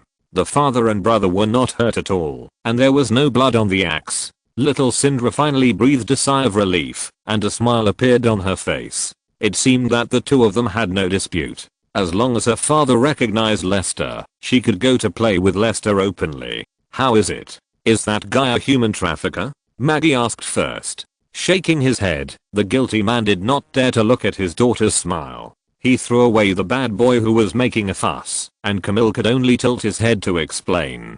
He is not a human trafficker. Lester is a real traveler. In addition to Ionian, he also knows 3 languages. Syndra, come here. Lester left something for you. Take it. Don't lose it. Syndra's smile froze, and she walked forward, staring blankly at the harmonica and music sheet handed over by her father, and looked up at the man at a loss. Why is Lester's favorite harmonica here? The guilt in her heart was even deeper, and Camille could only bite the bullet and smile hard. This is a gift Lester gave you before he left. He said this harmonica is called Yellen, and this sheet of music has the song you like. Leave. Dad, what about Lester? Did you kill him? Syndra took a step back, holding the Yellen and the music tightly, and her eyes suddenly became empty. At this moment, compared with the heartache like a knife, those terrible ghosts didn't seem so scary. How could it be? Dad didn't have any conflict with him, and didn't hurt him. He just left here. I'm sorry, Syndra. Dad misunderstood him. No longer able to maintain his ridiculous dignity, Camille lowered his voice and had an attitude of admitting his mistakes. At least at this moment, he needed to convey the words that Lester left to Syndra in full. He thinks he has caused you trouble and doesn't want you, Syndra, to be troubled by him, so he decided to leave and ask me to tell you. Syndra raised her head and looked at Camille blankly, and Camille sighed. He asked me to tell you that you will always be his good friend. If fate allows, you will meet again one day. Syndra had lost the desire to listen to the rest of the words. She just hugged the harmonica and the music score tightly and ran towards the mountain regardless of everything. Camille. Maggie looked at Camille with some concern, but Camille shook her head. Let her go. It's good to be alone. Maybe she will really grow up after this. Maggie, I was wrong this time. I hurt Lester and Syndra. But with a gift that Lester left for her, she won't do anything stupid. After saying that, Camille grabbed Duald, who wanted to escape. Smelly boy, no one is watching you now. Come here. The door slammed shut, and the crackling sound of whipping was heard. Soon, the crying of the little boy came out of the house and echoed throughout the village. Since then, Camilla's family has become a laughingstock. I came back to the edge of the cliff. The St. Willow Passway was swaying gently, still green and lush, but I could no longer see the lonely figure facing the horizon under the tree. There were no more delicious fruits, no more sweet candies, no more good stories, and no more intoxicating music. Just one morning passed, and I had nothing. I was alone again. I was sad, crying, standing alone under the tree, talking to myself. Lester, where are you? Taking a deep breath, Syndra used all her strength to send out a trembling call. The sound spread from the cliff to the bottom of the mountain and soon disappeared in the wind. Of course, she didn't get any response. Lester, come back soon. The second call was already crying. Syndra bit her teeth hard to stop herself from crying, but it was a futile move. Although she didn't cry, her tears couldn't stop flowing. Lester, why don't you take me away? Wow. Dad, Mom, Duald, I hate you. Are you going to take away my only friend? The crying little girl knelt under the tree, her sorrow flowing like a river. All her beautiful expectations vanished. Only a breeze lingering around the little girl lingered around Syndra, gently like a mother who pities her child, until her eyes were dry and swollen, and she could no longer shed tears. Syndra got up from the ground, wiped her tears with her sleeves, and took out the harmonica Yellen and the music score in her arms. This was the only gift left to her by her only friend, all because he promised to teach her to play the harmonica, but he didn't promise to take her away. She knew that it was because he cared about her, so he didn't want to embarrass her and her family. He said he understood him, and he also understood himself. There was a simple model of the harmonica on the music score, and each blowing hole was marked with a number. As long as you blow the harmonica in sequence according to the numbers on the music score, you can play the melody of the music score. Having listened to it more than once, Syndra knew that, as long as she had patience, she would be able to learn these two songs sooner or later. One is Castle in the Sky, and the other is Farewell. Castle in the Sky tells her dream of living in the sky, and Farewell is the tenderness she longs for the most. Farewell, it turns out that you knew from the beginning that there would be such a day, but why? Why did you have to be the one to be hurt? Chapter 616 The Forget-Me-Not Garden. If I just walk away like this, the child will definitely think it's her fault. Isn't that bad? Of course it's not good. She's just a little kid who believes in you. This is an emotional deception. But what better way do I have than to do this? I need Syndra's power. The solution is thought up by people. You just want to achieve your goal in the simplest and crudest way. At least I can let her avoid the original tragic ending. Sitting on Roy's back, Lester talked to himself, as if no one was around. Cat Fiona and Jana looked at each other, and saw the worry in each other's eyes. Is this man broken? Transforming from cat form to human form, Evelyn hugged the man from behind and whispered in his ear, "Master, are you okay?" The man's body stiffened and then shook his head. "I'm fine, don't worry about me. But if I regretted it, I wouldn't have done it from the beginning. Evelyn, thank you for caring about me. I just want to make my hypocritical self feel better." Having said that, Evelyn knew that she couldn't say anything and could only remain silent. The man on the white horse headed eastwards, on the road to Omikaelan. In the magical space under the golden tree in Omikaelan, the village of the ancestors, a plump fox girl with a golden tail was looking at the closed bud surrounded by the golden tree with concern. More and more humans are transforming nature without restraint. Elemental magic has curbed the growth of the golden tree. The rate of decline of natural magic is accelerating. I must do something for my child with Lester. The fox girl who spoke was Vastea Zaru Lolit. Over the years, in addition to manipulating the golden tree to transform the blood of Vastea and make the newly born Vastea people match the breath of Lester, she has also taken good care of the twin spirits in the buds of the golden tree. This immature twin spirit comes from her and a human. The twin spirits inherit the advantages of both of them, with pure Vastea Zaru blood, resurrected body and natural charm. It is her promise to another man and the crystallization of their love. "My child, my good child, you have a great and loving father. Mom has heard Dad's voice. Dad will come to visit you soon.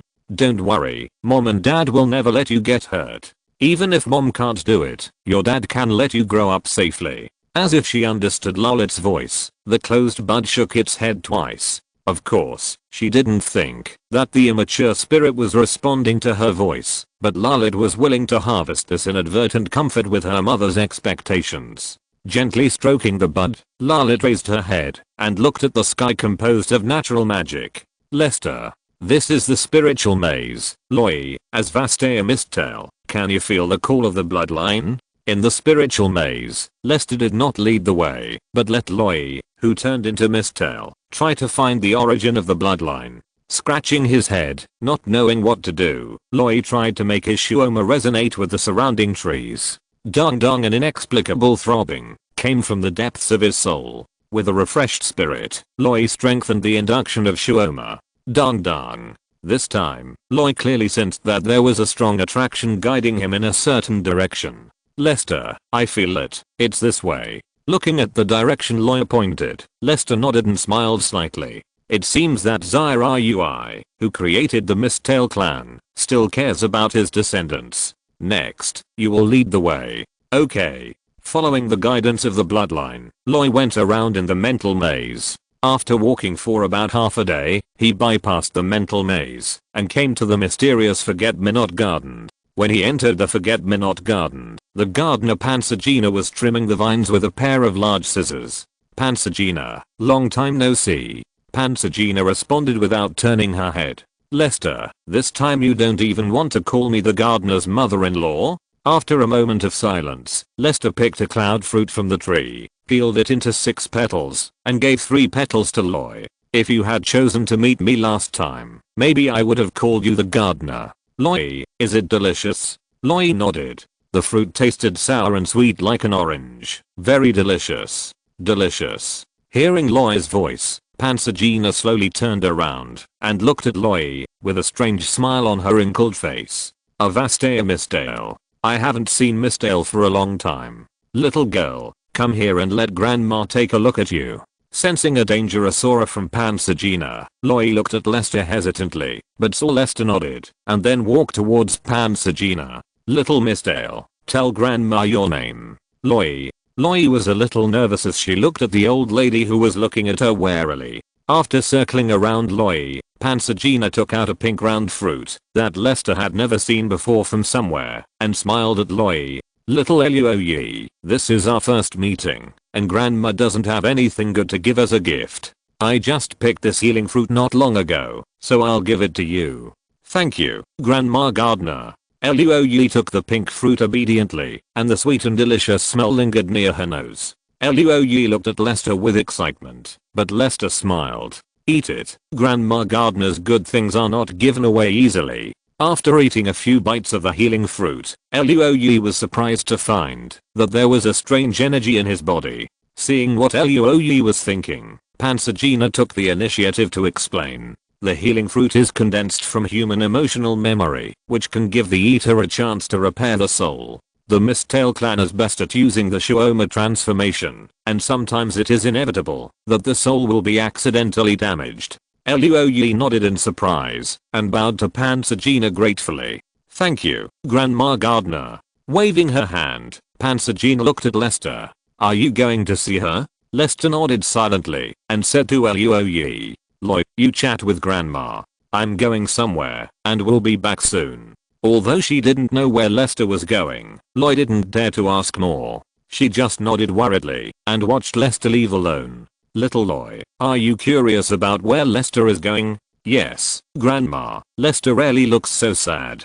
Picking a ripe cloud fruit, Pansagina peeled it gently and handed it to Loy. "Lester, he is a magical human being. Even if I have lived for thousands of years, I have never seen a second life like him. Such people often create many great stories, but they will inevitably make many irreparable mistakes in their lives. Forget-Me-Not Garden is a sad place for Lester. Do you want to hear Lester's story, my child?" After hesitating for a while, Loy nodded.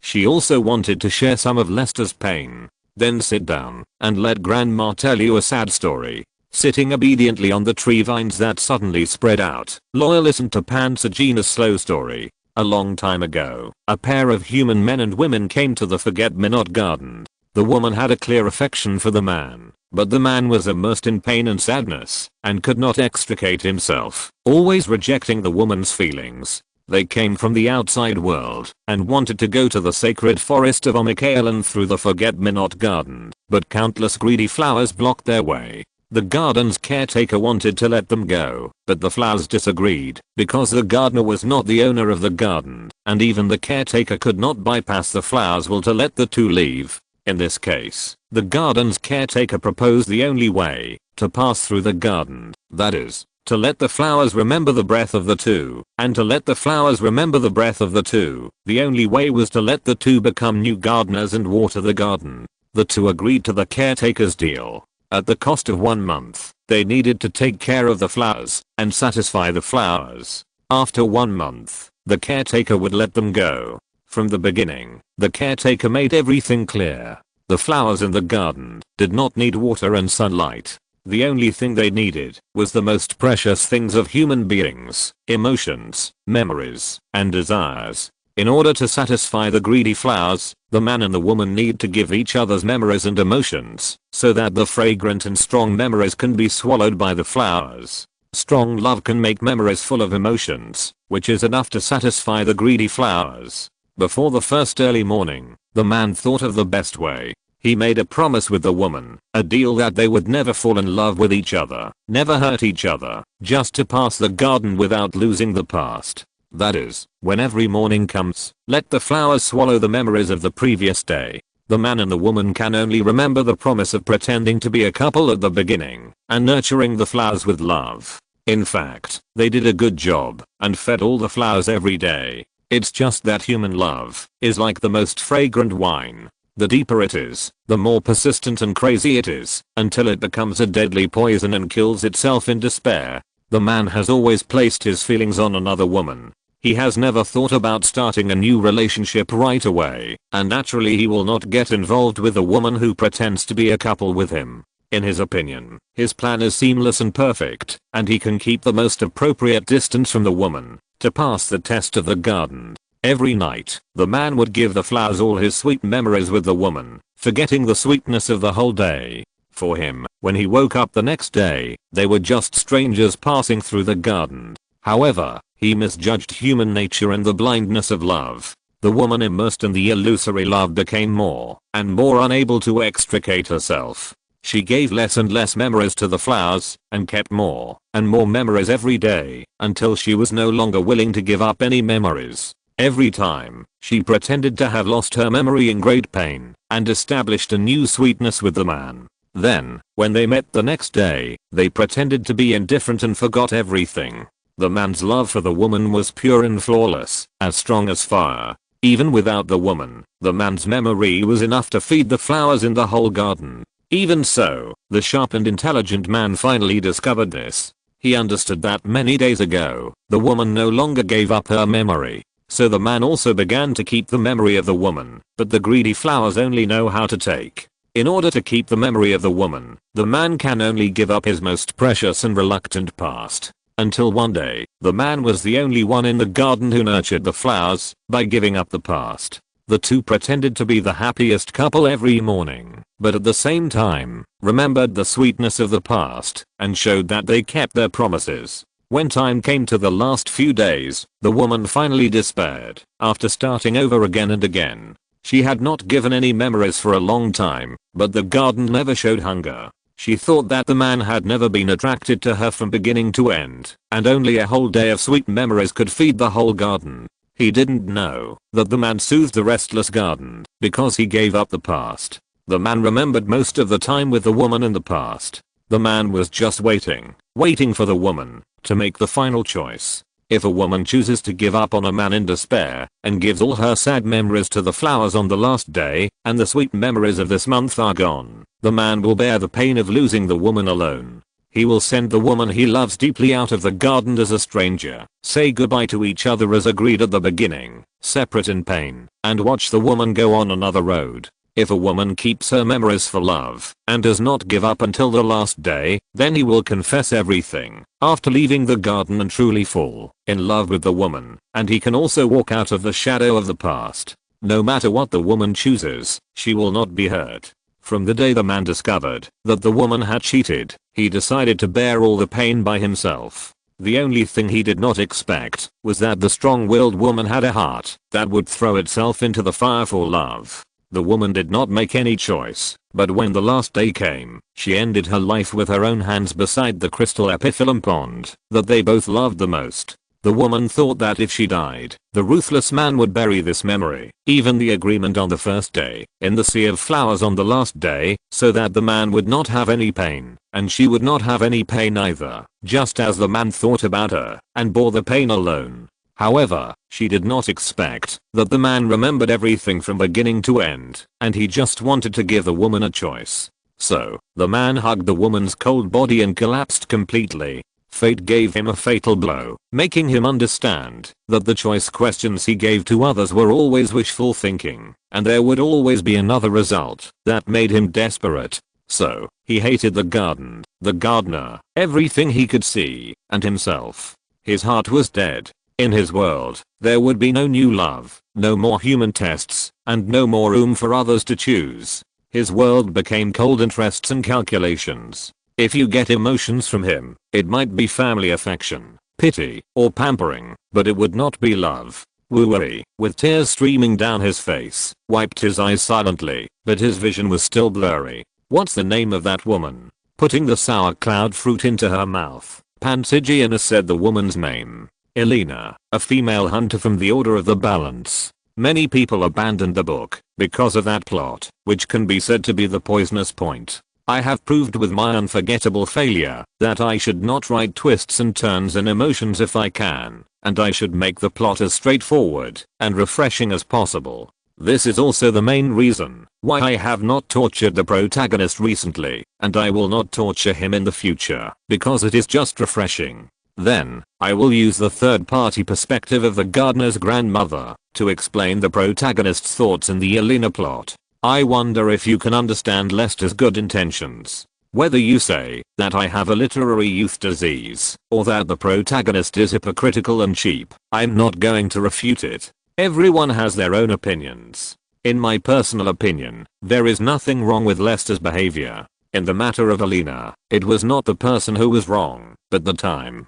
By the way, someone should be able to guess who Lester's child is, but the question is, can anyone think of who Elena will be reincarnated as? Chapter 617 Lester is going to be a father. When leaving the Forget-Me-Not Garden, Roy did not maintain the Mistale form, but transformed his Shuoma into an owl. Lester did not know that Roy knew about his past through Pansigiana, and perhaps even if he knew, he would not say much. For him, how to make himself more purposeful is what he needs to consider. After entering Omikaelan, Lester first stayed at the place where Elena was buried for 2 days, and then went all the way to the village of the ancestors. This time he planned to meet Vastaya Zaru first. He was still very curious about who created the Mistale clan. It turns out that there are so many Vastaya in this world. Walking on the land of Omikaelan, Roy widened his eyes and looked at various Vastaya clansmen curiously. The Vastaya winged man flying in the air had colorful wings and beautiful feathers comparable to those of a peacock.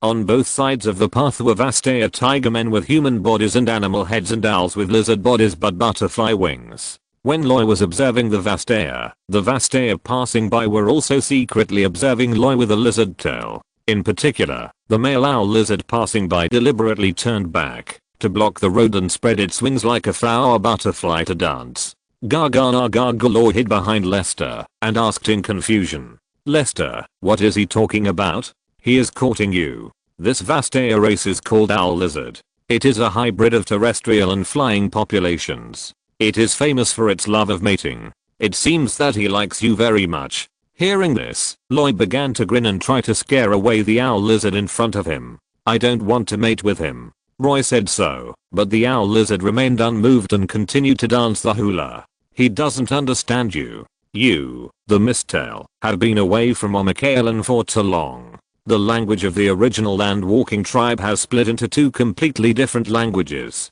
In the case of language barriers, you should do this. Pinching Roy's little chin, Lester gave Vastaya Mistale a deep kiss in front of the owl lizard. After letting go, he put his arms around Roy's waist and looked at the unbelievable owl lizard calmly. Gagaga. The owl lizard cried and spread its wings and flew away. It was still quite gentlemanly, better than some guys who like to cling to you. In Omikaelan, the concept of chastity is different from that in the outside world. There are countless cases of cheating with other people after having a wife or husband. You should be careful, Luoyi, so as not to be taken advantage of. Luoyi, who was shocked for 100 years, nodded with difficulty. She really couldn't understand what this shameless imprisonment was all about. I understand. What do you understand? I won't leave Lester. Silly girl, I just want you to learn to protect yourself, not to tie you to my side. I came to Omikaelan to do something. If you follow me all the time, it might be a bit boring. Omikaelan is very interesting and beautiful. You should walk more. But, it's okay. Let Sister Jana follow you. Sister Jana can move freely here. Are you relieved now? Go play around. It's okay. The blue bat nesting on Lester's head nodded and took over the job of nanny. Okay, I get it. In the village of the first ones, Athlon blushed and rejected Betha's courtship. Together with Chenna, who had a complicated expression, he looked at the shy Omelia, and they could hardly suppress their excitement. With a blue man, what was Betha? When Betha, who had colorful wings like an angel and a perfect S-curve, left sadly, Athlon came to Omelia's side. "Are you serious? Brother Lester is back." The cat girl Omelia nodded. "He didn't hide his whereabouts and is walking towards us." "Then what are you waiting for? Don't you want to see Brother Lester earlier?" "Yes, he is much better than you." Omelia drove the car expressionlessly, and Cheddar tilted his head awkwardly.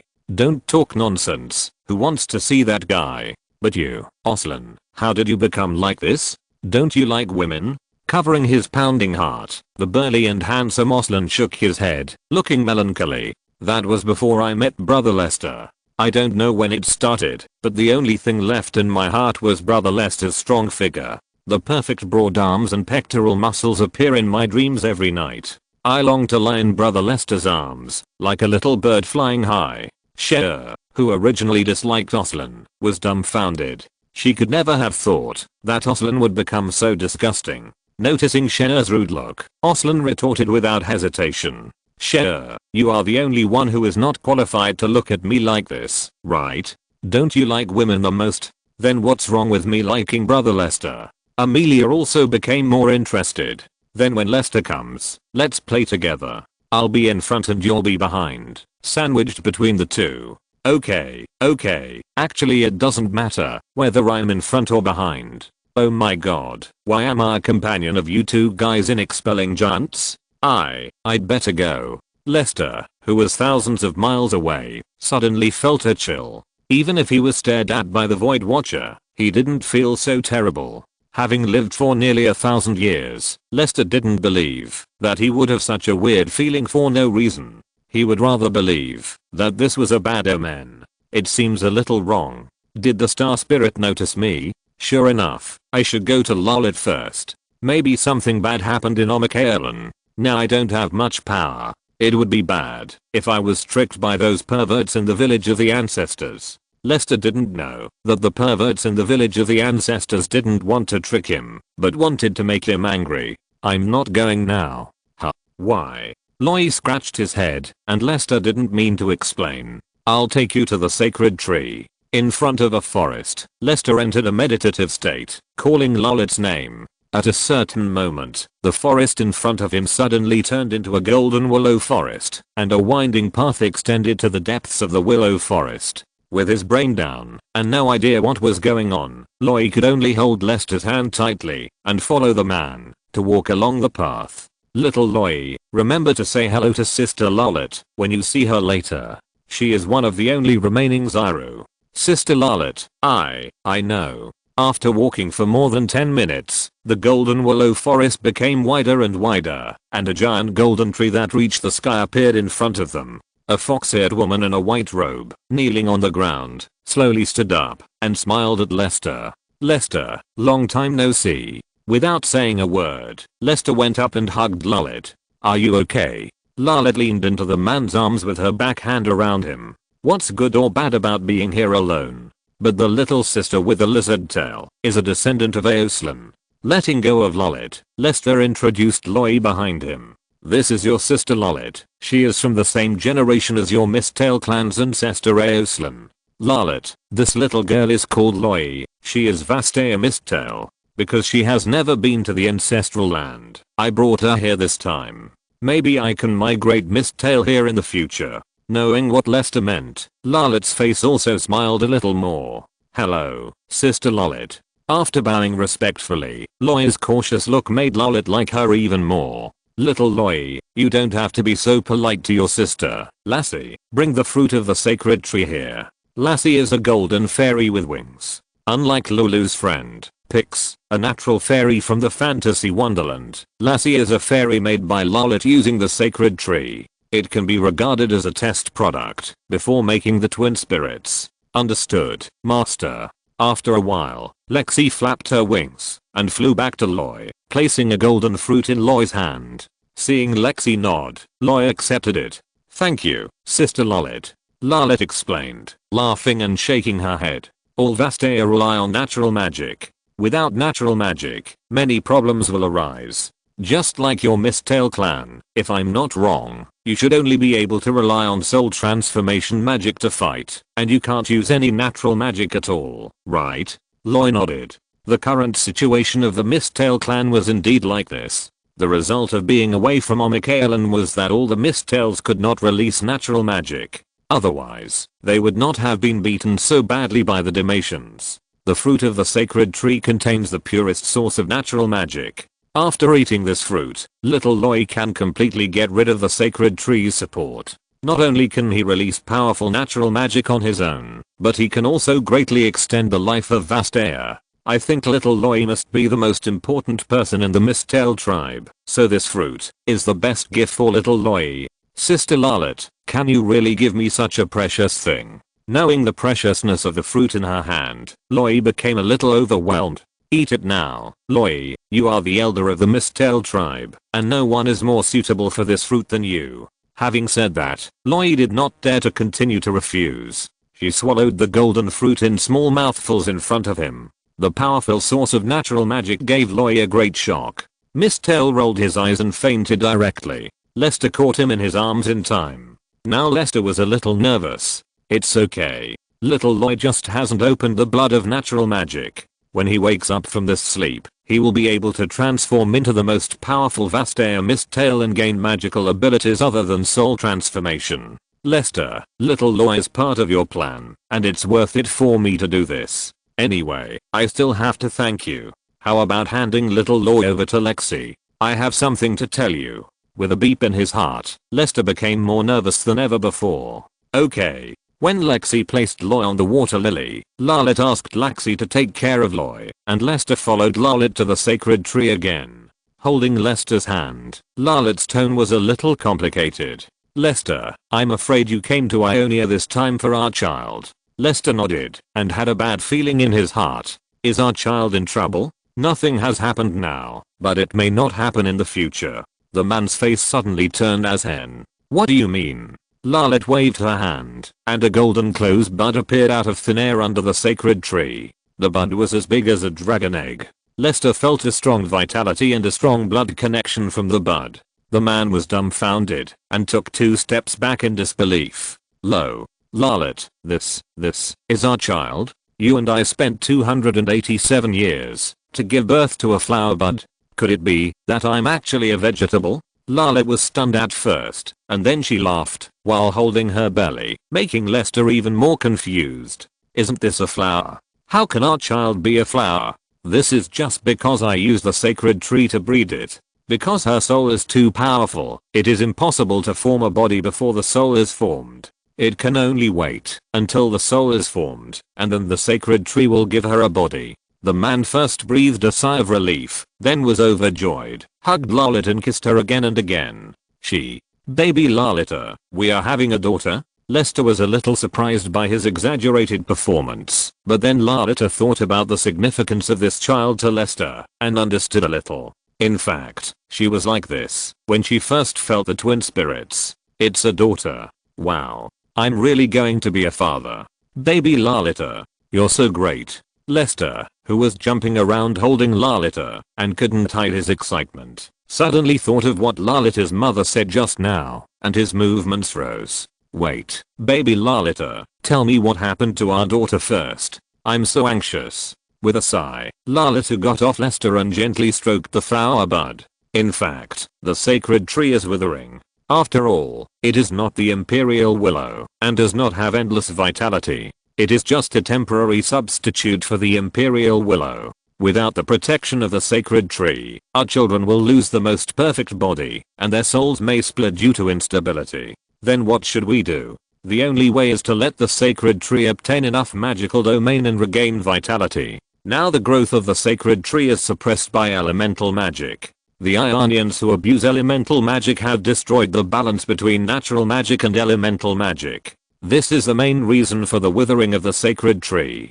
Chapter 618 How to Save the Sacred Tree. In other words, we just need to make enough space for the Ionians to use natural magic, right? Yes, but it's hard to do that. The number of Ionians is increasing, and the number of newborns far exceeds the number of Vastaya people. This creates a vicious cycle. The withering of the sacred tree makes it more difficult for Vastaya people to give birth, and the situation can only get worse. The problem facing the sacred tree is indeed thorny, and Lester couldn't help but think of the Imperial Willow. As a substitute for the Imperial Willow, the sacred tree is naturally not as powerful as the Imperial Willow.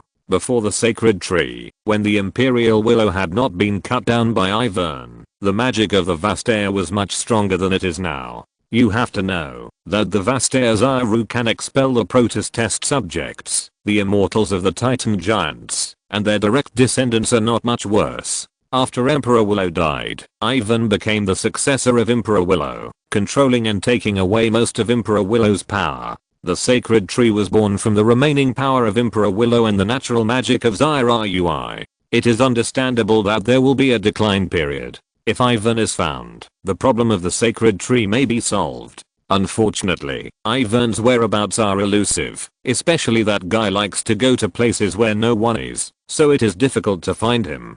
In this case, Ivern can't be considered for the time being. You can only find another reliable way, whether it is the dream tree or the water of life in Maokai's body. In any case, he will not allow his unborn daughter to be harmed. Larlet, do you have any good ideas? Before speaking his mind, Lester still wanted to hear Larlet's method. Nodding, Larlet expressed her thoughts. I have allowed your vitality to penetrate the entire land of Omikaelan through the sacred tree. Both the Zairu living in the village of the ancestors and the newly born Vastaya will have a good impression of you. That is equivalent to blood relatives. I want you to persuade Zairu to lead Vastaya to launch a war against humans, recapture the entire psychedelic forest, expel all humans, and allow Vastaya to have enough living space. Let me think about it. Frowning and pacing in place, Lester began to think about the feasibility of this method. If you really want to lead Vastaya to launch a war against the Ionians, you must consider two major forces that can affect the situation. One is Karma, the master of the Temple of Eternal Life and the reincarnation of the Ionian spirit. According to Karma's previous character of not intervening in the war, there is a 90% chance that he will not intervene in the war. As long as Karma does not take action, Vastaya is not without the possibility of winning, but the victory will be quite ugly, and there is no guarantee that Karma will not turn against him in the future. The second is the Temple of Balance. The Way of Balance founded by Lingju probably has the three giants of balance at this moment. Both the Electric Rat Kennen and Akali's Elder Shadow Fist are not good people. If Vastaya starts a war, the Temple of Balance, located not far from the psychedelic forest and on Dragon Ridge Mountain, will definitely not sit idly by. After all, in the era of Xiu, many sects, including the Mist Hidden School, like to send disciples down the mountain for training. The so-called training down the mountain is naturally not to go to other places, but to the psychedelic forest. It is probably unrealistic to want the people of the Temple of Balance to give up the psychedelic forest, a natural treasure house. The Temple of Balance is very powerful. At that time, Vastaya may not be able to resist the attack of the Temple of Balance. At that time, it may backfire. If Karma reaches the age of Fanzima, she suddenly chooses to violate Karma's legacy and start interfering with the balance everywhere. At that time, the Temple of Eternal will also be the enemy of Vastaya. Lester does not believe that the Vastaya and the declining Zairu can beat Karma. It won't work this way. The Temple of the Balance won't sit idly by. At that time, Vastaya will be fighting against the Ionians of Navali. In order to win the battle, the Ionians will definitely abuse magic even more. Let's not talk about whether they can defeat the Temple of the Balance, but the damage to the sacred tree cannot be ignored. We need a better and safer way. Hugging Lester, Larlet looked at the man hopefully. Lester, you must have a way, right? Lester kissed Larlet's forehead softly. This is my only child. Even if there is no way, I must find a way. In fact, I already have a good way. Larlet asked with her eyes lit up. What way? Tell me quickly. Let the Vastaya people obtain truly equal status and have their own autonomous region, such as the psychedelic forest. Larlet was stunned. She didn't understand what this meant at all. Autonomous region. Let Narxus, which I control, launch a war against Ionia and let Narxus rule Ionia. Then the Vastaya will be citizens of the Empire. In this way, I can naturally hand over the psychedelic forest to the Vastaya. Isn't it a bit too slow to do this? Slow? Wait. Only then did Lester think of another question that he didn't seem to have considered. What's the situation of our daughter now? How long will it take for her to be born normally? Lalit said softly, stroking the flower bud. The twin spirits are still very young. Normally, it will take more than 50 years to mature, but now there is a problem with the sacred tree, and it may take 100 years. Hearing this, Lester's face smiled and cried and laughed. He didn't know whether he should show a little happiness. After all, his daughter gave him enough time to operate. But the question is, even if he ruled Ionia, he still had to wait for 50 years. His old father's dream still had to wait for 50 years. Otherwise, I'd better go find Ivern. Damn this frail-jawed guy who likes playing basketball. He never does good things. He got the power of the Emperor Willow, but didn't fulfill his responsibilities. He cut down the tree and ran away. He didn't spend 2.5 years to give birth to my daughter. I'll break his long legs. Maybe if I plant him here, he can grow into a second Emperor Willow. Lester's expressionless face made Lalit a little worried. You want to find Ivern the Ruthless? No one can find that tree man unless he wants to appear in front of you. Sighing, knowing that this was the truth, Lester could only give up the idea of transplanting the tree man. I'm too greedy. I feel sad when I think that I have to wait so long to see my daughter. That is why I didn't want to tell you clearly at first. I knew you would be anxious. If I had told you more than 100 years ago, you would be even more anxious. The twin spirits of you and me are not from the same source of power. It is impossible to breed a complete soul. 200 years is actually short enough. Thank you, Lalita. Rubbing his eyebrows, Lester calmed down again. Since it will take so long, I will not rush to start a war. It is meaningless. I will wait until the right time to send troops to take over Ionia. Now there is still a mess in Naxos that needs to be solved. As for the matter of the sacred tree, I will think of other ways. It is unrealistic to start a war with the Vastea. I listen to you. The two stopped talking and hugged each other. Under the sacred tree, in front of the closed butts, they enjoyed the rare silence. By the way, can little Loi stay with you for a while? I need to go to the Temple of Balance to see and do some things. Aren't you going to the village of the ancestors? No, it's not time to meet Zyrui yet. Navali Province, Dragon Ridge Mountain. A guest from afar knocked on the main gate of the Temple of Balance. Amid the sound of martial arts, the Yodel ninja who was patrolling the warriors heard the report of the Balance believer. Lord Kenan, there is a stranger outside the door who asked to see you by name. And, he beat up our door opener. Kenan pointed at himself inexplicably. What kind of guy would want to meet a harmless Yodel who loves balance? He doesn't have any enemies, right? That person asked to see me by name. What's his name? The balance believer shook his head, looking like he was gritting his teeth to get up. He didn't say. He said you'll know who he is when you get out. This guy, you guys keep practicing. I'll go take a look. Yes. Kenan walked away from the martial arts arena and reached the gate of the temple with his shuriken. He saw a group of balance cultists lying on the ground, with all kinds of weapons scattered all over the ground. The balance cultists on the ground were only slightly injured, and no heavy blows were taken. Kenan, do you recognize me? Rubbing his eyes, Kenan put down his shuriken, walked around the man twice, and widened his eyes. You look so familiar. Wait, I've seen your portrait in Bandle City. Are you that Lester? Smiling and nodding, Lester squatted down and took Kenan's little hand. It seems that I'm quite famous in Bandle City. Kenan put down his mask, scratched his head and smiled. During that time, Lulu was always trying to find you. The whole Bandle City was in chaos because of Lulu. How could I not recognize you? By the way, why did you think of coming to the Temple of Balance? The hostile followers of the Way of Balance were stunned. They didn't expect that the strict Lord Furious Heart actually knew this intruder, and they seemed to have a good relationship. He was of the same generation as his most respected master, so didn't he get beaten for nothing?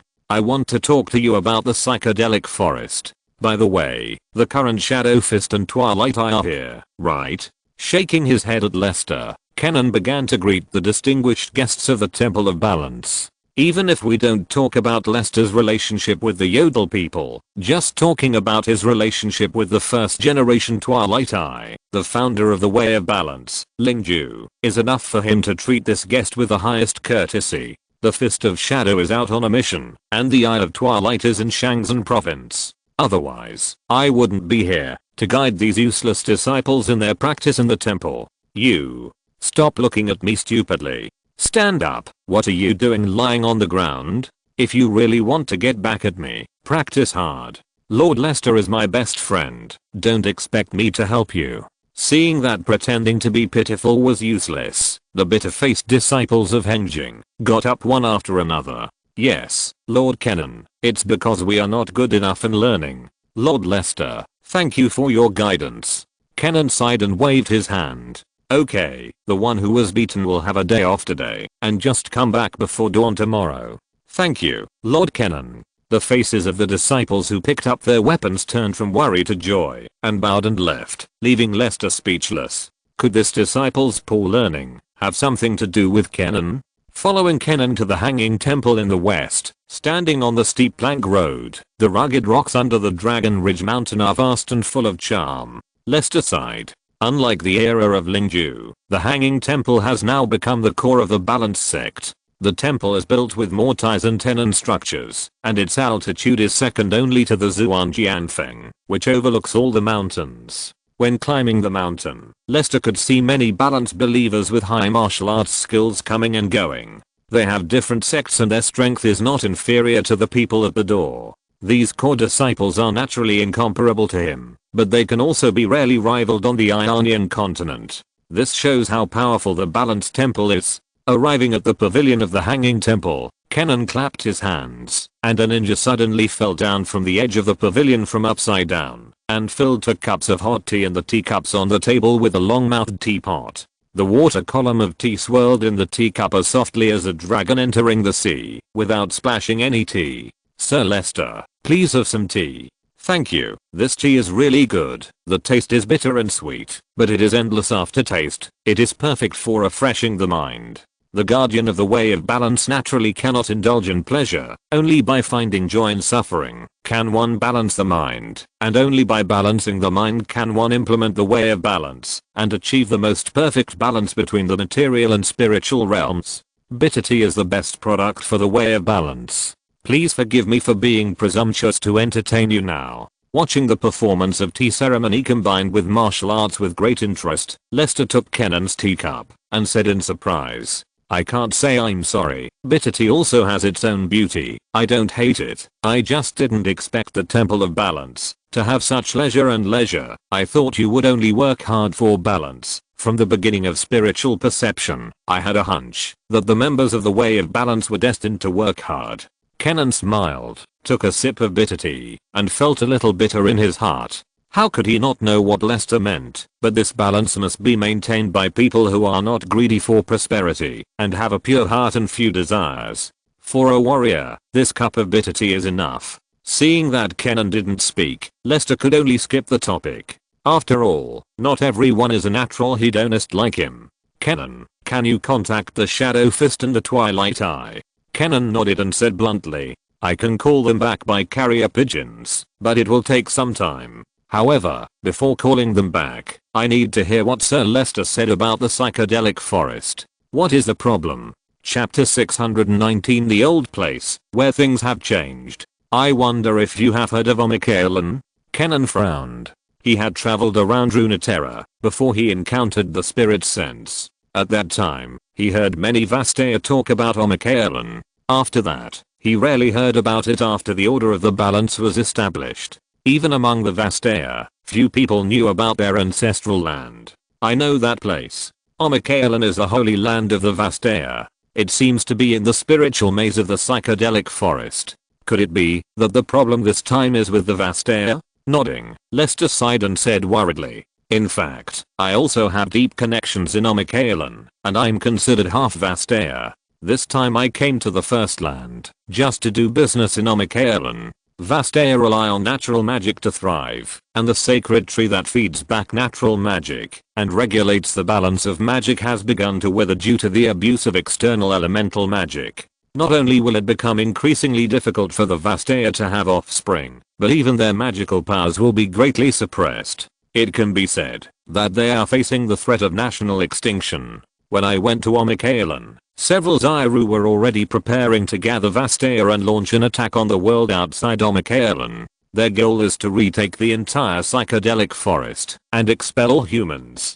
Kenan's face changed, and he instantly realized the seriousness of the matter. Zaya is going to lead the Vastaya to launch a war against Ionia.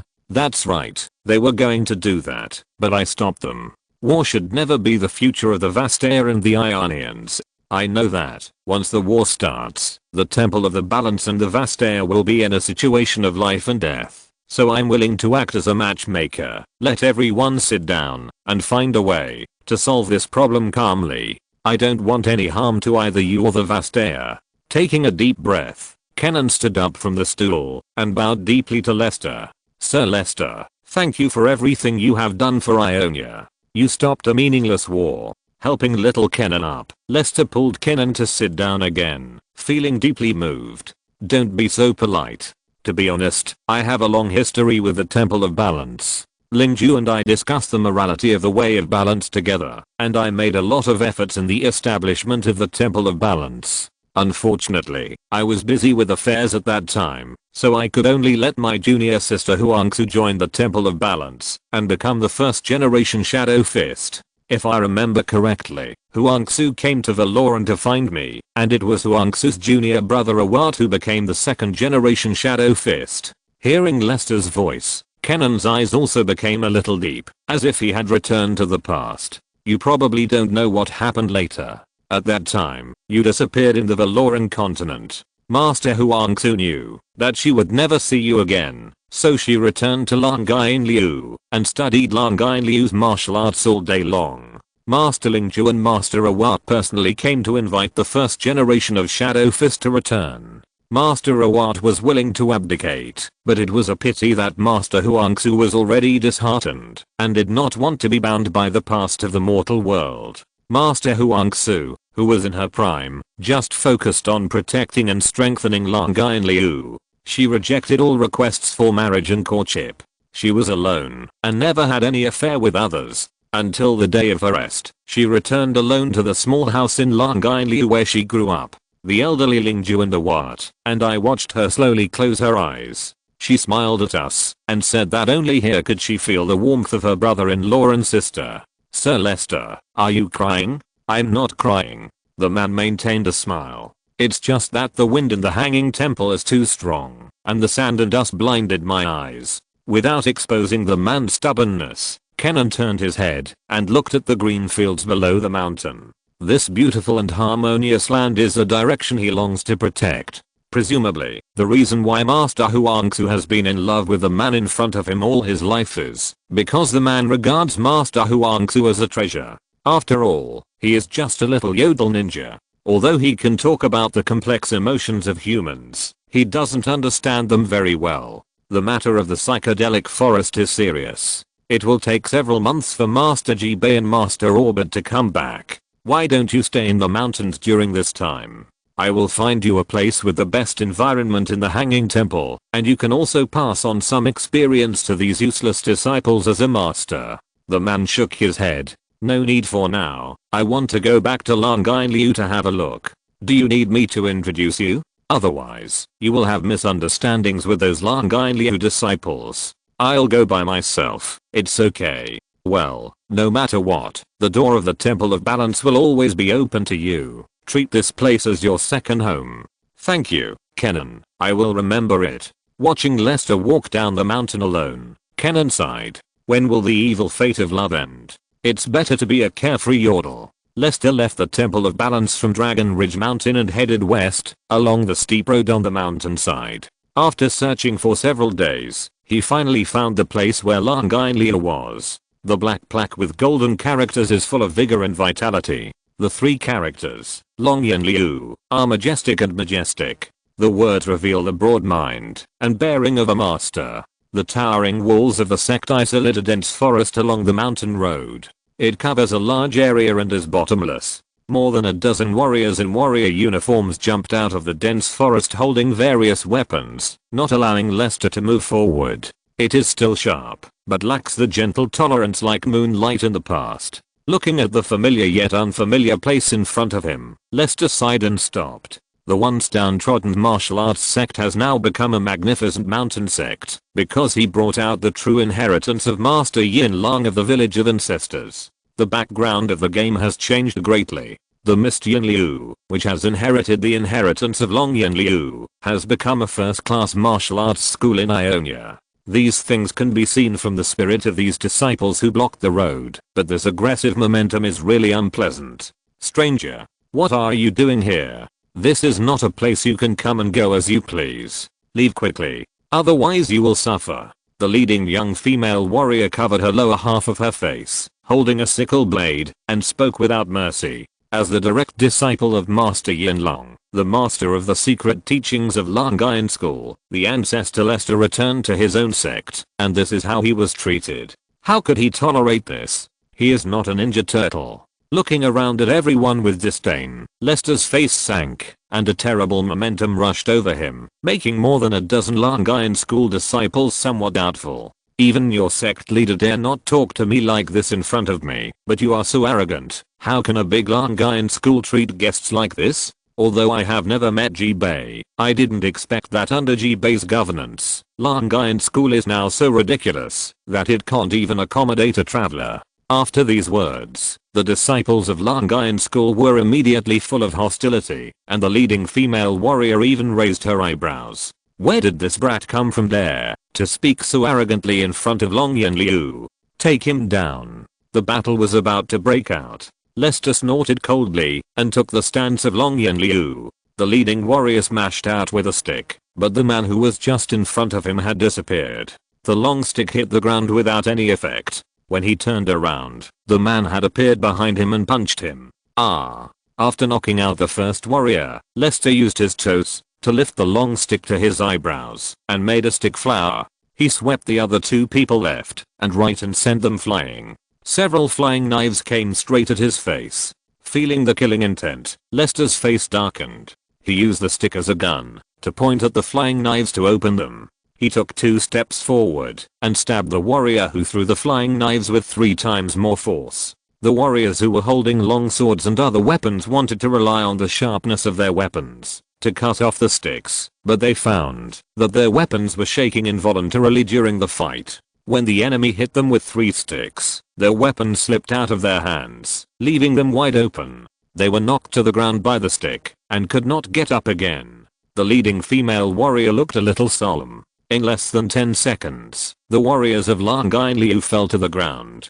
Under the joint attack, they were not even a match for the man. Moreover, the posture of the man at the beginning, and his ghostly body movements, how come they were so similar to the secret dragon invisible body movement of Langayan Liu? Who on earth is this man? But now is obviously not the time to consider these things. Seeing that the man was about to kill, the female warrior no longer held back, and swung the flying sickle to force the man back. The dragon hidden flying scythe is not meant for you to use like this. It would have been fine if he had attacked without knowing the reason, but he had never expected that these arrogant warriors in front of him would actually kill him. With a cold snort, Lester, who was really angry, poked his stick on the flying sickle chain. The returning sickle blade just passed the hair on his forehead, cutting off a few strands of black silk, but the man remained calm. The eyebrow-high stick was like a knotted man entangled by a femme fatale. Under the entanglement of the flying sickle and chain, 1 twist, 1 pull, and 1 heavy pick, the chain hammer in the hand of the female warrior who specialized in the way of the flying sickle flew out of her hand, and she was disarmed in a few seconds.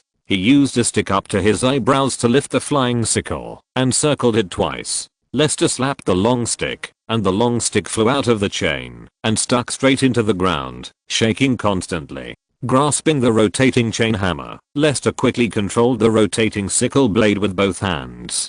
As his body twisted, the man disappeared from the spot like a ghost. When the female warrior saw the man again, the flying sickle was already in front of her.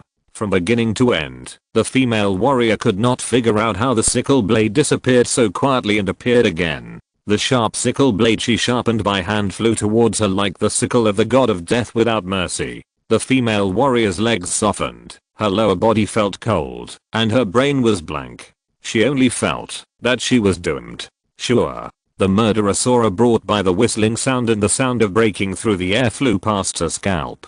The sickle blade actually moved from her face to her scalp at the critical moment. The female warrior stared blankly at her tied hair, which was like falling snow all over the sky. She fell back to the ground with an unbelievable look on her face. Even Master Jibei might not be able to use such a superb flying sickle technique. You are good at saying harsh words, but you don't have much real skills in fighting. It really disappoints me. These arrogant and domineering young people could not be killed, and it was not very pleasant to teach them a lesson. Turning the sickle blade faster and faster again, Lester looked at the closed door, as if he wanted to vent all his anger just now. The dozen people who fell to the ground watched the sickle turn into a whirlwind of blades that were difficult to see with the naked eye, and cut the thick-sacked gate layer by layer like a dozen long knives, smashing the door, and wood chips flew everywhere. When the gate was riddled with holes, the man let go of his hands, and the sickle and chain hammer hit the scarred gate hard, breaking it into pieces. The sophisticated sickle could not withstand such violent use, and it broke directly into a pile of metal debris. The man stepped into the sect without looking back, as if he was in an empty place, and fought all the way to the sect's important place, and came to the ancestral hall dedicated to the ancestors, and found the hut where Xiao, Huangzu and Awat lived. The boundless anger subsided a little, and what made Lester feel relieved was that the hut was well maintained and had not undergone any renovations. Everything remained the same. Such a big sect is not useless after all. Draw a straight line with the tip of his toes at the door. Before the man entered the house, he only left this sentence: "Let the leader of your sect come to me. Before that, if anyone disturbs me, I will not hold back. Whoever comes will die." Until the end, the disciples of Long Yinliu could not figure out the identity of the visitor, and could only hope that Master Jibei would return as soon as possible. After personally dealing with several difficult Navali Brotherhood assassins, Jibei received a letter from Kennen. It turned out that Master Lester came. Master Lester is really immortal? Putting down the letter, Jibei was surprised. As a descendant of Awat's daughter adopted by Huangzu, Jibei has always regarded Huangzu as his real ancestor. Naturally, he also knows a lot about Huangzu's era through word of mouth. Jibei has heard about the emotional story of Lester, Xiao ancestor and Huangzu ancestor since childhood. This made the woman look forward to a love that never leaves her since childhood. She successfully found her other half. Now she only needs a fruit of love to complete her life. In Jibei's bloodline, the love story of the ancestor Lester has become an indelible love legend. However, most people hold a negative attitude towards whether the ancestor Lester is really immortal. After all, immortality is too shocking. You know, even Karma, the spirit of Ionia, will die, but she just needs to recall the past through reincarnation. How powerful Karma is, the Ionians have seen it with their own eyes, and it is unimaginable that someone can be more powerful than Karma. Grandmaster Lester is the key figure in the real revitalization of the Dragon Hidden School. With Grandmaster Lester, the Dragon Hidden School will definitely be able to complete all the lost skills and arts. It's great. Without hesitation, Jibei rode on his horse and set off on his way home. Chapter 620 Long Yinliu's Way of Apologizing. After riding for a few days, Jibei received the second letter from the sect. He was dumbfounded after reading it. The sect was invaded by a madman, who injured countless disciples and was unbeatable. He did not kill anyone. He is now living in the old house of the sect master next to the ancestral hall, and he specifically asked the sect master Jibei to die. He is extremely arrogant. I hope Master Jibei will return soon, and kill the madman, to boost the prestige of the sect. It can't be such a coincidence that I have to kill the madman. It's over. It's really over. I was still counting on Master Lester to reproduce the hidden dragon body skill. Reproduce it? Shit. Don't let Master Lester get angry and chop me too. This group of blind idiots actually provoked Master Lester. Jibei, with a sullen face, thought again and again on horseback, and finally thought of a good idea. Why don't I go back to the temple first and ask Lord Kennen to go with me? Maybe we can avoid this disaster. Half a month later, Kenan saw the returning Jibei. The once heroic Shadow Fist seemed to have returned to the age of 8. His face had turned red as he hesitated, as if he had done something wrong, but didn't know how to speak, and wanted to beg for mercy. Kenan naturally knew what it was. The incident of Long Yinli was so big, he knew with his toes who was behind it, and he could only say that he deserved it. He was used to being arrogant and domineering, and now he had provoked the ancestor who could not be provoked. This was the secret of the way of balance. Waving his little hand, Kenan turned around and didn't look at the woman's tangled expression and chose to refuse. Before Lord Lester went to Lan Gainliu, I said that I wanted to go with him to avoid misunderstandings. However, Lord Lester rejected my proposal. Instead, I wanted to see the development of Lan Gainliu from an impartial perspective. Now that things have come to this, Shadow Fist, there is no point for me to go. This is a contradiction within your Lan Gainliu, and you can only solve it by yourselves. In my opinion, as long as you are open-minded and learn from him, maybe Lord Lester will change his mind about you. Kenan had already made it clear, and Jibei didn't know what to say. In fact, the reason why she couldn't speak was because she thought of this. Since Kenan had called her back with a letter, he must have seen the ancestor Lester. There was no other way, so she had to force it. I understand. Thank you Master Kenan for your guidance. It's not that I can give you guidance. I just know Lord Lester very well. If there was no problem with your sect, he would definitely not return in such a rude way. Excuse me, Master Jibei, as the Shadow Fist, you are probably not disciplined enough for your disciples. This is the root of the disaster. It is a blessing in disguise that Lord Lester returns this time. In another month, Master Albert, who is in Shangzhen, will return. At that time, we will discuss the problem of Vastaya in the psychedelic forest. I hope Master Jibei will seize the time and ask for Lord Lester's forgiveness to avoid missing out on important things. After receiving Kenan's sermon, Jibei bowed and turned away. After leaving the Temple of Balance, Jibei found a clear river to take a bath, cleaned up the tiredness along the way, regrouped, and returned to the sect overnight. At first glance, the doorframe was empty, with only 2 disciples with sluggish expressions guarding it. Where is the big gate of my sect? Where is the gate? Replying to Master Jibei, it was chopped to pieces by that madman. Jibei, with a gloomy face, first found his sister Shisi. When she was away, it was Shisi who was guarding the sect. Now that this kind of thing happened, who else should he go to but her? Shisi, what happened? Don't hide anything. Tell me in detail. Shisi, who used to be domineering, now lowered her head and told what happened that day. She reviewed her behavior. At this moment, she also knew that the person who broke into the sect was not an ordinary character. She was afraid that he had caused a big mess. After listening to Shisi's explanation of the whole story, Jibei frowned. Let's not talk about the visitor for now. Do you treat travelers who visit the sect like this on weekdays? My Lan Gainliu has always been upright in doing things. As long as they are not enemies, we will definitely open our doors to welcome guests. Why are you so harsh to a traveler who has not yet entered the sect? Faced with the questioning of her sister and the master of the sect, Shisi also felt a little wronged. Master Jibei, it's not that I want to be so suspicious. It's just that in recent months, a group of unidentified foreigners in Navali province have been kidnapping Ionians. You have been away on a mission for several months, and I was afraid that my young apprentice would be assassinated, so I closed the mountain gate on my own initiative and did not allow anyone to go out. At a sensitive time, a strange foreigner happened to sneak outside the mountain gate, staring at the door plaque, as if he was scouting the place, and spoke rudely to us. I thought he was a bad guy spy, so I ordered him to be tied up and questioned. Maybe I could get some key information.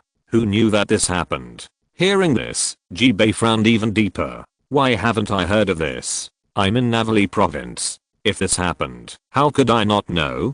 Don't lie to me. Shisi scratched her head and said uncertainly. Actually, these are just some unconfirmed rumors. It is rumored that the missing people were taken away by a group of circus clowns from Piltover. Now, that circus is holding a performance in Placidum. It has been a month now. We are better off just in case. Are you using unconfirmed rumors to make alarmist remarks? Besides, the disciples of Ma Longyan school are by no means timid. If they really encounter such evil disciples, how could they be cowardly and avoid fighting? How can people who practice martial arts watch people die without helping? The righteousness of helping others when seeing injustice is the foundation of the growth of Ma Longyan school. Since the founding of the sect, Longyan has never behaved in such a cowardly manner.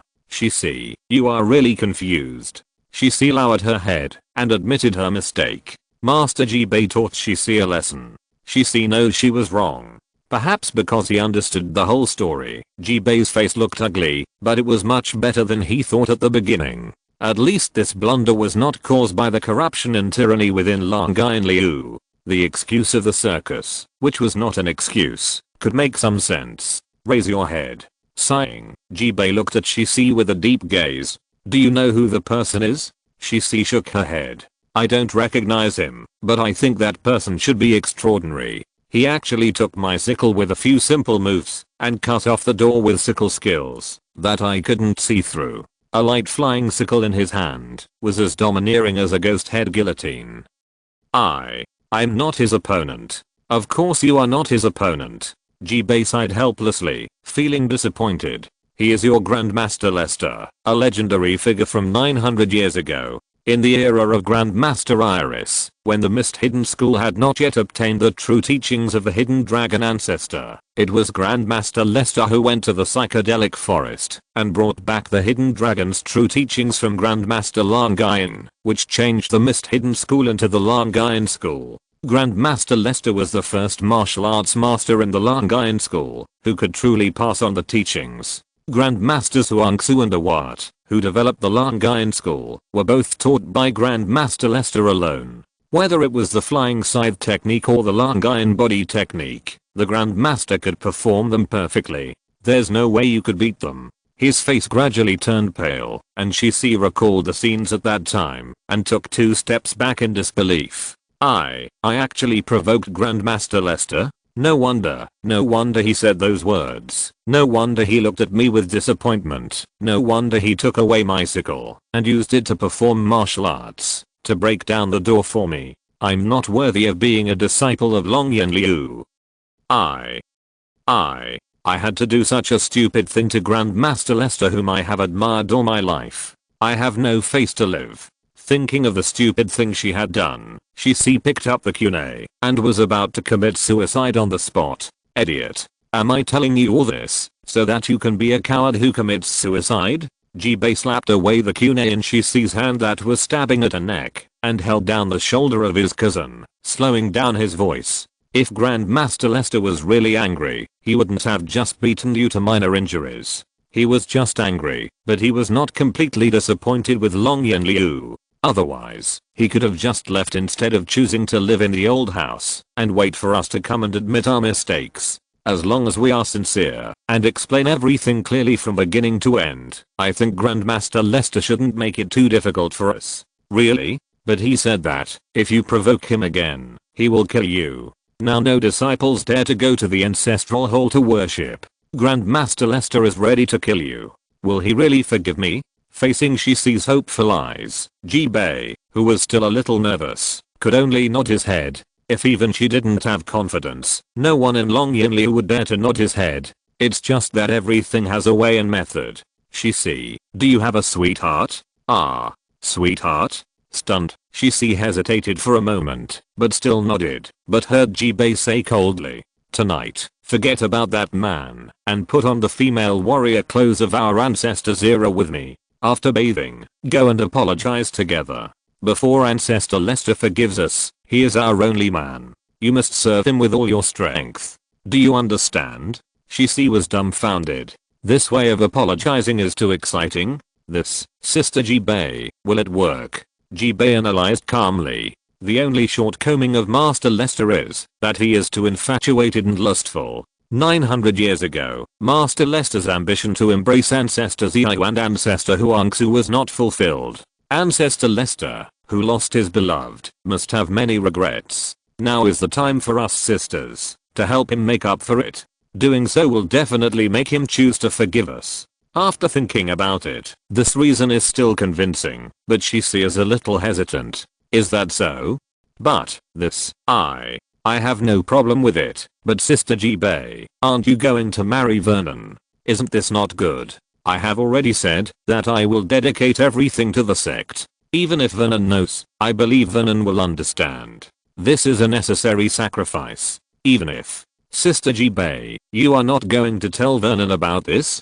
Are you stupid to ask such a question? Are you going to tell your sweetheart? She was stunned, and then shook her head without hesitation. Are you kidding? If you really say that, how will that man look at me? I'm not a casual woman. Wait, I always feel that the purpose of Sister Jibei's suggestion is not simple. I'm really greedy. Isn't Jibei really greedy for the body of Lester's ancestor? Not knowing that his tall image was on the verge of being shattered, Jibei rolled his eyes and said earnestly, isn't that right? This is a secret between us sisters and Ancestor Lester. No one will know.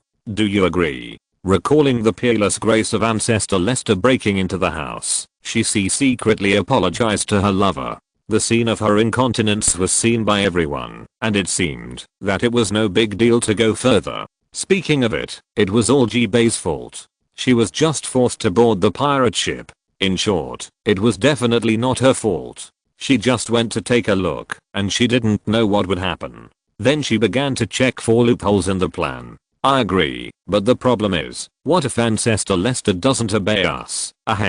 Doesn't accept our apology? The younger sister's words made the elder sister fall into deep thought. This is indeed a problem. Let me think about it. How about drugging? I just happen to have a batch of hallucinogenic mushrooms from the psychedelic forest. With the help of things that help with excitement, even a stone can be drilled into a hole. No matter how powerful Ancestor Lester is, he can't resist the drug. His face became a little strange, and Jibei looked at his sister again. Shissy, where did you get these drugs? Of course they were confiscated.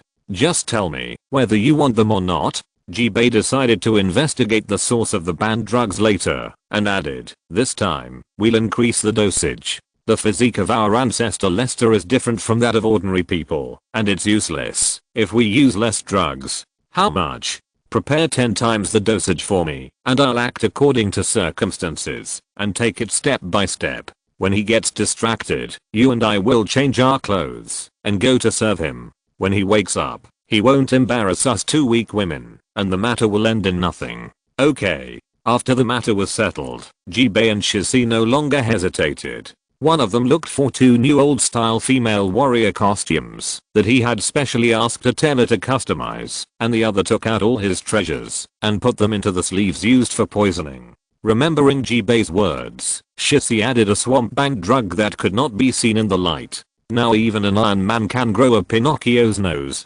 After working for a long time, the two women met again, went to bathe together, and dispersed all the disciples, and asked their confidants to seal off the area near the ancestral hall as a restricted area. Everything was ready. Jibei, wearing light makeup and a long robe with wide sleeves, hid the poison sleeves in the cuffs, and slowly walked towards the closed old house next to the ancestral hall. If you're listening to this novel on a channel other than Fanfic World, it means they downloaded and uploaded it without effort. We cordially invite you to visit our channel, Mundo Fanfic Novelos. There you'll find the original version of this story, and you can explore many other novels of various genres. We're waiting for you to immerse yourself in a world of incredible novels. Chapter 621 Sarko's News. Knock, knock, knock. I'm Jibei, the descendant of Lord Huangsu. Master Lester, are you in the house? There was a knock and a question at the door. Lester, who was sleeping in bed, opened his eyes and looked out the dark window. It was the first half of the night. Yes, Jibei could come back. Why did he have to choose to come to me in the middle of the night? Aren't you afraid of others misunderstanding? But the man thought about it and thought that traveling day and night, hiding during the day, and going out at night might be a way for Jibei to express respect, so Lester's doubts were much less. After all, female warriors in Ionia always have one or two quirks, including Xiao at the beginning, who never wore sunglasses in her clothes. Otherwise he wouldn't have taken advantage of her.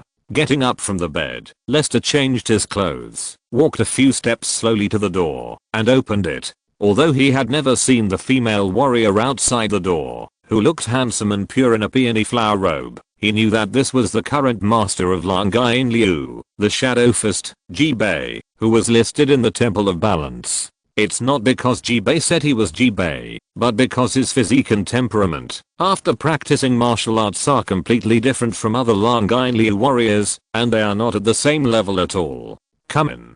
Guiding Jibei into the house, Lester closed the door and sat opposite the woman at the low table. After taking a look, his eyes were full of disappointment. Now it seems that the martial arts level of this Shadow Fist is not very good. I had anticipated that Lan Gain Liu would decline, but I never thought that it would become what it is today. Even 100 years ago, when Wu Ain Liu was at its most dilapidated, it did not lose its warrior spirit.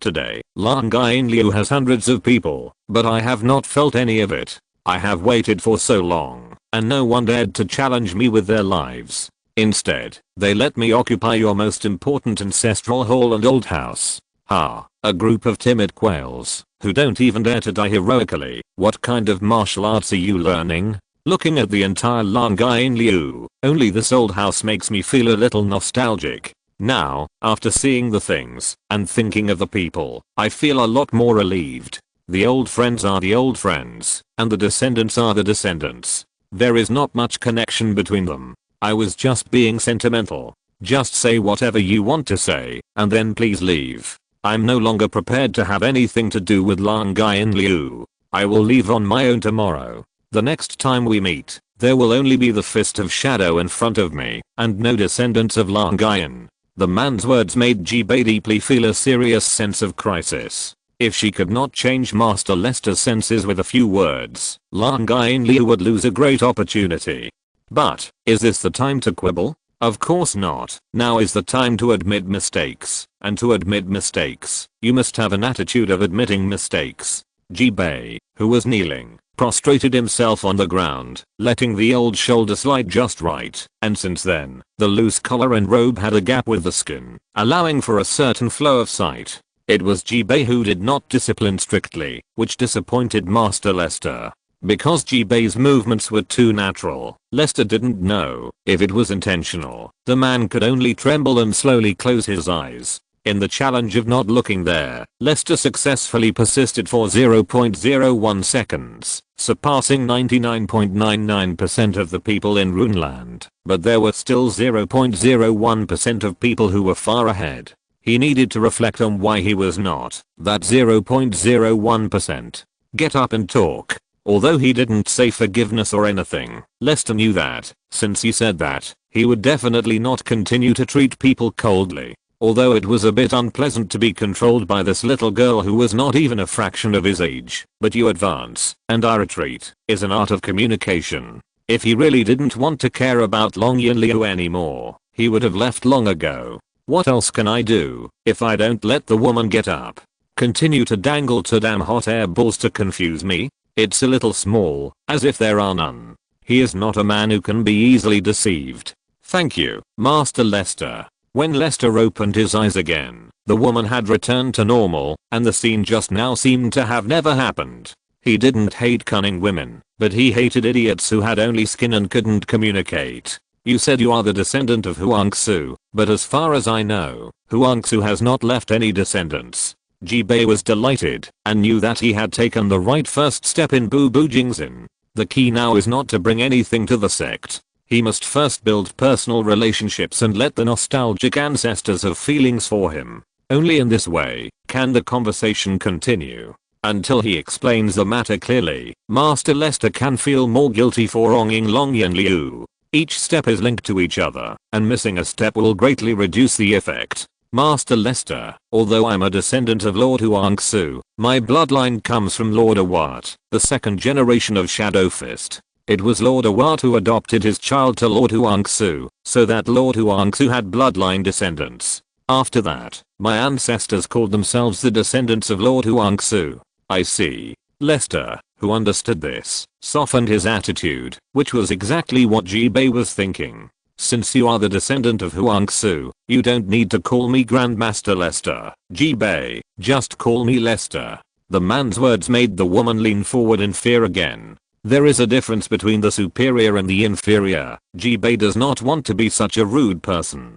His sight was involuntarily fixed for a moment until he read it completely. Lester tilted his head in annoyance. This is damn. The eyes have their own ideas. Sometimes they really can't be controlled. Don't blame him. He swears that he really didn't want to look there. Then what do you want to call me? Anyway, you are not allowed to call Grandmaster Lester anymore. I'm not that old. The woman who stood up said respectfully. Then can I call you a Lord Lester? Okay. Then Lord Lester, the night is still long. Please allow me to get up and make you a few cups of hot tea.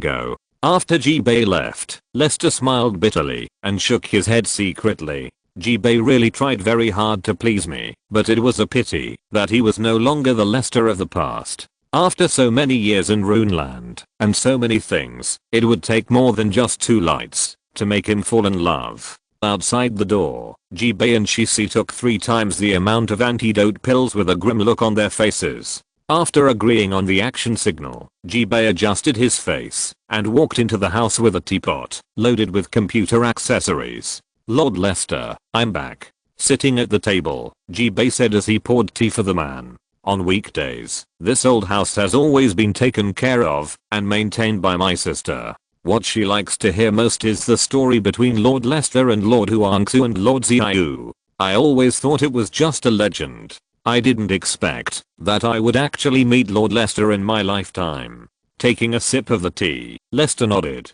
This tea was considered good tea, but it seemed to have a strange smell, but it was not harmful to the body. To be honest, I'm quite surprised that this room can be preserved so well. Ji-Bei, is your sister a descendant of a what? Yes, her name is Shisi. When I was not in the sect, she was the one who managed the sect. In fact, it was she who led people to block the sect this time, to prevent the disciples from getting into danger. That's why she happened to run into Lord Lester and mistook you for a bad guy, creating a misunderstanding. After a little hesitation, Lester understood what Ji-Bei meant. She's here too? Ask her to come over. Sure enough, Ji-Bei's tricks like this can't be hidden from Lord Lester. Shisi, come in and explain to Lord Lester why you did that. He glanced at the second woman who came in. It was none other than the female warrior who wanted to catch him at the door. Unlike before, the female warrior at this moment was humble and obedient, lowering her head like a kitten. Lord Lester, please forgive me for my rudeness that day. With a sigh, Lester moved a second stool. Since he was an old friend of Awat, he naturally could not ignore him. Sit down. Thank you, Lord Lester. Ji-Bei, serve tea to Shisi. Okay. Sitting upright on the stool, Shisi took a sip of tea under Lester's gaze and explained her motives with the words she had simulated countless times in her mind. Lester, who was standing aside, just listened silently. Under Ji-Bei's attentive service, he drank several cups of tea, and his body gradually became warm, as if it had the effect of warming up and refreshing. After talking for more than 10 minutes, Lester's expression became solemn. You mean, there is a comedy clown in the circus that goes to Presidium that makes people disappear? Nodding, Shisi glanced at Ji-Bei and explained with gritted teeth. Although this is just a rumor and has not been confirmed, I have specially sent people to investigate the tour route of the Smiling Circus. Every time they arrive at a place, there are always several people missing. It is with this in mind that I chose to close the sect and treat outsiders with caution. I didn't expect to offend you, the Grandmaster. Lester shook his head and took note of the incident of the Smiling Circus that might involve Sarko. He would be able to investigate it when he leaves Dragon Ridge Mountain for the Palace of Eternal Life. If that's the case, then I've wronged you. No, Lord Lester is right. The current Lan Gainliu does have many problems and hidden dangers. In addition, the most critical flying sickle skills and hidden dragon body skills have been lost. Most Navali people prefer to go to the Wuji school in Beru province to learn the way of sword dance, or go to the Shuaju temple in Lalin province to learn superior boxing and kicking skills. At the very least, they can directly join the Temple of Balance and become the guardian of the Way of Balance. They will get the Eye of Twilight, the Heart of Violence and my guidance, and learn various martial arts. The qualifications of the disciples of Lan Gainliu are not high. Fortunately, they are simple and honest. They are not evil people. Although they have lost the warrior's enterprising spirit, they are willing to endure loneliness and stay in the sect to practice martial arts wholeheartedly. However, this situation can only continue to deteriorate. If I hadn't served as the Shadow Fist in the Temple of Balance, which made Lan Gainliu still have some reputation, I'm afraid that Lan Gainliu will be even worse now. Jibei's words almost completely explained the current problems of Lan Gain School, which was the main reason why she racked her brains and was willing to sacrifice herself to win back Lester. Putting aside all his speculations about Sako, Lester drank the hot tea in the cup and turned his attention back to the two women. If I remember correctly, Huangzu was the first master after me to practice Lan Gain Fian and Yin Lang body skills to the level of passing on everything. I left all the inheritance of Master Yin Lang in Lan Gain School, and with Huangzu in charge, why would the inheritance be cut off? Jibei and Shisi looked at each other and saw the bitterness in each other's eyes. Lord Lester doesn't know that at the beginning, Long Yinliu opened all its training techniques to its core disciples. However, after 3 generations, a traitor leaked the secrets of Long Yinliu, causing casualties to Long Yinliu. The current sect master mobilized all disciples to hunt down traitors and hostile sects without any bottom line. Although there were heavy casualties, the leakage of the true teachings was stopped in time. Since then, Long Yinliu has changed its way of inheritance from core disciples to a single lineage. Only the sect master's lineage can learn the true interpretation of the secret teachings, and only the sect master can know where Master Yin Lang's inheritance is. Until 200 years ago, my ancestor Master Remo disappeared in Xi'an province, and Master Remo happened to have not chosen a successor. Since then, Long Yinliu has lost the most important secret inheritance. After all the twists and turns, Long Yinliu is a major problem for martial arts sects. Single line inheritance can indeed ensure confidentiality, but unfortunately, if there is no backup insurance, a disappearance can indeed make the sect's inheritance cut off. In the modern world, there are countless good things in the ancient Eastern countries that have been buried with their owners. The experts in the organization, who are extremely obsessed with the ancient skills of the Eastern countries, are very sad. Sad that the Eastern people do not value those inheritances as much as they do. The 13 postures of physical training that he has mastered also condense many lost secrets of cultivation, so he can deeply feel the contradiction of not wanting to let the inheritance be cut off, but also not wanting good things to be used by the enemy. It is not easy to find a balance between the two. Okay, I roughly understand these situations. You want me to teach you the true secrets of Lan Gainliu, right? The two drowsy women did not speak, but just nodded dizzily, and their bodies began to heat up. With a sigh, Lester put down the teacup and touched the heads of the two women with both hands. Although the two women are already grown-up girls, they are just children in his eyes, otherwise they would not show silly smiles. The secret teachings and interpretations are originally from Long Yinliu. I have no reason to refuse. Moreover, I'm also a true disciple of Master Yin Lang. Of course, I have the responsibility to pass on Master Yin Lang's teachings. In the next period of time, I will personally teach you to practice the true teachings of Yin Lang. Before Orbit comes back, I will select the one with better qualifications from you to follow me to learn further, until you have mastered the true teachings perfectly. To Lester's surprise, the two women seemed to be indifferent to his words. Instead, they focused their lustful eyes on him, stood up and pounced on him with a breath of orchid. A sleeve fell out of Jibei's sleeve, and Lester's face rose. Lord Lester, let us apologize for you. Unable to bear the two women falling to the ground, Lester hugged them on the bed, picked up the sleeve on the ground, opened the lid and smelled it. It turned out to be a large dose of ecstasy snake incense. These two silly girls, are they really going to die for the drug? Chapter 620. To Lester's arrangement. Jibei opened her eyes groggily and rubbed her temples. She could not see the man, but Shisi was sleeping beside her. She lifted the quilt to check her body and looked at Shisi's underwear. Jibei was a little surprised to find that the man had not touched them. Get up if you wake up.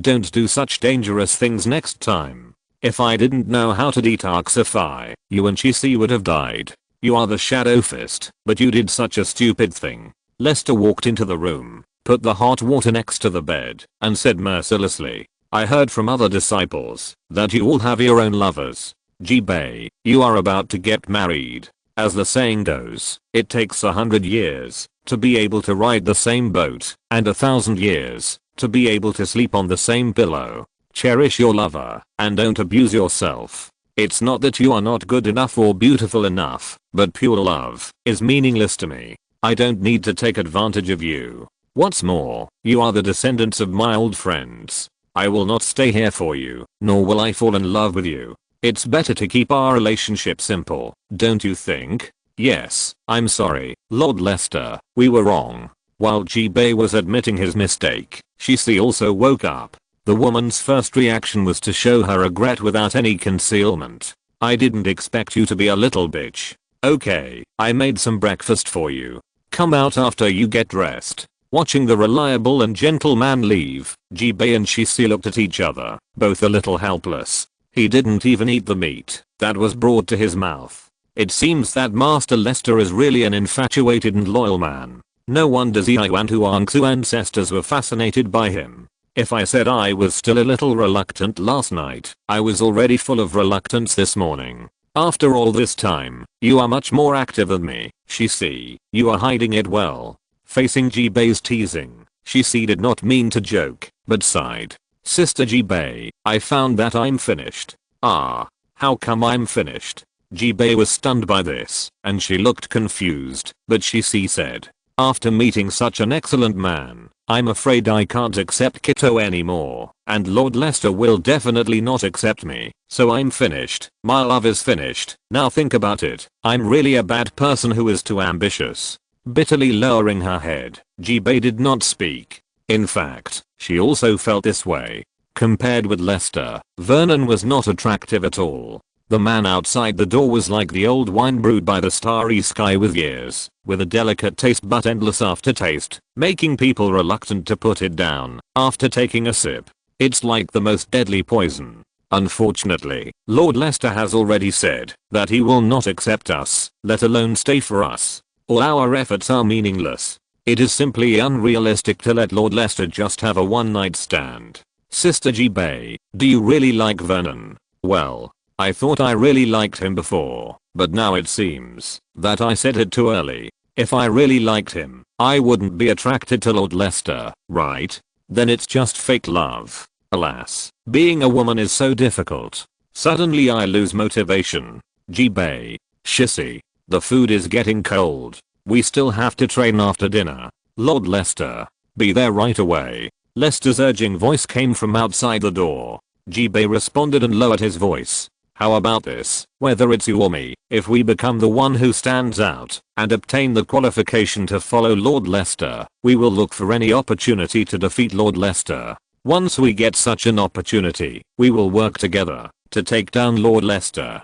At least before he leaves, we must make him completely recognize our feminine charm. After that, you marry Kito, and I marry Vernon. We will treat all of this as the most perfect secret. We can have both dreams and reality, and there will be no regrets in life. How about it? This will be a bit challenging and actionable, right? With her eyes lit up, Shisi nodded excitedly. It seems quite interesting to say that. Can we really take down Lord Lester? With a sneer, Jibei held up his proud chest and began to put on his clothes. No matter how good a man is, he is afraid of being entangled by an nymphomaniac. How do you know if you don't try? What's more, there is no loss if you fail. You are worthy of being Sister Jibei. Not knowing that he had become the hunting target of the two women, Lester sat in the yard, thinking about the next action plan. Lingju will be back soon. After we settle the matter of Omikayalan, we will go to Presidium to have a look.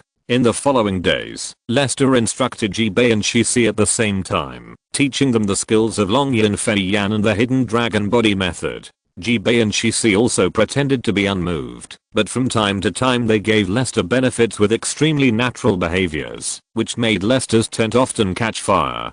Fortunately, with Evelyn and Jana as fire extinguishers, Lester has always maintained the state of a great sage. If it were not for the demons and elves, I'm afraid that someone would really die. In Karma's mantra, Lester's current state is unshakable. Although the two women were a little discouraged, they roused a stronger desire to win. Jibei, your understanding of the hidden dragon body method is more outstanding, but Shisi has a unique understanding of the flying sickle. It can be said that each has its own strengths and weaknesses. It is really difficult for me to make a choice. On this day, Lester gave such an evaluation, which made the two women look happy. So, we can all follow Lord Lester at the same time. Lester smiled. Of course not. Since I can't choose one person to teach alone, it's better to copy down the skills. You can each study one in the sect. When you have mastered it completely, pass it on to the next generation of disciples. Great disappointment is not enough to describe the mood of the two women.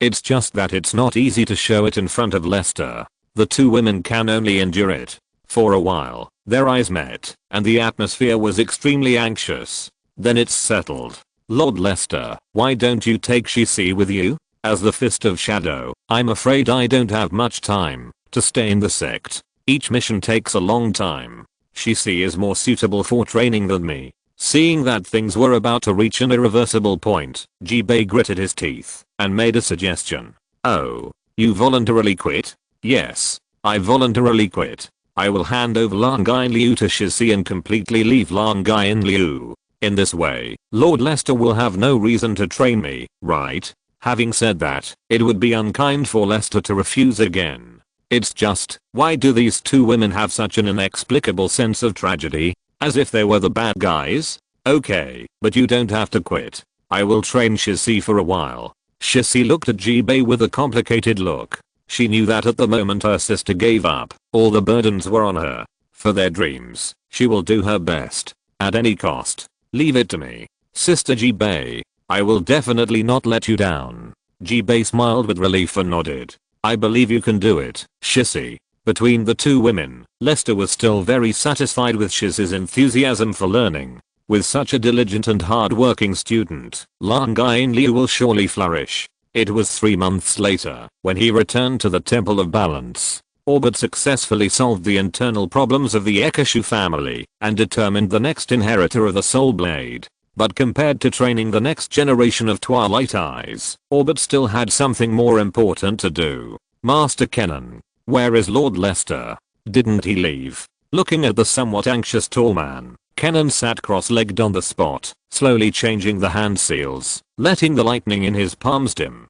Don't worry, Lord Lester is currently in the Dragon Hidden Stream, and has not left. We can go find him together. That's good. With a long breath, Orbit's heart was full of excitement. The so-called Lester was a person of the same generation and era as his ancestor, the top genius of the Ekashu family, the martial arts master of the spiritual realm, and the founder of the Temple of Balance, Lingju.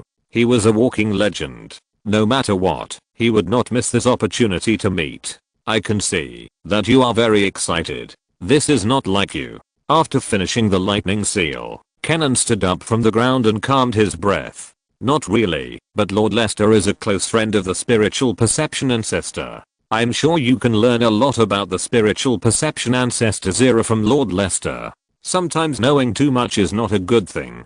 That depends on the person. I have always longed to obtain the ability of the spiritual perception ancestor to freely travel through the spiritual realm, but unfortunately I have always been short of it. Perhaps this is the perfect opportunity. So, why don't we set off now?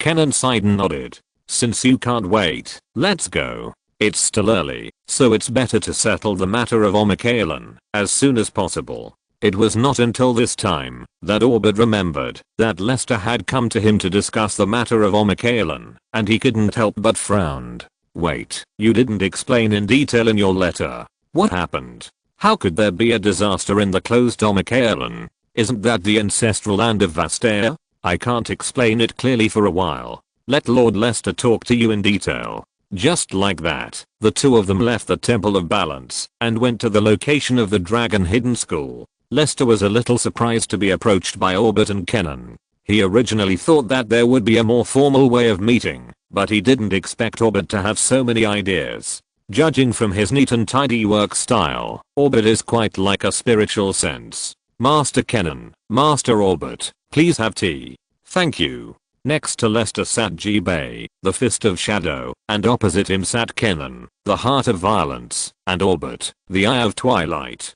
The meeting of the three was enough to decide the life and death of the Temple of Balance. Lord Lester, I want to know what happened in Omikaelan. Not disliking Orbit's straightforward words, Orbit re-explained the problems faced by the Vastaya sacred tree. After listening, Orbit sighed. I was wondering why the attacks by the Vastaya increased. It turned out to be this reason. It was my fault. I didn't discover this in time, which caused many disasters. Lester said softly, taking a sip of tea without comment. It's not too late now. As long as the use of elemental magic is curbed, and the actions of the Navali and the psychedelic forest are reduced, the sacred tree will get better. At least for a few decades, the Vastaya will not wage war against the outside world. During this period, as long as a way to save the sacred tree is found, Ionia will not lose peace. In fact, I summoned you this time to use the power of the Temple of Balance to help me find a person and a secret place. Orbit said seriously, looking at Kenan and Jibei, who had no intention of objecting at all. Please speak, Lord Lester.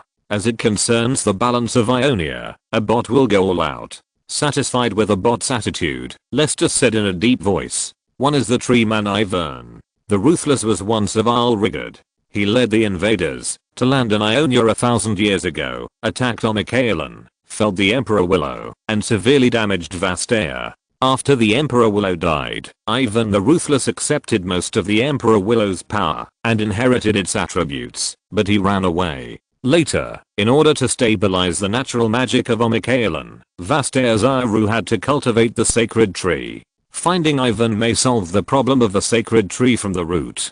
Nodding, Abbot remembered these ancient stories that he had never heard of. I have heard a lot of rumors about tree people. It is said that there is a talking tree person in the land of Ionia. This tree person always pops up from places that humans don't expect. He accompanies stones and rivers and can resonate with birds, beasts, flowers, and plants. He rescues humans and animals in need of help. He is very magical and friendly. Unfortunately, when the people who need help want to find the tree person will disappear. I guess this tree person is the Ivan mentioned by Lord Lester. Only the heir of the Emperor Willow can have the power to be in harmony with nature. Yes. Kenan asked again. Then Lord Lester, what is a secret place? I don't know if you have heard of it, the Fantasy Wonderland.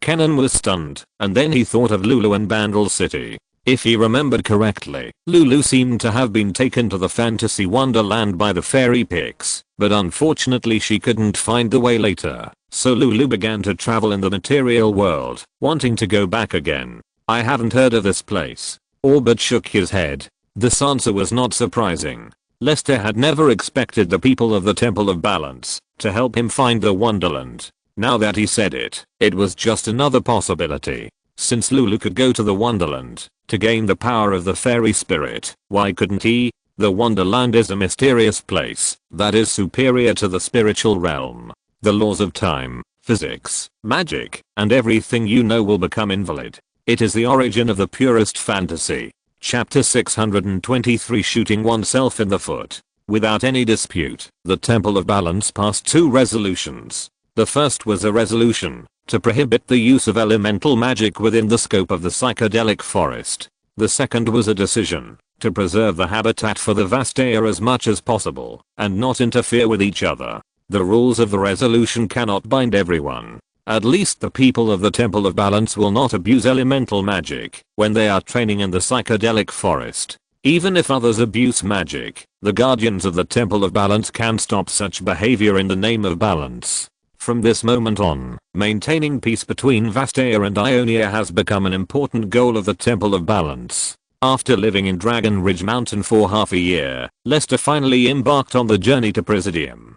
Jibei stayed in Dragon Ridge Mountain. Lester only took Shisi away and taught the secret skills of Lang Liu along the way. It must be said that Shisi's talent for martial arts is indeed good, but compared with Jibei, she prefers to be lazy, which is a step behind.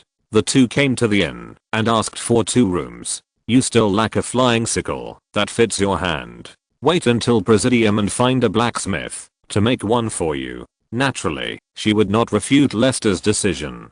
Shisi nodded and continued to stand on one leg without moving. I will be back before tomorrow. You can take care of your lunch and dinner by yourself. You don't have to wait for me. Get more sleep. She couldn't stand it anymore and asked, Lord Lester, where are you going? To find out about Presidium. Waving his hand, Lester left the room. She watched the man close the door and could only grit her teeth and continue to practice. No matter what, she needed to learn real skills. For Lester, this was just a daily life on the journey. There was still a month to go to Presidium. When he arrived, he didn't know where the circus was. He just happened to meet a little assassin from the Navali Brotherhood in the village, so there was no reason to let him go. Arriving at the tavern, Lester quickly found a middle-aged assassin wearing an octagonal flowerbone ring. At this moment, the man was sitting alone at a table by the window drinking alone. What would you like? The smiling Vastea tiger girl took the initiative to greet him. Lester smiled back and threw out 2 silver coins, 2 glasses of wheat wine, a grilled steak, and 1 for the brother wearing a hood. The rest is your tip. Okay, please wait. After the tiger girl put the wheat wine on the tray on Carliel's table, Carliel turned around and looked at the stranger who was eating steak. It only took 2 seconds for Carliel to confirm that he had never seen the other person. Obviously, it was an enemy, not a friend.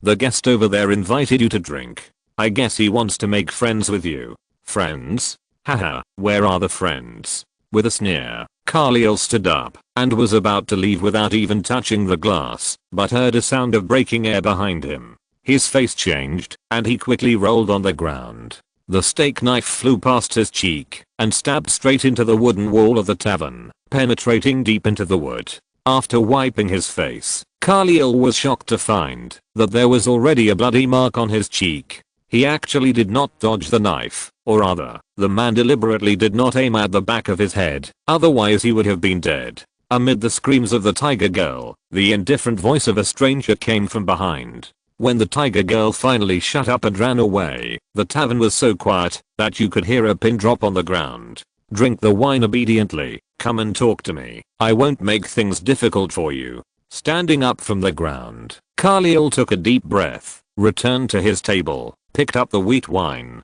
drank it all, and went straight to the wooden table of the uninvited guest, sat down gently, and quietly watched the man pick up the remaining half of the steak with his fingers and chew it slowly. Seeing that the dispute did not go further, the tavern became lively again, but most of the vigilant people still looked at the 2 people who were in conflict from time to time. On the other side, the tiger girl went to the shop owner to explain the situation. The shop owner was a strong middle-aged Ionian man.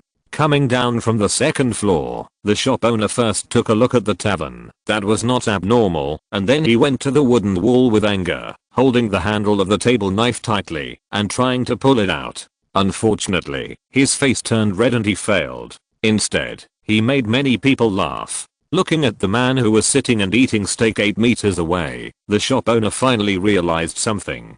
Give those 2 more 2 cups of beer and say it's my apology. Unexpectedly, the shop owner decided to give in, and the tiger girl could only nod. Okay. Carrying the tray back to the wooden table for the 2 people, the trembling tiger girl put 2 large cups of beer on the table. Well, this is the boss's apology. Okay, we are just talking. Don't be so scared. Go. Oh. Turning his eyes back to Carliel, Lester smiled and raised a large glass of beer and drank it in one gulp. Don't refuse others' kindness when you are out. I have no grudges against you, but you forced me to stay here. Carliel also raised his glass and stared at Lester. To be honest, I can't see what good intentions are. The Navali Brotherhood, it's not without grudges. A long time ago, your organization had a feud with me. To be honest, it's not too much for me to kill you, but now I'm just too lazy to use the knife. Don't challenge my patience. I have killed too many people like you, and there are many hard bones among them. I just don't know whether your bones are hard or soft. Although his tone was still calm, Carliel felt cold all over, and the fear in his heart could not be suppressed. Lester smiled with satisfaction and said lightly, "That's right. You should be glad that I didn't seek revenge on you. As a reward for my wine, tell me now, where is the nearest base to you? What are you going to do? You don't think you can deal with a group of us alone, do you? Nothing. Just borrow some pocket money and find out some things. I was worried about not having a channel, and now I just happened to meet you. I'm lucky. Khalil was stunned. He never expected that someone would rob the Brotherhood. This is really the boss taking advantage of the dark to rob the bride and picking up a gun to sleep with the second in command. You want to kill someone? It depends on the situation. If you cooperate, maybe I won't kill anyone. After all, I don't want to continue the hatred unless someone is blind. Of course, you are only responsible for leading the way. Whether it goes smoothly or not, as long as you don't fight with me, I won't kill you. You can try to let your companions kill me. What do you think? Do you choose to die here, or choose to lead the way? Taking a deep breath, Khalil took off the octagonal flower bone ring and put it on the table. No one wants to die. I joined the Brotherhood just to make money. Since you have a grudge against the Brotherhood, I will quit the Brotherhood. Of course, I will lead the way for you, but I will never go back there. Lester raised his glass with a grin. Smart man. Let's have a toast. Khalil forced a smile. Cheers. Shissy hadn't slept all the time. It was late at night when the woman guarding the door heard the movement outside the door and couldn't help but cheer up. When she opened the door, she saw Lester, who had been walking all day. From his damp body, it can be seen that the man probably took a shower. Silly girl, you haven't slept all the time. Shaking her head, Shissy asked carefully, did Lord Lester get the information? Thinking that the woman in front of him had been waiting for him for a day, Lester's eyes softened a little. Come over here, I'll tell you the good news. Shissy nodded quickly with a happy face, locked her own door, and then locked Lester's door, making the man's eyes look a little weird. With the moonlight from the window lighting the candlestick, Lester casually threw a bag of gold coins on the table. These are the money we robbed from the Navali Brotherhood. We will have enough money to spend next time. Picking up the bag of money and weighing it, Shissy opened it with curiosity and took a look. She was immediately dazzled by the bright golden light. All gold coins? Lord Lester, did you kill all those assassins? No, I only killed a dozen of them. A few people survived. I believe they will soon bring more assassins to deal with us. Shissy's face was stunned. She could not have imagined that this would be the result. Shissy, it's up to you to protect me from now on. This is also part of the practice. Ah. But I haven't slept today. Of course you can sleep. This is your freedom. Lester smiled slightly. But if those assassins come to me and touch any part of me, this personal teaching will be over. You should return to Dragon Ridge Mountain obediently. When I leave Ionia, I will leave you the secrets of the dragon hidden stream in the form of a scroll. Unexpectedly, the situation was so serious that Shissy could not help but be extremely alert. There was no way she could sleep at all. If she really returned to Dragon Ridge Mountain in disgrace, Jibei would scold her to death. She would never be able to hold her head up in front of her sister in this life. That was the first good news. There is also a second good news to tell you. Don't be nervous. It will take at least a day for those assassins to gather new companions to kill me. Knowing how good the first news was, Shissy did not expect the second good news at all. In fact, the second good news was really good news. I learned from the Navali Brotherhood that the Smiling Circus of Presidium had left Presidium a week ago and headed for the province of Berau across the sea in the east. After meeting the contemporary Karma, I plan to go to the province of Berau to check on the matter of the Smiling Circus. This means that, as long as you can persist long enough, you will have more time to study. If you are talented enough and perform well, I can also teach you some other secrets. How much you can gain depends on your own efforts and talents. I understand, Lord Lester. I will go all out in the coming days. Shissy declared seriously. Hearing this, Lester smiled with satisfaction. As long as there is enough sense of crisis and motivation, he believes that the lazy Shissy will be able to shine and live a different life. Well, it's getting late. Go back to the room. I want to go to bed. Shissy shook her head. Lord Lester, in order to protect your safety, I can't leave your side for a moment. Then I have to take off my clothes. I like sleeping naked the most. Do you mind? Her face suddenly turned red. Shissy shook her head and was secretly happy. I'm not afraid that you like sleeping naked, but I'm afraid that you like wearing pants. I don't mind. Now you are my protector. Even if you go to the toilet, I have to follow you. This made Lester stunned. How can you feel comfortable when someone is watching you poop? Now it seems that he suddenly feels like he has turned the tables. But the words have been spoken, and he can't refute the other party. He can only let it go. Naval is Presidium, the heart of the nascent land, the most prosperous and beautiful place in the Ionian continent, now welcomes two guests, Lester and Shisi, who are traveling eastward. Because of the pursuit of Naval's killers, the two people's journey was seriously delayed. It took 3 months to travel a journey that was only 1 month. However, Lester himself didn't care. Anyway, he was not the one who suffered. After all, the two most important things in this trip are to get Syndra and investigate the situation of his daughter. Now Syndra will have to grow a few more years before she can awaken her power, and at least it will take another 3 or 4 years before she can pick the fruit. The situation of his daughter is even more outrageous. It will take more than 50 or even 100 years for her to be born. In other words, there is no rush to make an agreement with the Temple of Balance and the Hall of Eternal Life about the psychedelic forest. A few more or less years will not make any difference. This is the calmness and arrogance of the immortals. At this point, Lester has gradually become accustomed to the thinking and lifestyle of the immortals. He found that it is ridiculous to speculate on the life of the immortals with the thinking of the short-lived species, just like a beggar guessing that the emperor is begging with a golden bowl. It is meaningless. Compared with the main purpose, there are 2 secondary tasks. One is to train the next generation of the Dragon Hidden Stream and teach the Dragon Hidden Secret method. The second is to investigate the situation of the Smiling Circus. The former has been going on, and the latter is useless. After all, no one can be sure whether the clown in the Smiling Circus is Sarko, not even Lester. In the uncertain situation, Lester was not going to disrupt his steps. According to his guess, Sarko should have obtained the power of the devil and became immortal. Even if he waited for a few more decades, Sarko would still be alive and kicking and scaring people everywhere. In this case, it would be better to slow down and let the Navali Brotherhood become a whetstone for sharpening Shisi. As for the question of how to deal with Sarko after finding him, he didn't believe that Evelyn, who had been trained for 1,000 years, could not deal with a sunny boy. No matter how outrageous the power of the devil is, there will be a slow growth process, and it is a first come first served.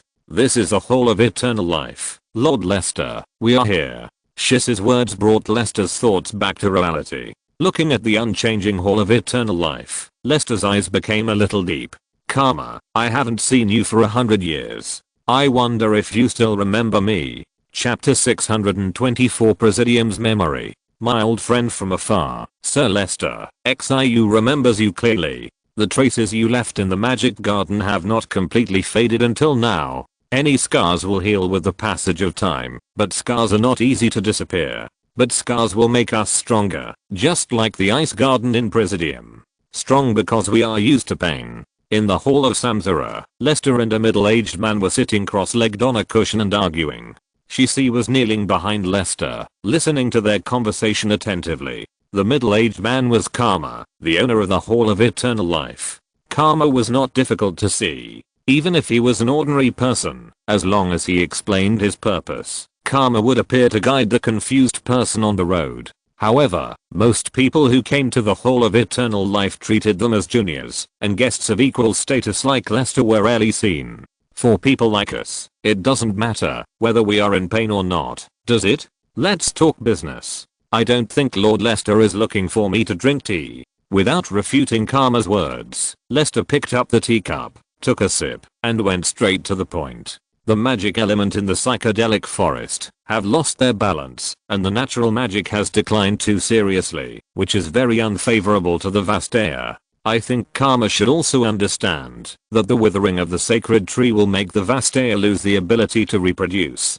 This is why I came here. The Temple of Balance has agreed to reserve enough habitats for the Vastaya. If I can get the support of the Temple of Eternal Life, I think it should be able to alleviate the problem of the sacred tree until I find other ways to save the sacred tree. Karma, who had been silent and just silently sipped tea, nodded slowly and put down the teacup when Lester finished speaking. In fact, I also noticed the restlessness in the psychedelic forest. The sacred tree can't replace the Emperor Willow after all. If Lord Lester wants to save the sacred tree, he still has to start with Ivern, the successor of the Emperor Willow's power. As for the matter of the psychedelic forest, the Temple of Eternal Life will not intervene. Ionia has its own order and development. Any interference will destroy the harmony of the First Land. It was no surprise that Karma would give such an answer, and Lester did not expect Karma to support him. This result was enough. But for Lester, there were still some things to say.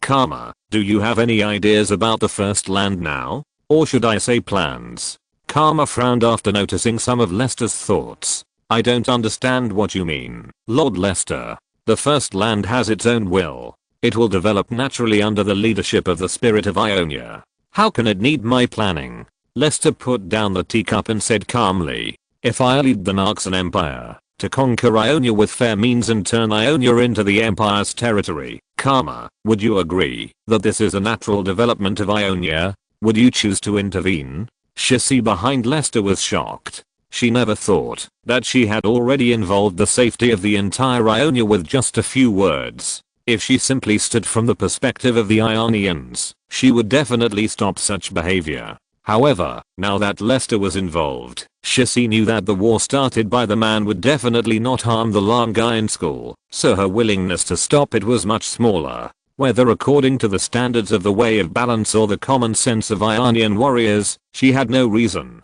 to stop this from happening. Even between sects, there would be fights. It is not difficult to understand that the principle of the winner is the king and the loser is the enemy is extended to countries. What's more, Ionia is not a country. Each province and each village is their own. They just need to take care of their own family affairs. If they stretch their hands too far, they will be disgusted. After taking a deep look at Lester, Karma shook her head. The purpose of the Eternal House is only to guide the way of harmony. As long as the Narxan Empire does not destroy the harmony of Ionia, the Eternal House will not take action. Hearing this, Lester smiled and refilled Karma's tea. So, in Karma's opinion, what is considered to be destroying the harmony of Ionia? Except for Shissy, no one knew what Lester and Karma talked about. After leaving the Eternal House, Lester planned to rest in Presidium for a few days, take a look at the Magic Garden, and let Shissy feel how passionate the killers in Presidium were. You mean the Ice Garden? From October to January every year, all the flowers in the Magic Garden will be covered with a layer of blue frost, and even the spirit blossoming tree will condense ice blow leaves. Sometimes, under the influence of the ice element, it will snow in Presidium, where it is spring all year round. It is very beautiful. If you want to participate in the Ice Flower Festival, you can live here for a few months. The Magic Garden will hold the Ice Flower Festival on November 12th every year. November 12th. It's really a lonely day. Thank you for answering my questions, young man. Hey, you're welcome. Every year there are many outsiders like you who come to the Magic Garden. This is the pride of us Presidium people. You guys take your time to look around. I'll go back to cook.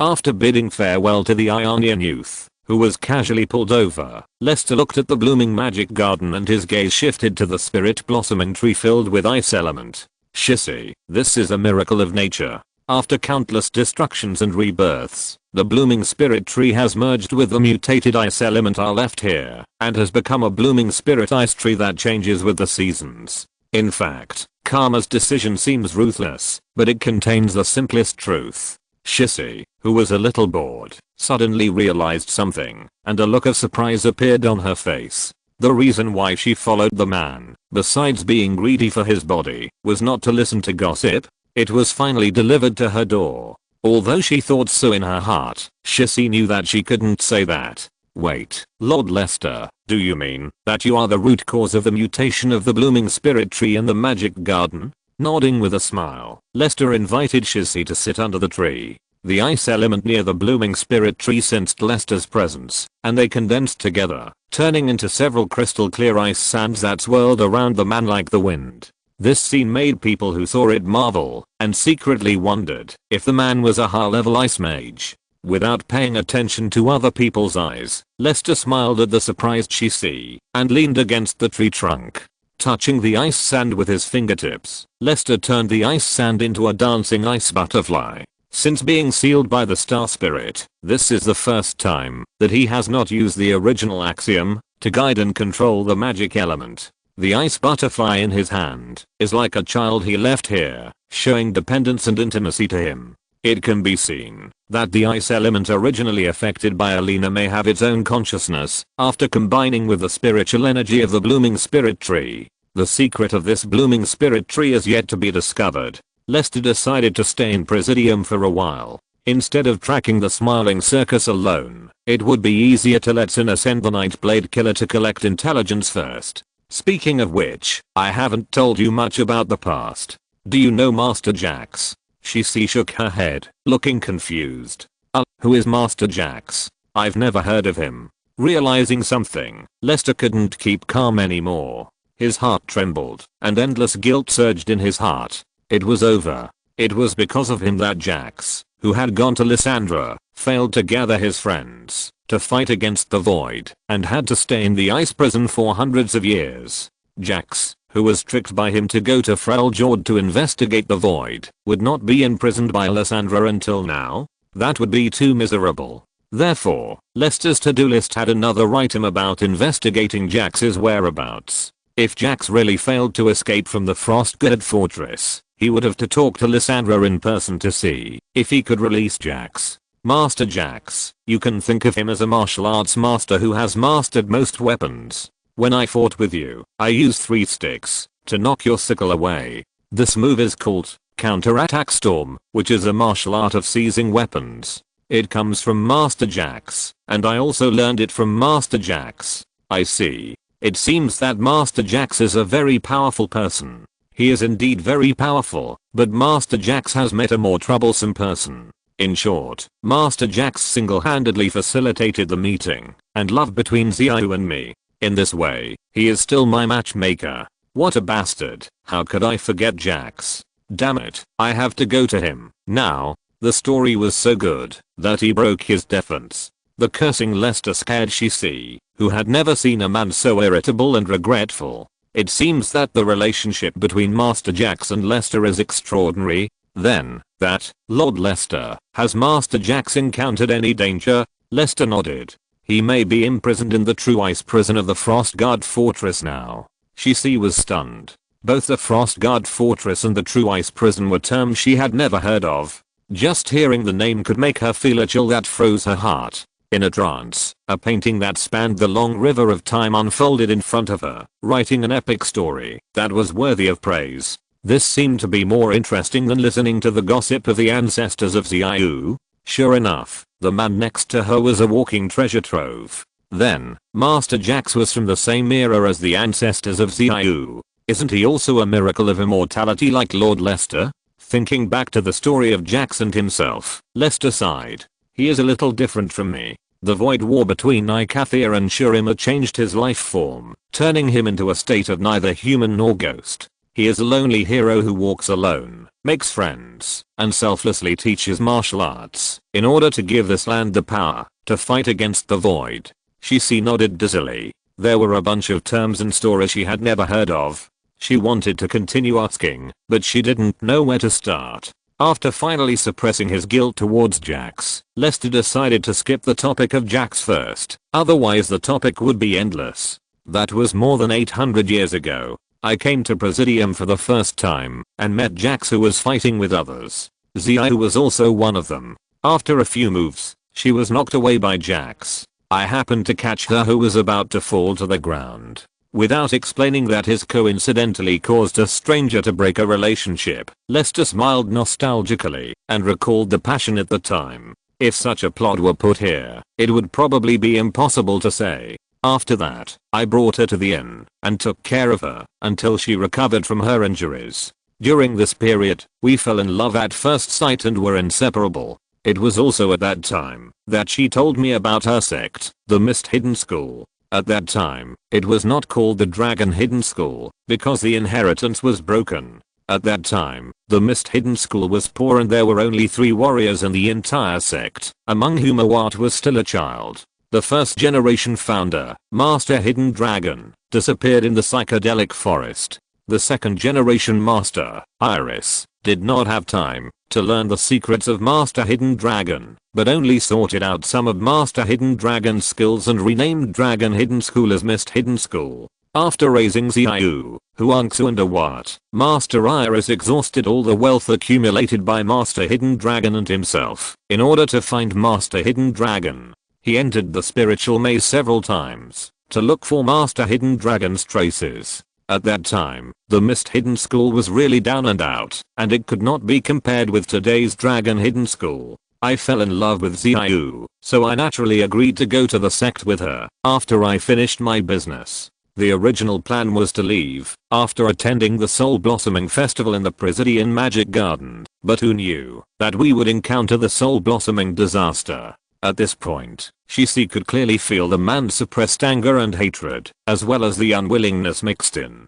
A demon from the soul realm infected most warriors through the soul blossoming tree. The demon took advantage of the warriors' various desires and despair, allowing the warriors to be controlled by their inner demons and become ruthless killing machines. In that disaster, I met Lingju. It was after that disaster that Lingju thought of creating a way to balance and protect the spiritual and material realms. Lingju and I entered the spiritual realm through meditation and defeated the demon that controlled the soul blossoming tree together. By the time my soul returned to my body, it was too late. Looking up at the soul blossoming tree fluttering in the wind, Lester whispered, "Xiao died under this tree. In order to protect me and fulfill her promise of love to me, she fought to the last moment and died at the hands of the true demon. I could only watch the fire of her soul extinguished in the spiritual realm. Although I avenged Xiao and froze this beautiful magic garden into a dead land, I still failed. I failed to protect Xiao, which made me depressed for a long time.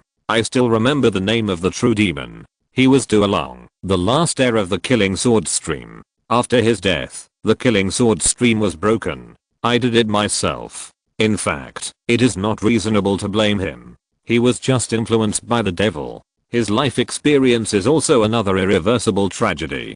But even so, I still hate him." In the man's voice, Shisi seemed to have returned to the past and witnessed the cruel battle in the fleeting spirit flower. She also understood why she and Jibei failed to attract the man's attention. Her feelings with Jibei were not as pure as Xiao's, and they could not be as pure as Xiao's. This is the reason. This also means that men will never fall in love with them. Chapter 625, Investigation Mission of the Smiling Circus. Darkson Calendar, 909 AD, late autumn. At the port of Tiwazabero province, the last cross-sea cargo ship retracted its anchor, hoisted its sails, and slowly sailed away from the port, heading for the famous Langman port of the Narxan Empire. The sky gradually darkened, and the flaming clouds beyond the horizon turned into layers of dark clouds. Thunder roared and flashed in the depths of the sea, and soon it began to drizzle. In the single cabin, after dinner, Lucius put the steel suitcase containing the killing equipment under the bed.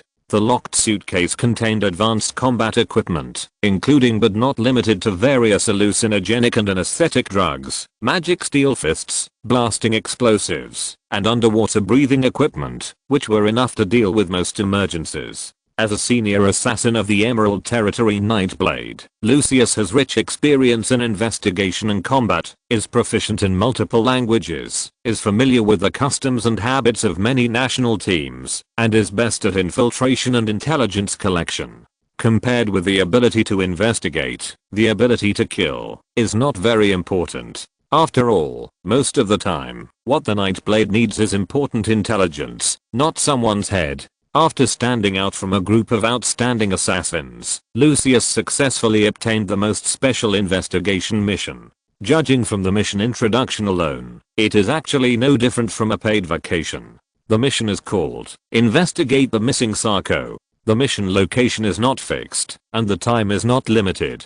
The purpose of the mission is to investigate Sarko's whereabouts. According to the tips made by his superiors, Sarko is very likely to be a comedian in the Smiling Circus. The reason why he came to the Baluo province and immediately boarded the cargo ship is because the members of the Smiling Circus are also on this ship, preparing to return to Piltover with him. Lucius has read some of Sarko's intelligence, and more intelligence is highly confidential, and even he has no right to view it. In fact, He knew that, if the documents and files about Sarko were listed, they would be enough to cover an entire wooden wall. Sarko was a figure from more than 900 years ago. The people and relationships involved were complicated. He was also related to the real demon lord of the Emerald Territory. Many secrets would make people who should not know shut up forever. Naturally, he would not over-investigate the internal causes of the incident. What he had to do was very simple. Confirm whether the comedian in the smiling circus was Sarko. If he was, he would hide and mark him for tracking. If not, he would report the situation. The whole process did not involve secret infiltration, special assassination, framing and torture. Compared with the previous missions, it can be said to be very simple. So there was no need for any combat equipment. Lucius had already investigated the crew and passengers who boarded the ship. Although he did not know if there were any colleagues who were disguised like him, at least there were no difficult characters on the surface. Picking up the small mirror, Lucius looked at the face in the mirror and adjusted his last smile. From the moment he put down the mirror, he was no longer Lucius, but the Narxan merchant Abeno. The fact that he could live in a single cabin was enough to prove his identity and wealth, not to mention that he had deliberately prepared a merchant certificate issued by Narxus. Rumble. Thunder was heard outside the cabin. Lucius walked out of the single cabin and walked onto the deck. The cargo ship has 4 floors in total. The higher you go, the more prestigious your status is. The smiling circus is different from the single cabin on the 2nd floor where he is. The members of the circus are located in the multi-person cabin on the 3rd floor. This is the information he has already found out. As for the personal habits of the circus leader and the situation of the circus members, they need further observation and analysis. Lucius looked around, bypassing the relaxed crew members and sailors, and finally fixed on the back of a middle-aged man with a short haircut at the edge of the ship. Sir Abeno, why are you out? Lucius looked at the sailor who spoke to him. He recognized the sailor in front of him. The young sailor in front of him has been very friendly to him since he got on the ship. Of course, this is directly related to his generosity. The weather is not very good now. Will there be a storm soon? Lucius properly expressed the concerns of a wealthy businessman who does not know how to sail. Of course not.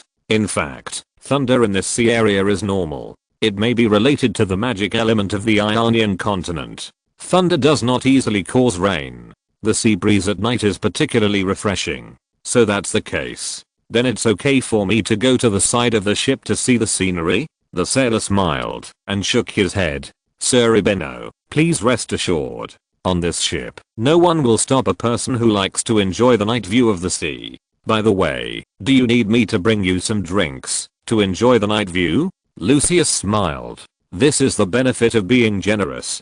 Greedy people will always open the door to convenience for themselves inadvertently. What? I won't eat anything that is not up to standard. Appropriately showing the arrogance of the rich businessman, Lucius secretly observed the sailor's expression and was delighted. Not knowing that he had been seen through by the man in front of him, the sailor looked around and deliberately lowered his voice. A distinguished guest, like you will naturally not drink the inferior rum that only sailors like us drink. In fact, I can get the captain's precious red wine, which is a special red wine produced by the Thorn Winery in the Thorn Fortress of the Narxus Empire. I wonder if you are interested? Oh, red wine produced by the winery in the Thorn Fortress? How old is it? The captain has been boasting about 100 years, but in my opinion, 50 years should be enough. Nodding with satisfaction, Lucius said lightly, tell me, how can I drink that bottle of treasured red wine? It only takes 3 imperial gold coins, and I'm sure I can convince the captain to give it up with great pain. Lucius was secretly shocked. The heart of this wine tout is probably the black gold of the shimmering silver mountains, and there is not a single white one. The public price of a bottle of 50-year-old Thorn Winery red wine in the market is generally 1 imperial gold coin. It must be said that this sailor and the captain are really wicked. They must have been sure that he was stupid and rich. If it weren't for the merchant certificate issued by the Empire, I'm afraid he might have gotten off the ship to feed the fish. After all, a businessman with a huge sum of money, but no guards is no less attractive than a senior worker who can't even put on 3 pieces of cloth in the dark alleys on the street. Lucius took out 3 imperial gold coins from his pocket and put the gold coins back into his pocket under the sailor's shining eyes. In just a few seconds, he saw what it meant to be disappointed. Bring it to me. If you are right, that bottle of red wine is really a 50-year-old product from the Thorn Winery, and these 3 imperial gold coins are yours. Well, Mr. Ibeno, if I don't have these 3 imperial gold coins, I'm afraid I can't convince the captain. Or you can reconsider it? Seeing the sailor's attitude, Lucius's face turned cold on the spot. He knew that, if he continued to pretend to be a fool, the sailor in front of him would probably contact other sailors to throw him off the cargo ship. You idiot, are you threatening me, or do you think I haven't tasted the red wine from the Thorn Winery? 3 gold coins can't stop your stinky heart that is rotten in the eyes of money. I tell you, if you can't get it, just get out of here and don't waste my time. Do you really think I will be threatened by you? If you think you can defeat me, just try and see who will roll off this boat to feed the fish. Seeing that Lucius, who was gentle and looked like a good old man, changed his face so quickly, the sailor felt a little regretful for a moment. He almost forgot that this fat sheep was a barbarian merchant from the Naxos Empire. The empire was able to conquer most of the Valoran continent. Merchants who dared to go to the outer continent to do business and make money were not easy to deal with. Maybe there were disguised companions among the other passengers. Otherwise, how could the merchant in front of him dare to turn against him like this? The sailor who cursed the barbarians of the Naxos Empire suddenly put on a smiling face. Hey, Lord Ibeno, it was my fault just now. The main reason was that I had never seen so much money before, and I was a little stupid for a moment. I apologize to you. Wait, I will help you get the red wine right away and give you a piece of beef jerky as a gift. Humph. With a cold snort, Lucius ignored the sailors and came to the edge of the ship under the gaze of many sailors. The middle-aged man who had been looking at the sea turned his head and looked at Lucius. Few people dare to go against the greedy crew on the ship like this, sir. There is no doubt that you are a real warrior. Lucius looked at his target and said lightly, that's because they don't understand the real Naxans. Even if they throw me off the ship, they can only be hunted for a lifetime. The Empire's merchant certificate is not just a pass, otherwise it wouldn't be so difficult to deal with. Fred easily extended his hand in a friendly manner. Fridlizo, Piltover, the head of the Smiling Circus. After a pause of 1 second, and after expressing his hesitation and affirmation appropriately, Lucius shook his hand. Ibeno, a merchant from the Naxan Empire. Releasing his hand, Fridlizo looked at the dark sky again. Just like the circus at the moment, he could not see any light or future. Mr. Ibeno, I have also imagined that I could rely on a giant to hold my head high and live a life of dignity. Unfortunately, this is just a fantasy after all. For the sake of my family and life, I still have to travel around with the circus. Once I stop, I will be hungry. I wonder if you have had similar experiences? He really didn't. Lucius thought about it. He was sent to the Night's Edge by his family when he was young to receive the most brutal training. After mastering the skills of assassins and espionage, he began to carry out missions. With the reputation of his family and the reputation of the Night's Edge, he became an assassin who could stand on his own. Whether in the Emerald Territory or in the Naxos Empire, he could always find an effortless way to do what he wanted. At his level, money had long lost its meaning. What he needed to consider was the change of personal connections and power. However, these words must not be said in front of Fridlizo. There was a time when my family exiled me and deprived me of everything. That was my darkest moment. I even fell to the point of having to snatch food from beggars and beat away wild dogs with a stick. It was not until I earned my first pot of gold by moving bricks at the dock that I was able to eat a full stomach. When he said this, Lucius' face was not red, and he was not out of breath. He looked serious. He immediately resonated in his heart, and Fridlizo was also interested in talking. Then how did you get to where you are today? Patience, wisdom, and luck, all 3 are indispensable. Lucius slowly drank the hot chicken soup he had prepared. Being more patient than my enemies can help me defeat them. Being wiser than I was yesterday can help me reduce mistakes. And believing in good luck will give me enough confidence to keep going. Any failures and mistakes that cannot defeat me will make me stronger. As long as I keep working hard, I will always be able to walk the path I want to walk. Frederick exclaimed as he applauded. Mr. Ibeno, you are really a respectable person. I have met many Narxons, but people like you are not common. You are too kind. I just did what an imperial man should do. It's nothing big. As for you, I can see that your circus must be very successful, otherwise you wouldn't have returned to Piltover so late. After exchanging flattery, the greedy sailor brought beef jerky, red wine and 2 sets of wine glasses, and set a small table on the deck. This time, the sea was calm, so there was no need to worry about the table and stools falling over. Lucius opened the bottle cap himself and took a sip. After nodding, he threw 3 gold coins on the ground. The sailor nodded and picked them up and left. For the greedy sailor, dignity is worthless compared to money. It's still early, and it's not easy to meet a friend you can talk to. I want to invite Captain Fridlizzo to have a couple of drinks. I wonder if Captain Fridlizzo is willing to give me this face? Lucius took the initiative to speak, and looked at Fridlizzo, who smiled and nodded. How dare I refuse Mr. Ibeno's kindness? Wait a moment, I'll ask my team members to get some other food. Smiling and nodding, Lucius made a gesture of asking for it, and watched Fridlizzo leave. After a while, Fridlizzo came to the deck with a shorter and dull boy. The dull boy was holding a large bag of dried fruits and peanuts in his arms. Although it didn't go well with the red wine, the night was just right, and Lucius didn't bother to care about it.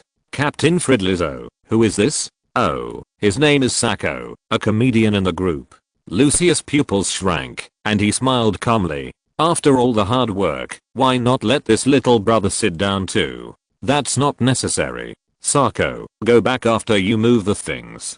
Fridlizzo interrupted Lucius directly. This somewhat rude behavior made Lucius sense something unusual. The captain didn't seem to be targeting him, but the young man. Without saying anything, the young man named Sacco nodded and left alone. The two drank half a glass of red wine and slowly opened the conversation. Captain Fridlizzo, I don't know why you didn't let Sacco sit down and eat something with you just now. I think that young man is not bad.